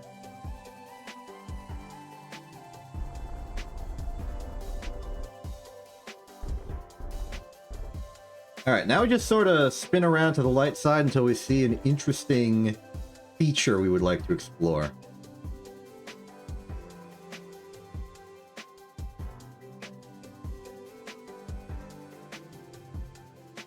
Oh, there's the twin craters. There's Cliff Palace. As we go north, we might be hitting this crater. We're kind of going over this crater here. Ah, there's our Midlands Cliffs. Oh, is that a potential target? What are we over right now? Is this a thing? Or is this just more Midland Cliffs? Uncut, I'm going to need you to EVA and check. No, this is just Midlands.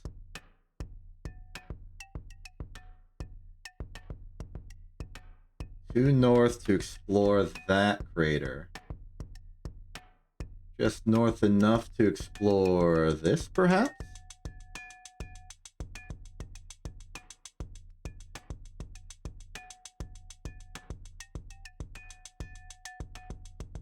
Just more Midlands.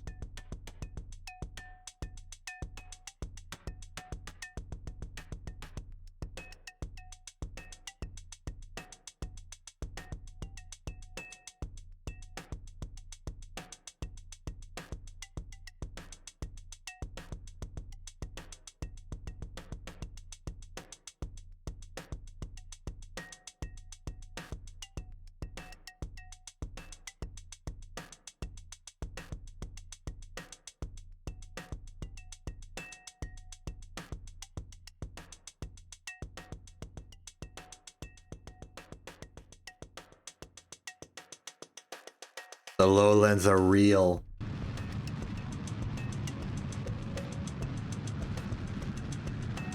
We are getting some of that.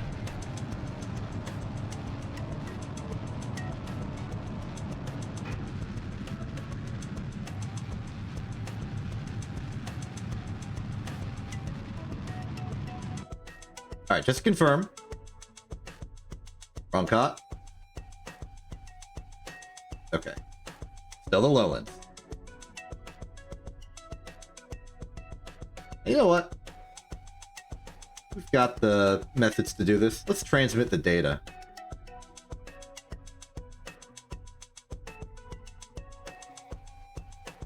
Nice. That's free science. It's as much science as we've gotten anyway, but now it's just off of the ship.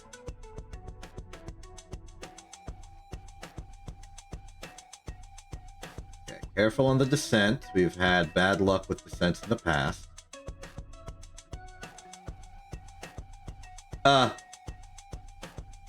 So I'm looking at our landing gear, and I think I've made another mistake. Oh dear. We had incorrect symmetry. Okay. Well, I think at this point it would be better if we just landed on the poodles themselves, but I'll keep these out for stability.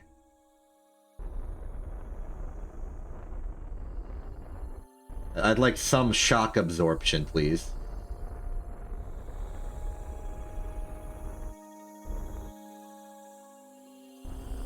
Could retract the boom real quickly. I don't want like an unscheduled flip to ruin everything.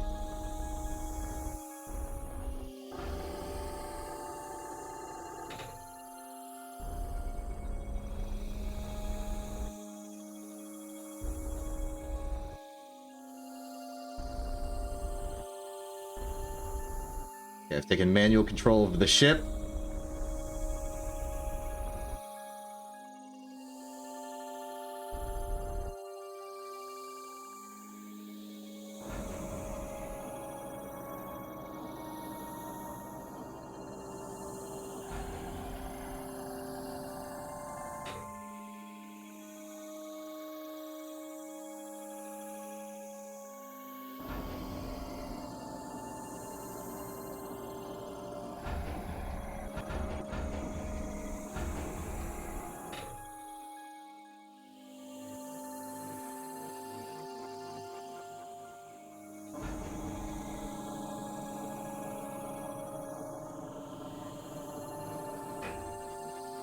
Well, this stinks, but you know, it kind of can work. It can kind of work. Okay. Well, we made it. Let's do the science we came here to do. Log temperature. Log pressure. I accidentally transmitted the pressure. Log pressure, keep it this time. Log seismic data. Log seismic data, take both of those. Look at the goo. Material study, material study. Okay. Crew report, as there's no problem in transmitting that right now.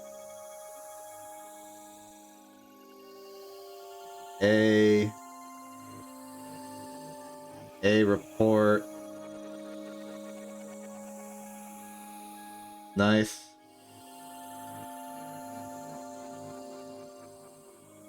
Take a surface sample.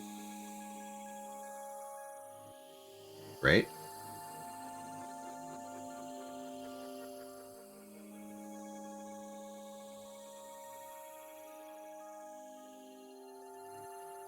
Can I double surface sample? I want to see.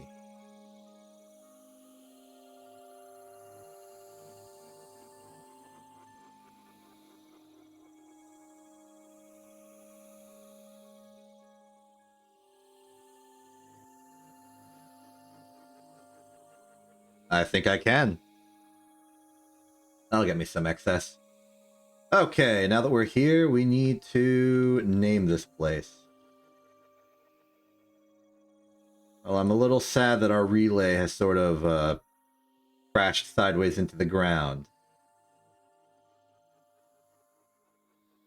How's about we name it something thematically appropriate?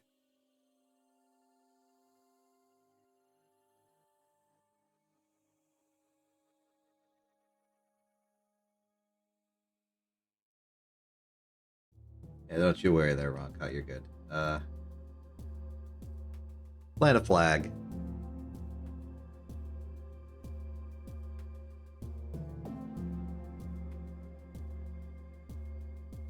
Welcome to Tuscany. It's flat out Tuscany.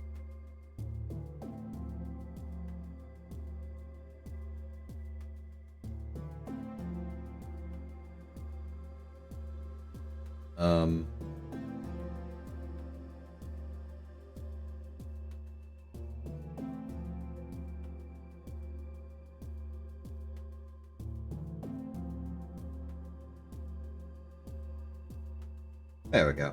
Welcome to Tuscany. Unexpected problems can lead to unexpected solutions. I think that's a good, important message here. So we finally got some lowland science. And we still have some big ticket targets that we can just sort of identify visually, like the two massive craters.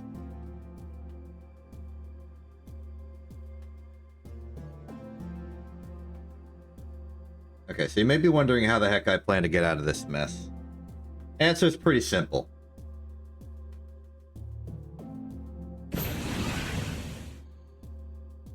Basically gonna do this.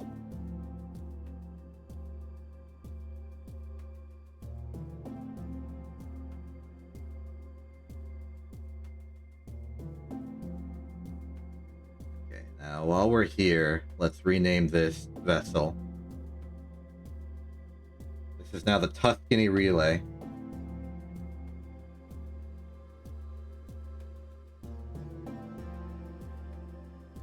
Radio out. Oh, you know what? I should have Control Group 1 also extend these antennas, just for the style to be automatic.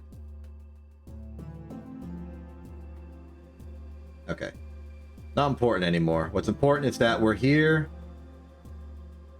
We've got the science. We are ready to go. Return transit to Kerbin in 3, 2, 1, go.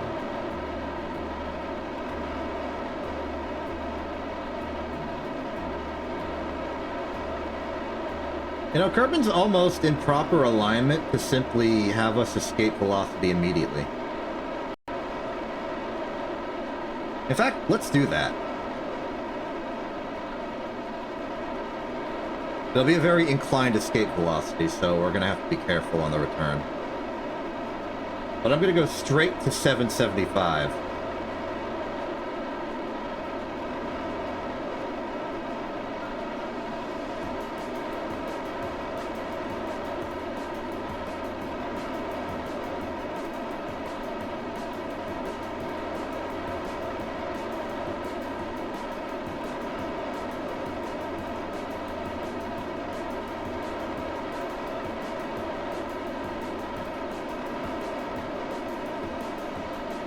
Goodbye, Tuscany.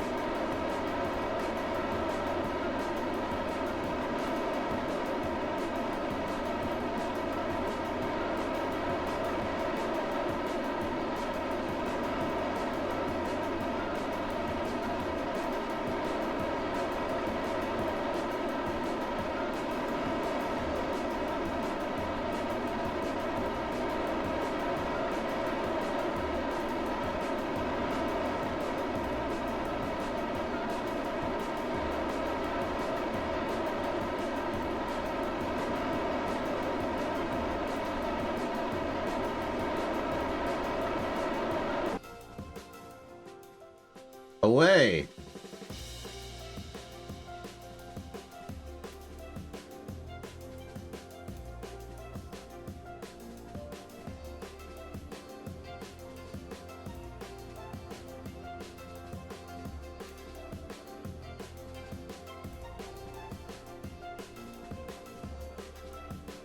Okay, we're here. Oh, wait. Oh. This is already apoapsis. Great. All right, what's our speed then? 11739. How are we doing this then?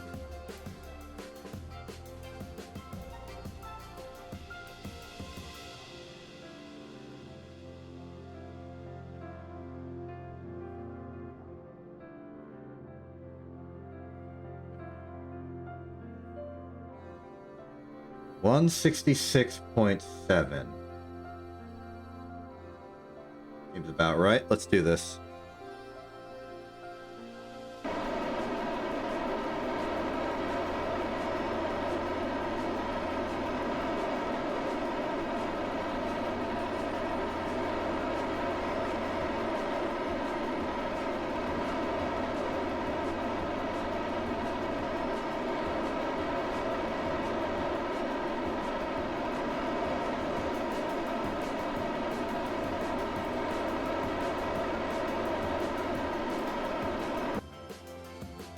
Bit too low. Alright, return.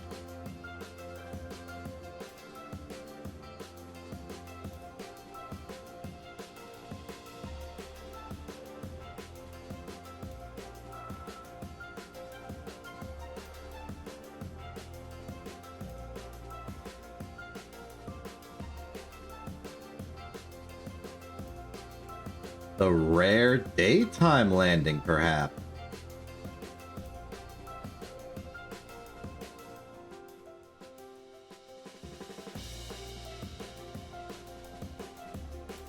Checking the scoreboard.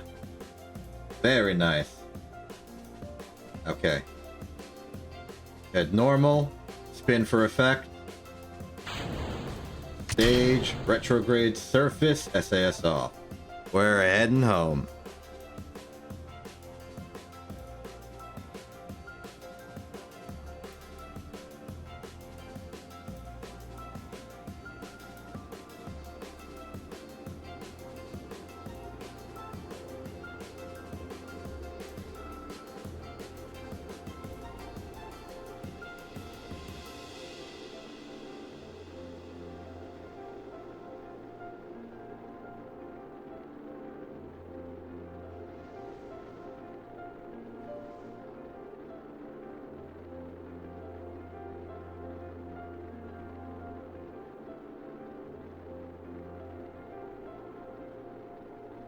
I'm zooming.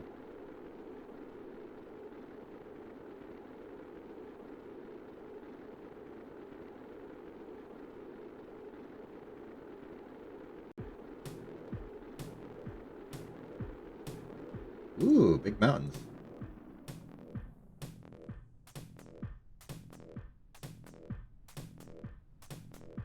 Uh-oh, big square. Never mind, it loaded.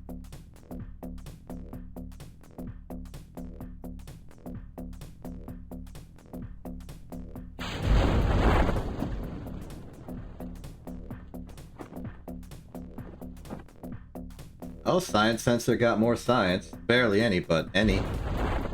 Good job, things crashing.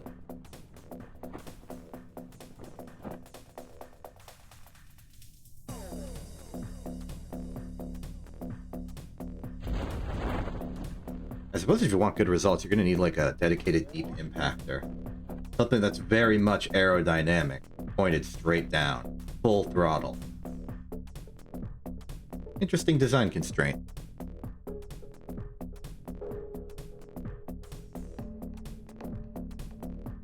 If I made an unmanned variant of the ill-advised that just threw out all the science and just made it pointy, probably be a good ship for it.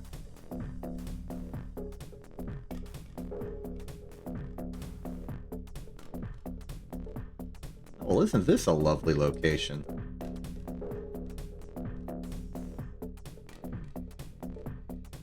Something very scenic about this. The hills, the big mountain in the distance, all the trees. This is a cool place. I like it. But I'm also about to like this science.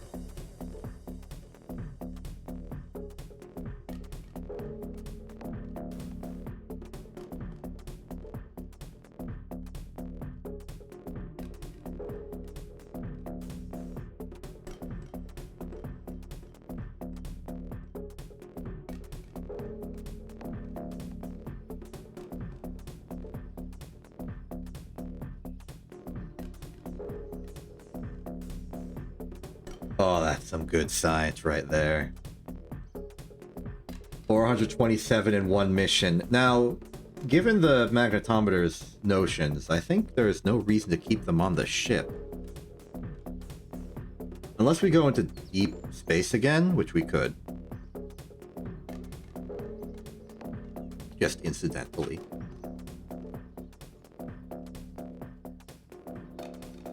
We did do that once. We could do it again. Science, though. Okay, the only thing that we might consider in the 550 tier would be automation. And that's just another drone core, another satellite, and a relay antenna. We don't need to worry about that right now. What we do need to worry about is I wanted field science for rover tech. And I especially want that because I want to go to the like rock formation near Cliff Palace and examine that. And I think you want like an arm to do that. And if we have the rover, we could drive it over carefully and then activate the arm on the rover.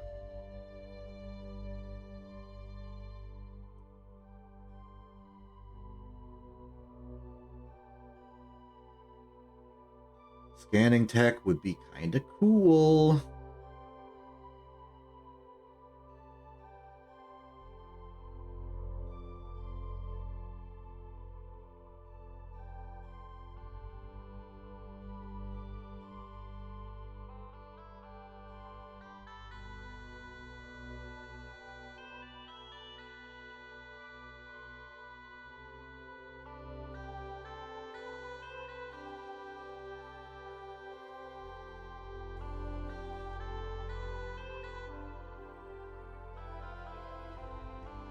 Better solar panels is unnecessary.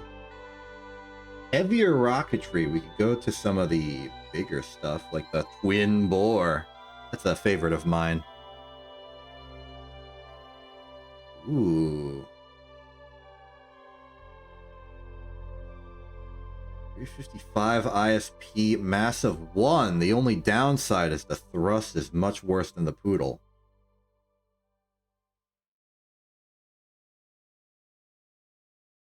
Then the skiff.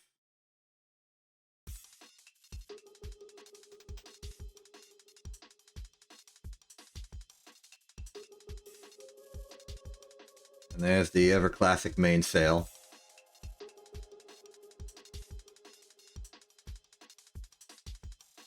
I think I'll stick with what I got right now, though, for engine tech. What else we got? These adapters that can actually hold fuel in them. TX 1800 and Jumbo 64. S3 adapters for it. Higher tech actuators, some aerodynamic surfaces, nose cones, and some such. Flight control. We can buy flight control and then either two 160s or one 300.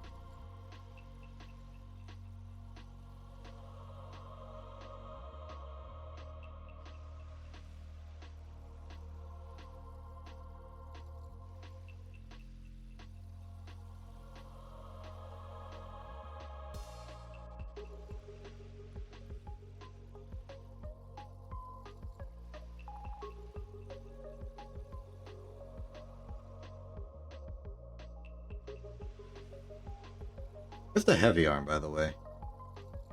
There it is.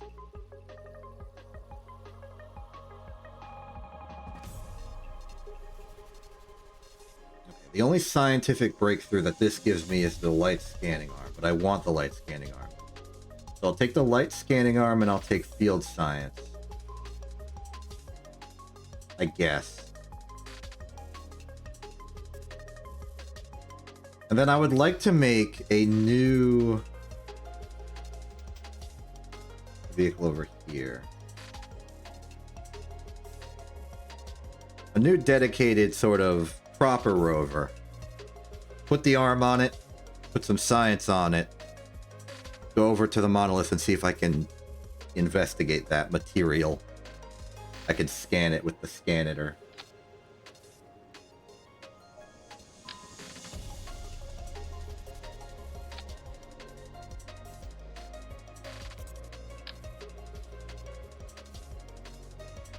like how this is sort of like structurally modular.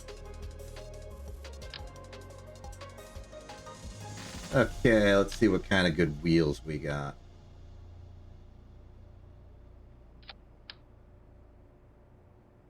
This is already looking very nice. Okay, got electrical. Just a big old plate there. Then this scanning arm.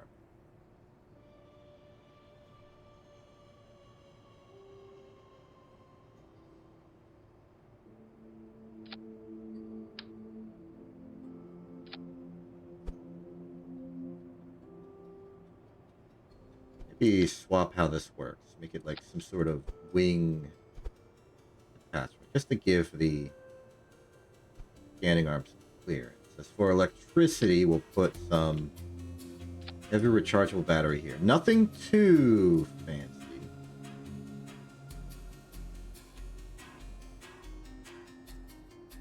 We'll just put a static mount relay antenna on the back.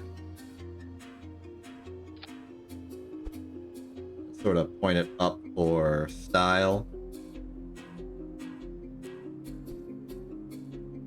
Then in terms of control, a small inline reactor wheel on the front, as well as a little probe for basic control operation. And if we happen to have some lights sitting around, we do.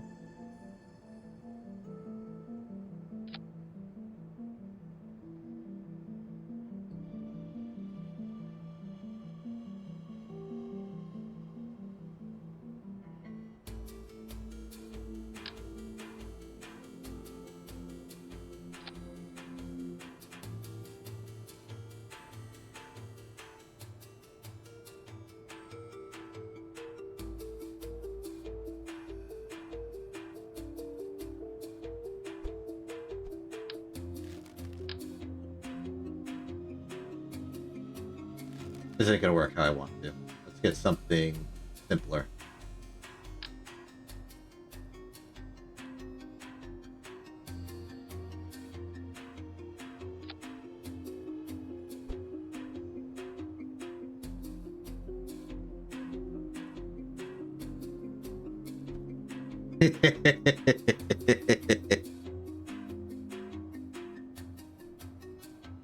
Look at it. Alright, this is the 13, I believe. Randy. Crew. Endman, you're going to be on command seat for this. Oh, I should include, like, cargo capabilities.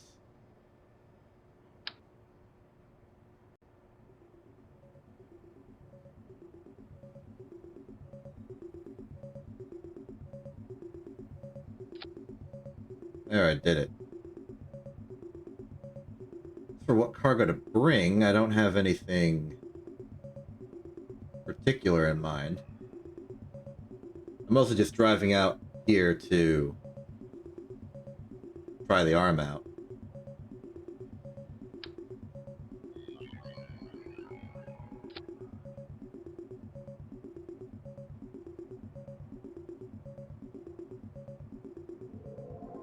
Let's do it.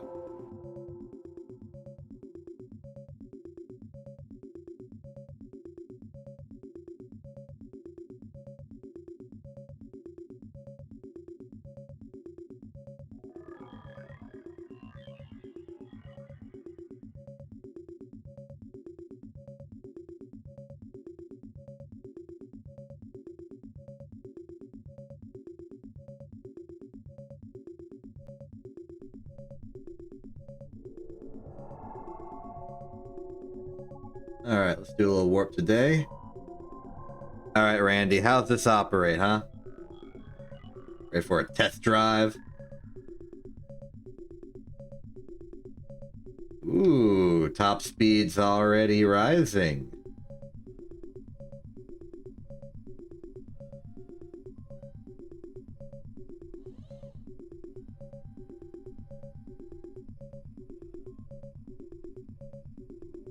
Okay, so max speed's about triple its old counterpart.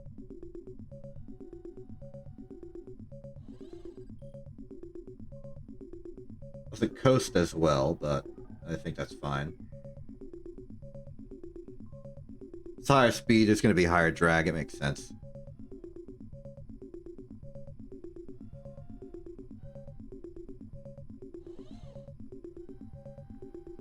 What would normally take us 2 minutes, we're going to do in like 40 seconds.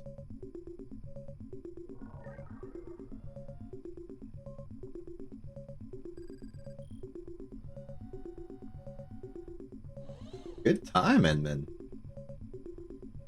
Also curious about how well this thing brakes given its higher max speed. I think we got a lovely little car here. Alright, brake test. Needs a bit, but doesn't lose control or anything. Okay. No target in range?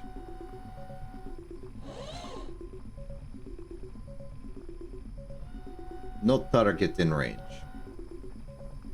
It would appear the giant ominous monolith is not a valid target. Oh, that's unfortunate.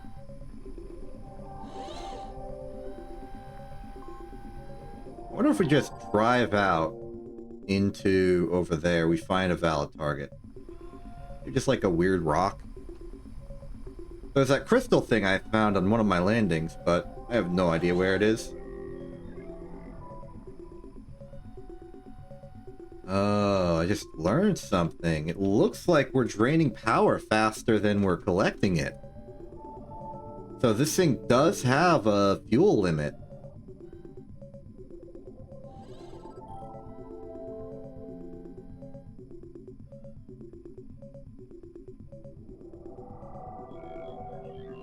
All the foliage and stuff is going to make it harder for us to find a particular target.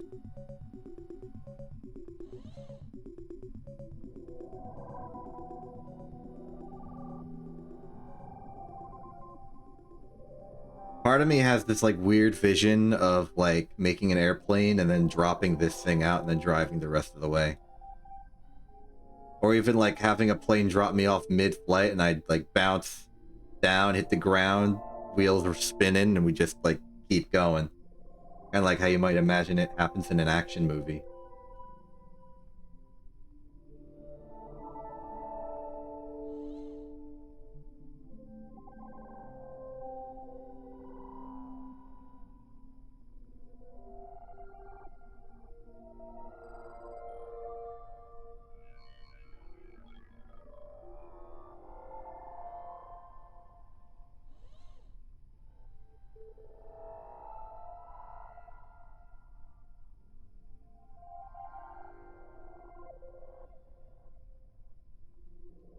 I'm sure there's something to find.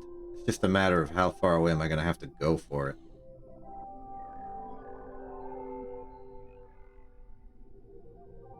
And is it worth it to drive there?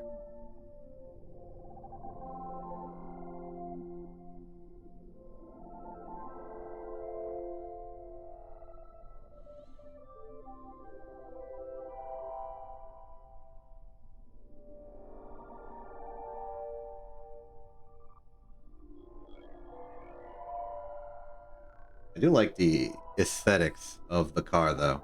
It's a good car. Alright, how about I just keep flooring it, and then eventually we'll run out of fuel, and then I'll... Oh! Wait, that looks like a thing right off the right side. Middle right, just under the menus and stuff.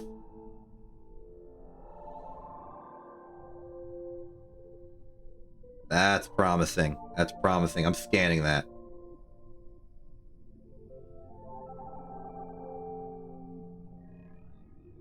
Just one dot of an anomalous color amongst all the others. This is our chance. This is our chance, Enman.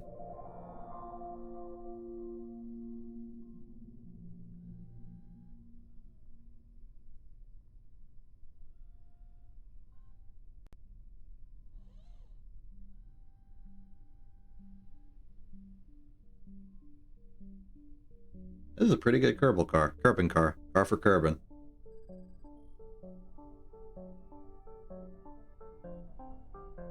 You know what? Turning off the torque on the things that have torque. I don't think I need it. I think it's just getting in the way.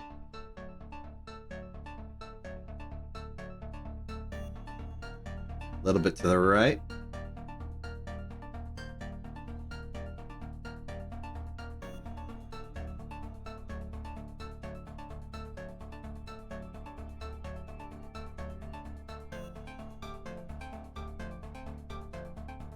There it is. Used to be some kind of shrubbery, perhaps. Ooh, maybe not. Oh, okay, maybe it's like a tree. But it's a very different tree.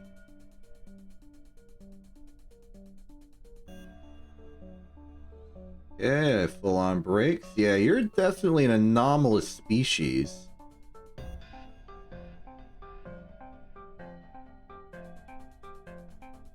Nothing, though.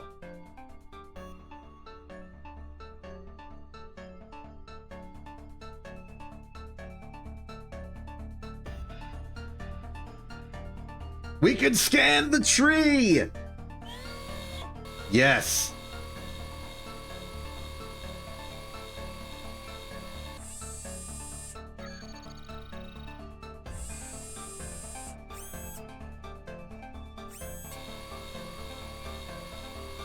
Huh.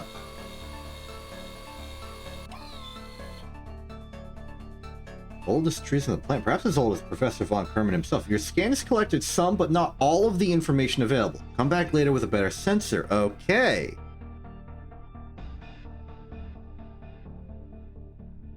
So that's how this is working, huh? I would be willing to transmit it back, but I worry about the low electricity. Very interesting.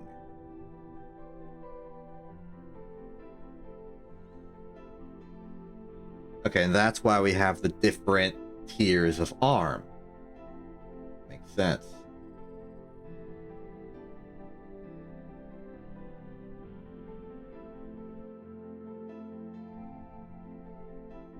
Oh, we're about 7 kilometers out from Kerbin, and we've made good progress. Oh, we've made a good car. Look at it, it can spin, it can do turns, it can do it all. Oh, we're out of power. It can run out of power.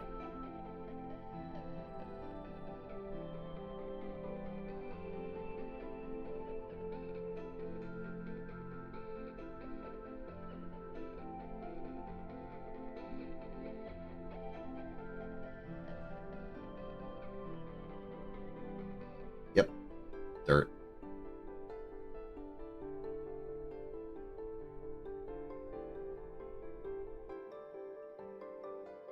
Cool.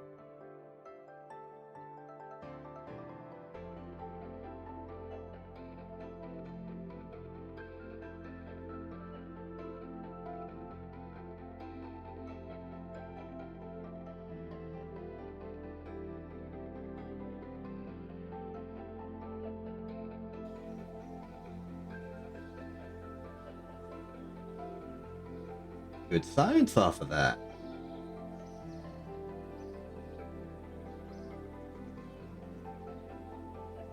Okay, almost 5 hours in, and we've done some good progress. We rescued Roncott. We've gone to the moon several more times. Improved our science, improved our technology a bit. Just a few better options. I think next time we continue with the routine of the moon and then start contemplating Minmus. With all of the added science we've got. Alternatively, we could instead contemplate an orbital rendezvous. It may be worthwhile too, now that we have advanced exploration, to build a space station of some sort. Possibility. Plenty of potential, but I think we are sort of wrapping up the main bits of the moon, and we will have to go on to Minmus at some point. I'm a little scared because Minmus is going to require a new tier of precision and a new tier of engineering and note work, but that's fine. We've got some pretty good practice in already. We're getting the hang of it. We're just going to have to do some real good measurements, and now that I know how to aim the camera and do all the other stuff, I think I'm in a better spot to actually succeed on that. So look forward to that. I think at this point, now that I've gotten like the series out the door and people see it and are having opinions and it feels normal, I might stop the binge and go back to a better even spread of all of the series, in case you're watching this live and have opinions about that sort of thing. I'm Exception. This isn't TV. Have a good day and good night.